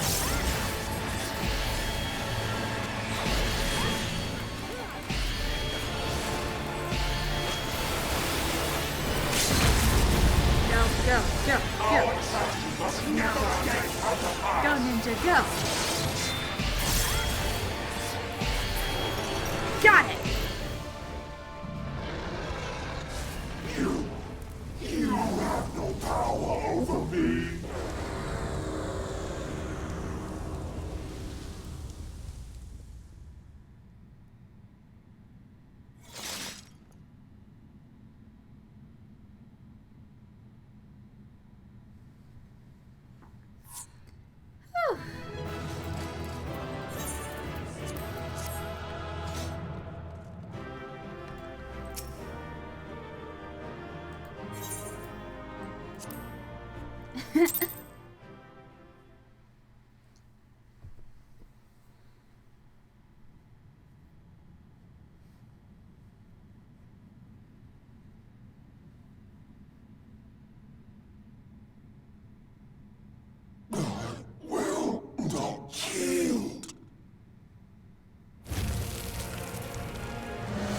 Should I surrender this fight, what will become of it all?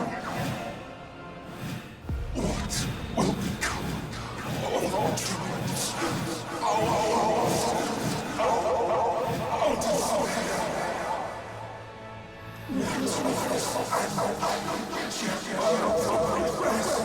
despair.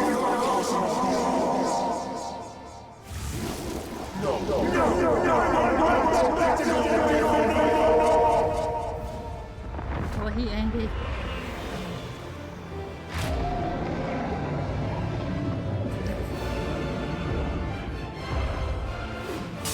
Enough, damn you!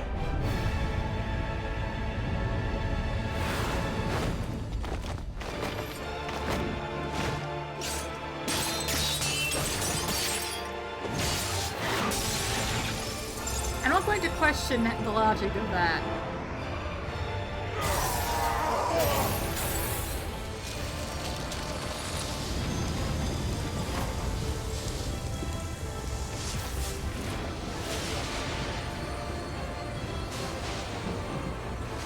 Such infernal strength!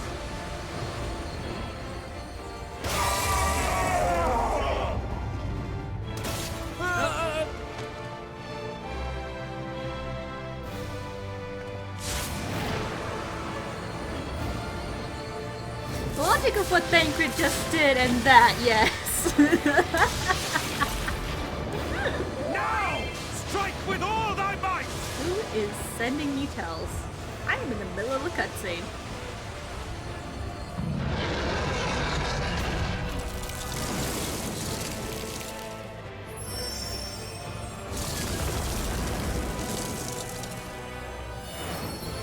Okay, that makes more sense.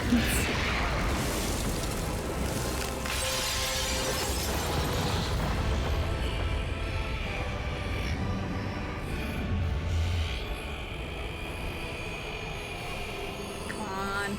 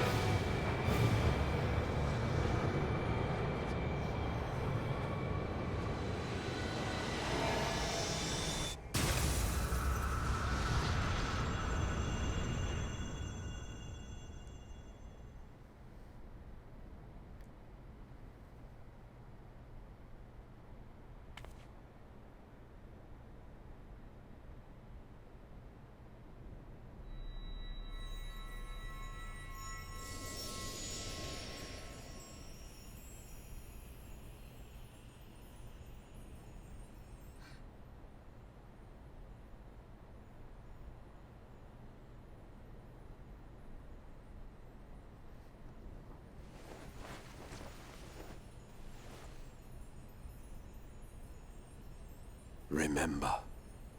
Remember us.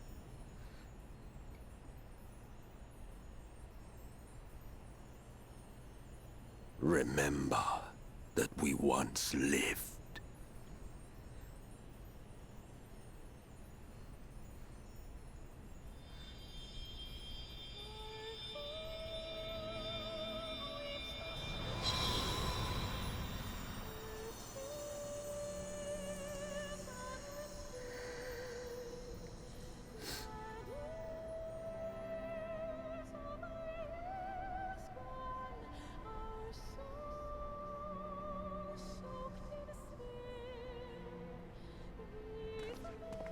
It's over.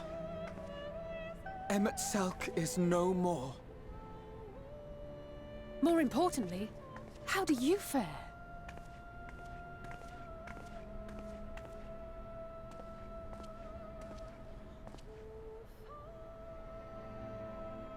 What dost thou see? Her ether. It is as it used to be. As a disciple of Zodiac, the Ascian was the darkness to your light. I can but assume that when you set your strength against his, the light within you was spent. No, it's more than that. Under the strain of that incredible flood of ether, your soul had begun to break apart. Yet now it seems somehow restored.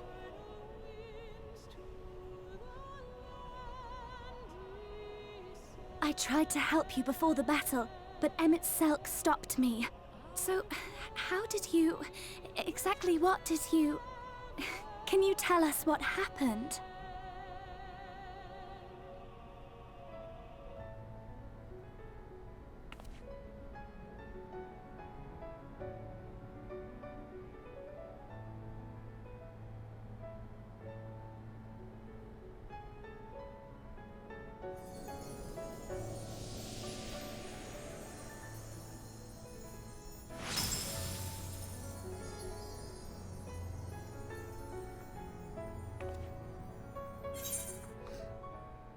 I had help from a hero of this world.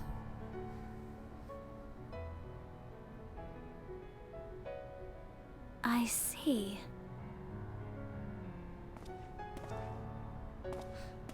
My boy! My boy!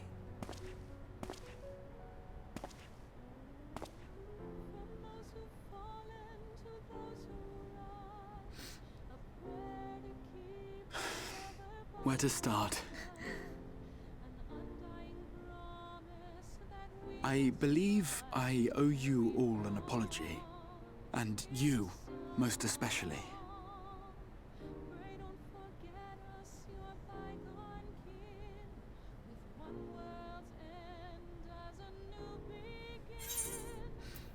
Tis good to see you awake, Grahatia.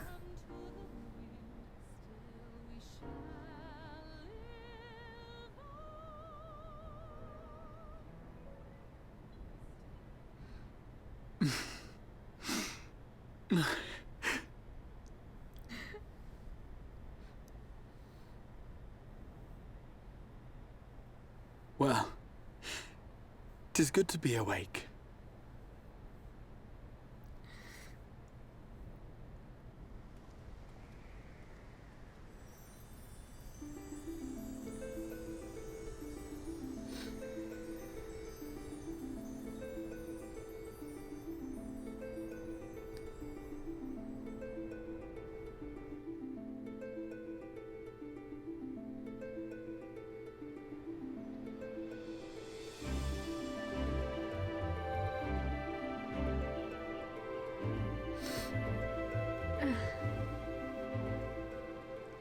So, those mad souls dove straight into the ocean over there, did they?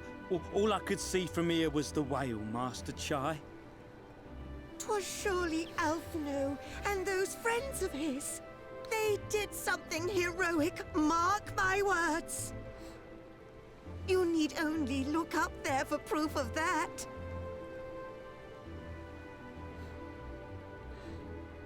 As you say, my love.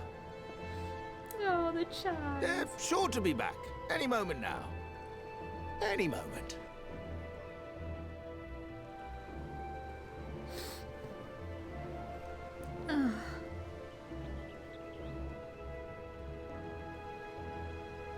They are coming back, aren't they? I couldn't bear the thought of...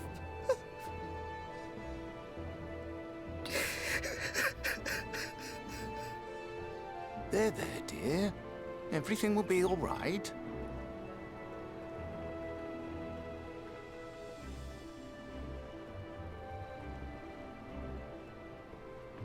There, look! Over there, over the beach!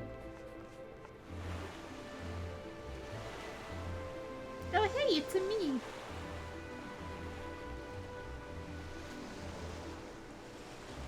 Hello. Ho there! Greetings! You all right? Welcome back!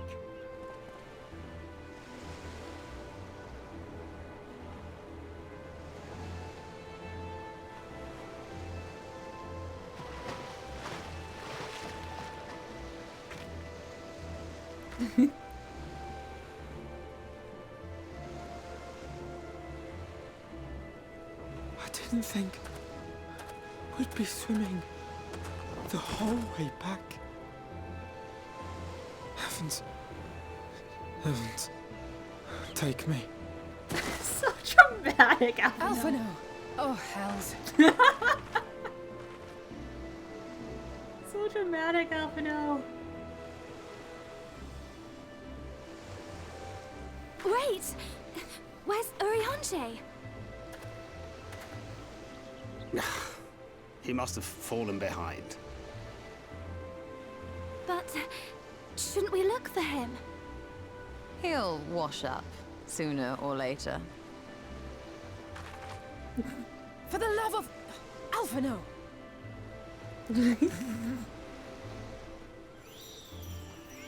Welcome back, dear ones! No!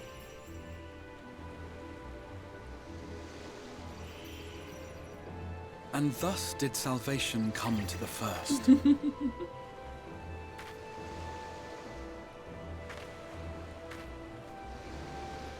The lamps of Amarot will fade along with Emet Selk's enchantments, and the depths shall be as once they were.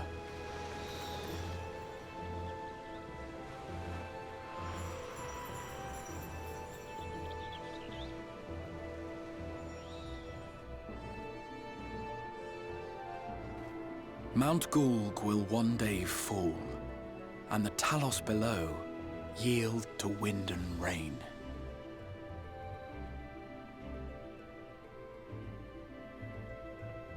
This tale, too, will fade with time, passing into legend as the world heals and moves on.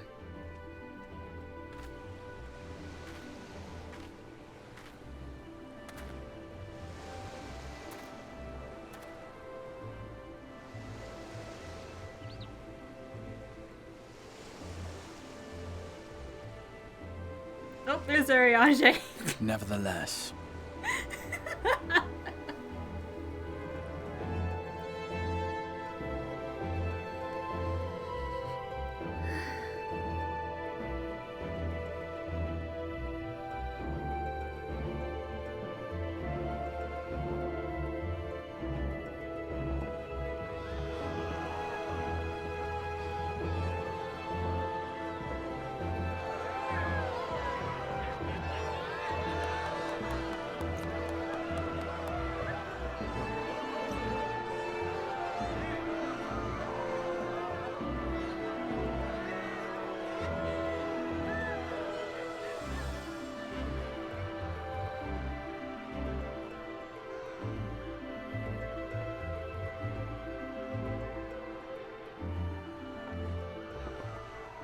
As ether obeys the cycle, as death and decay gives way to new life,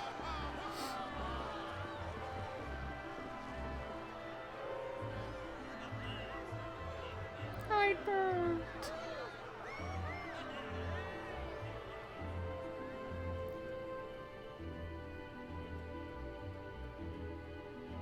so too do the memories we share inspire others to rise to greatness.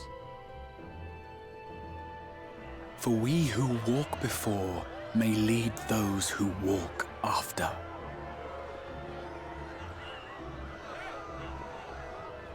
Your road goes ever on, as does your story, as does your legacy.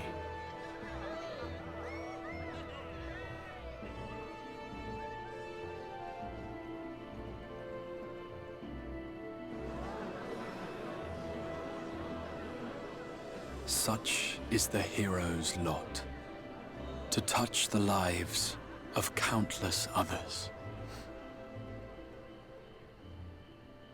Excuse me? You're the Warrior of Darkness, aren't you?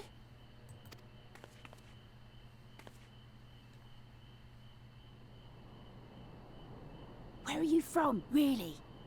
And how did you get to be so strong?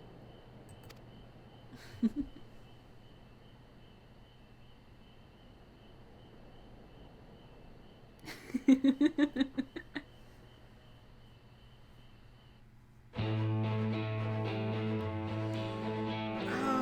love that expansion. I hate it at points because it really likes hitting you in the heart, but it's such a good expansion. It is so good. Woo! Oh, she'll boot me. How dare you?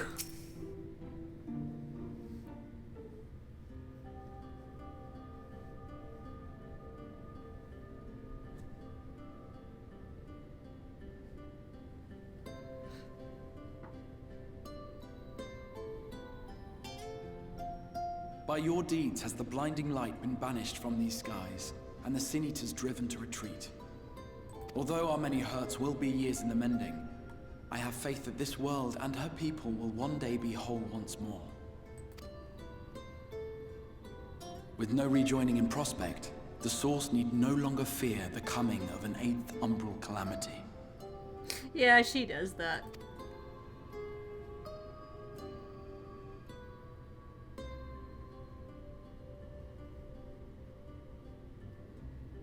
And with that triumph, the future from which you came will no longer come to pass.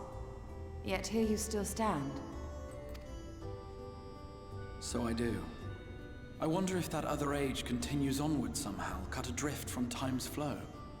Or have I simply etched myself a place upon this new block of history? This is a question that has still never been answered. Either way, this is an unexpected development. As the summoner of your souls, my death was meant to release you back to your world. Yet I am very much alive, and you are still stuck here in the First.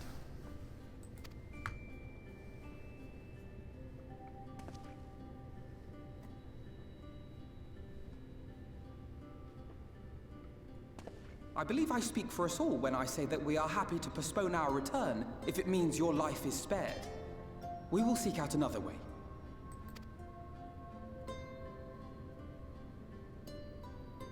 Besides, I never had any intention of rushing home. There are people here I still need to thank, and this means I might actually have time to do so. Hey. Yet we dare not neglect our comrades in the Source. Mistress Tataru, to name but one, will be most anxious to know how things stand with us. So, you'll just have to make the journey alone for the moment. Be sure and give a full report to our fellow sires, would you? Ah, yes, yes. Oh, and we'd also appreciate any news you can bring us from back home. Sure. Then I see no reason to delay. I can open the path from here.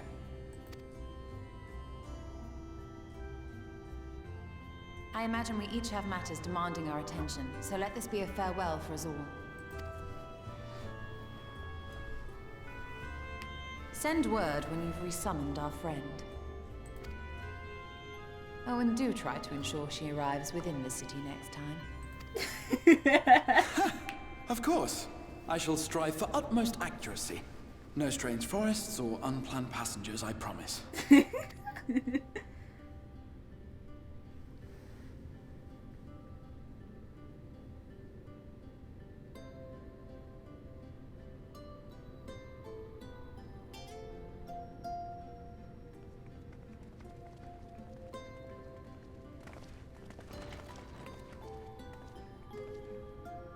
I'm a little relieved, to be honest. I would have been terribly lonely if everyone had suddenly disappeared. Maureen.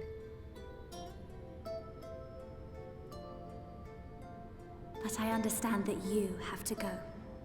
Safe journey, warrior of darkness. I hope to see you again soon.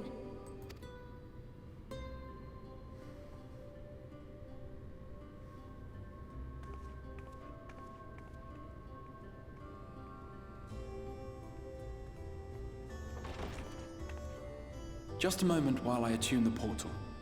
Then you can be on your way.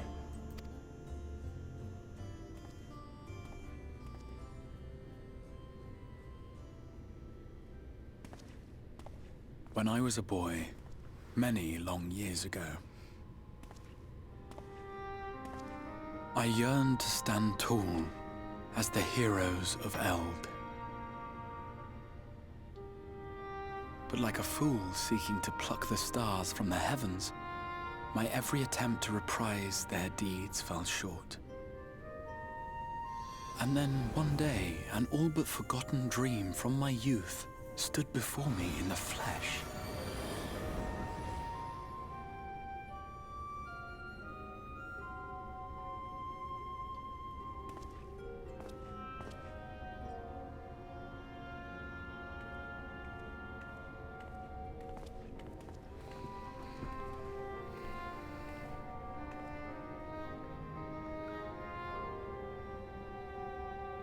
A hero who looked at the horizon and beyond and saw I knew not what.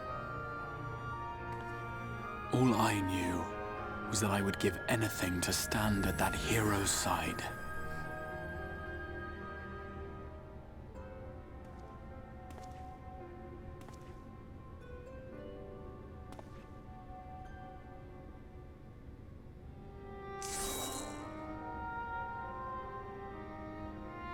Would that it was so easy. The glory of the heavens was ever beyond the grasp of those who never thought to reach for it. But if I have gained anything from all of this, it is the courage to stretch out my hand.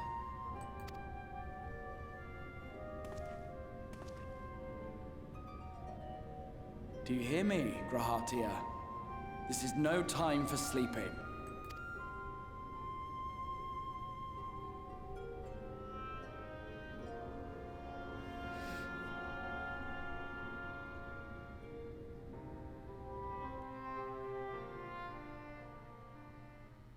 Meanwhile, in the Imperial Palace in the Source.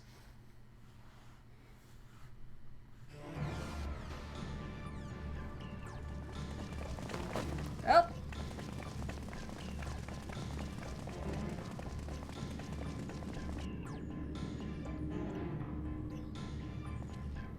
That's not good.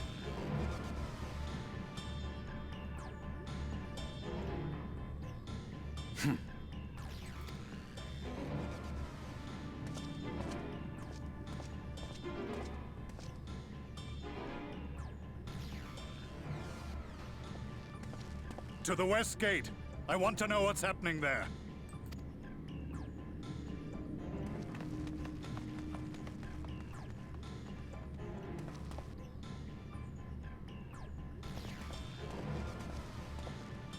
Same as the others. Struck down with a single blow. An unfortunate day to draw guard duty. Yep.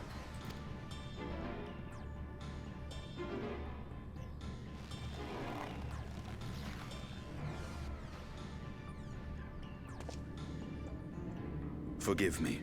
These were your people. We took advantage of this slaughter to slip into the palace. 'Tis not for me to grieve them.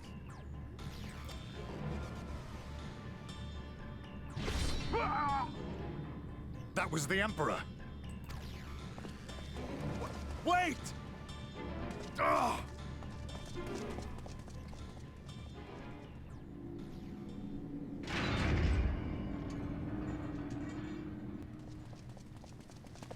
Your radiance!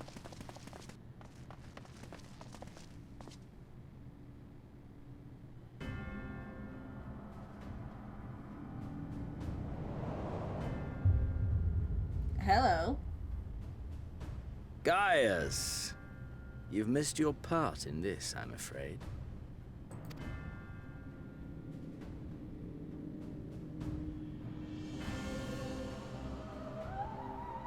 Identify yourself, demon!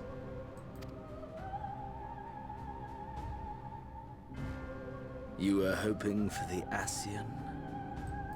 The Craven shed this skin and fled, rather than face me. A pity. I wasn't looking forward to crossing blades with myself. But I cannot deny the feeling of satisfaction. Body and soul reunited at last. What now? The game continues, but the pieces have changed. Only if we trust in a paragon's words. A mistake I do not intend to repeat. Gaius, no! He speaks the truth. Elidibus is gone. Tore a hole into the rift.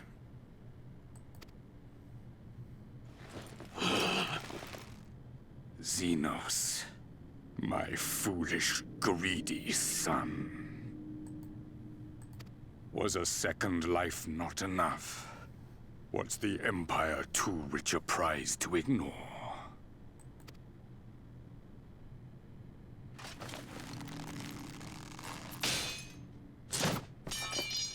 True freedom for our nation, our people, will never be won by a spoiled princeling. The burden of this throne is beyond you. You know, maybe if you had been a better father, this never would have happened. You ever think about that, Vars?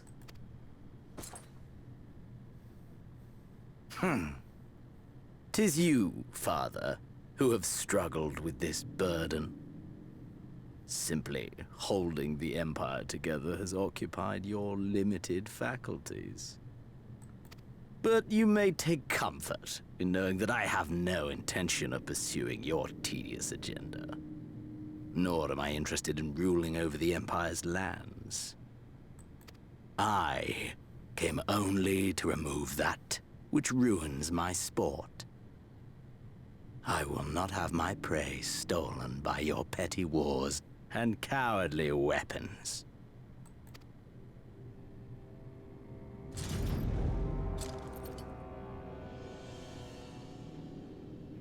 You would kill me just for that.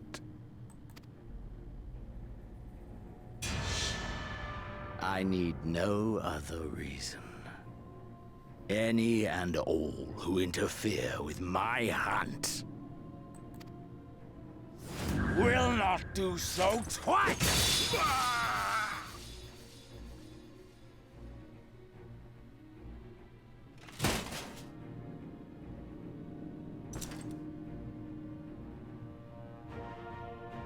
I heard the Ascians speak of Zodiac and Eidolon. Even the will of this star is but a construct of our own making.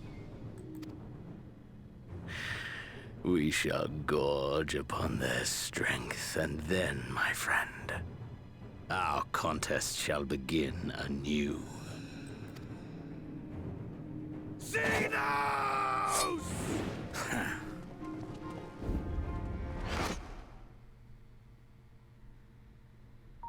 Guys, no, that's the dumbest thing he could have done. Anyway, I'm not going back. I'm not going to the Rising Stones just yet. There is something that happens if you go back, which not a lot of people actually... How do I get back there? How do I get back to the Crystarium? Do I have to talk to somebody? I might have to talk to somebody. But there's a cute little scene with the Exarch if you just immediately decide to go back. And I want to see it, because it's cute. Garu, I thought you had returned to the source. Heavens forbid something went awry with the spell. All is well then? I am relieved to hear that. He's actually shocked that you came back. He's so cute, I love him. Ah, I love that boy so much.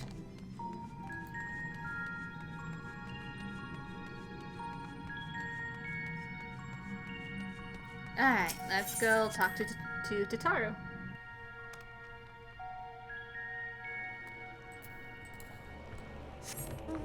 Whee! Fire pony!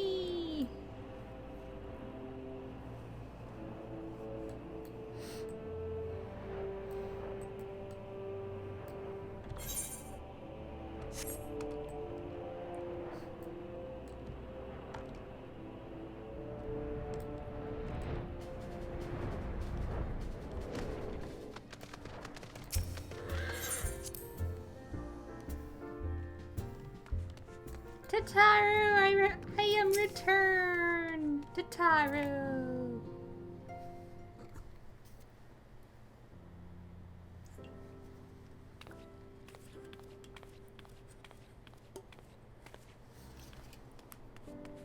But... Gaharu? Is it really you? But how? When? We didn't think you'd be back for ages! Time moves in mysterious ways. Right, so it does. The reports you had delivered by that excitable little pixie said as much. As for the situation on this side, the Imperials are still eyeing our forces from afar. From what I'm told, the Garlean armies have been slow to react and seem reluctant to commit any large-scale engagements. It's an odd sort of stalemate. Otherwise, we've yet to see any sign of that awful black rose weapon we were warned about. Oh, but I suppose we did call in an old friend to help out in that on that count. Krell and I had a terrible time tracking him down, though it'll be worth it to see the look on your face when you find out who it is. Anyway, I was just about to make contact with this helper of ours, and they confirmed the latest news from the front. Might you fancy having a rest while I do? The Warrior of Light back where she belongs, just as if nothing had happened. Though you seem different somehow. You'll have to tell me all about your adventures when we next have a spare moment. Until then, welcome back.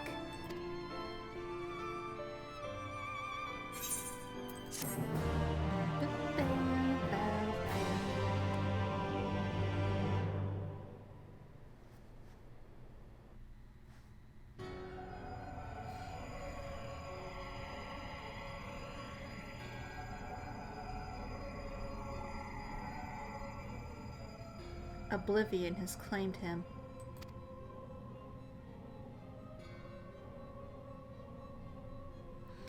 Emet Sulk, gone. La Habrea, gone. I alone remain, the last of the Unbroken. Once more, I am moved to reevaluate the potential of these tattered souls. Ah, Xenos. Never did I dream you could overpower me so completely, possessed as I was of your body, and all its uncanny strength. And now that I have shared with you the truth of this world and its reflections, who can predict how events will unfold? Not I.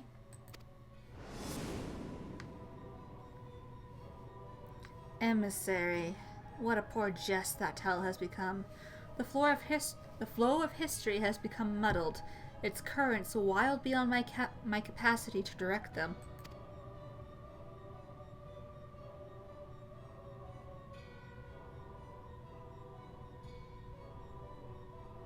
You have wrested the advantage, Heidelin. The thieving hands of your disciples tighten their grip on our star. The origins of the world remain hidden and its inhabitants ignorant of their broken existence, just as you and your creators desired.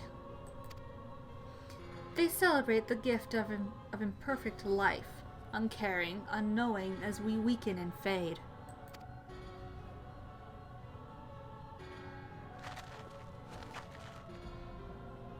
But do not imagine yourself rid of us. Though your champion has indeed proven the most egregious obstacle to our accidents, a barbed thorn in my side, she may yet be removed and cast into the abyss.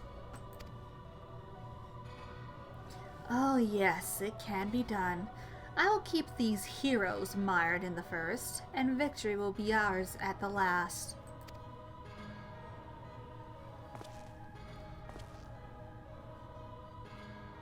Warriors of darkness now, are they? Then their fate is decided. They shall meet the same end as those who came before, death at the hands of the Warriors of Light.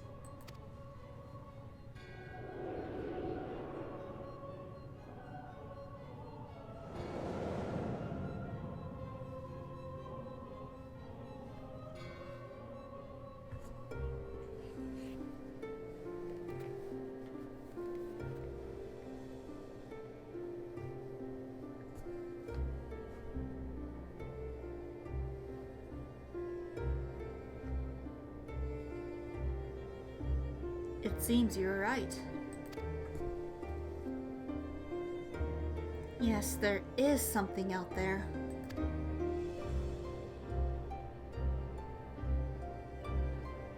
But it would mean crossing miles and miles of this infernal emptiness, which is rather unhealthy for living creatures as I understand it. Even were we to restrict ourselves to brief forays, I don't like to imagine the effect it would have on our ether. But you still want to go, don't you? We may have saved the world, but we haven't reclaimed it.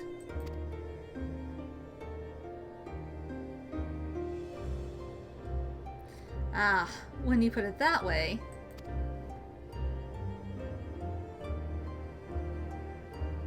What choice do we have?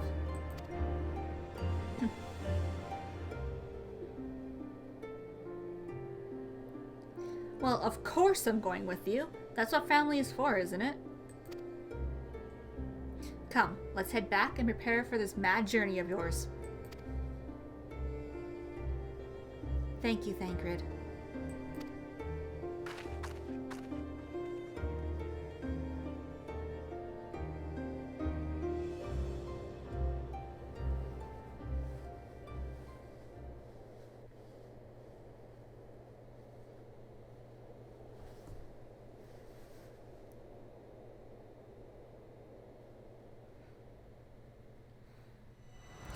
Though blazing skies give way to gentle night, what hand can end the war of dark and light? Just parties! I am going to level that up on my own time. Accept new quests from job related. Oh, yay!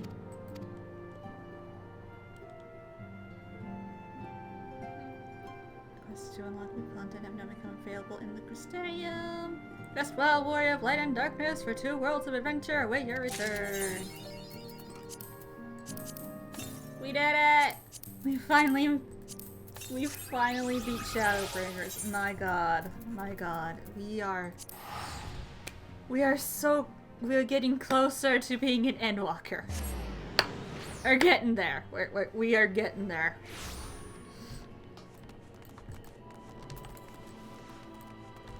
And as you can see, there's a few things we can do.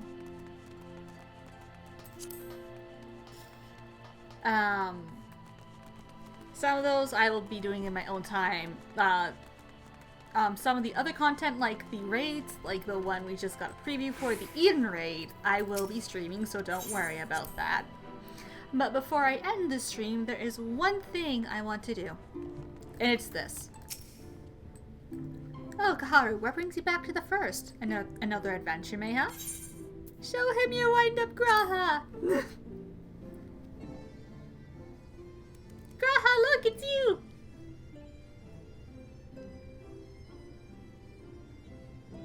What in the world is this? A gift from Tataru, you say? An Emet inspired by a certain Archon created to fund the expedition for the Circus Trench. Passing strange. I never had the pleasure of meeting Tataru. That being the case, I can only assume the idea for the subject matter came from another. Could it have been Master Galuf? Or Carl, perhaps? No, wait. Rambaros. It must be Rambaros. Behind his somber countenance there hides a playful streak. I can first see him grinning as he imagines how I would react should I stumble into this mammoth sometime in the future. If truth be told, I know not how to feel when I behold it. If nothing else, it tells me that they are well. Rambaros and everyone, and for that I am glad. And one other thing. Call him Graha. How strangely that name rings to the ears. As long as I've been the Crystal Exarch, it has ceased to be an act. This is very much who I am now. Yet when you speak to me as the young man I once was, he cannot help but stir within. And then the old days come flooding back, the days when we sought the power, the truth behind the tower together. You were an inspiration to me then, though I did not think it possible. You have become even more of an inspiration to me now. Yeah, that's it. That's all I wanted to do. We are finally in post Shadowbringers. We are getting closer to being in Endwalker and the current content. We are getting there. Goodness gracious. But until next stream, I'm thinking that we'll start going through the raids next stream, because as we go through the post Shadowbringers content, there are other parts to the. There are other more content that is unlocked through the MSQ itself. Though I don't know if there's one aside from the one I'm thinking of, but it's the weapon series is unlocked through MSQ. So I just kind of want to get the raids out the way first, and then I can enjoy the MSQ and just kind of push through that. And then the weapon series is going to be interesting with that one cutscene after Emerald. But anyway, thank you for everyone who joined me today. Thank you for everyone that was chatting with me today. And I will see you in the next stream. Bye!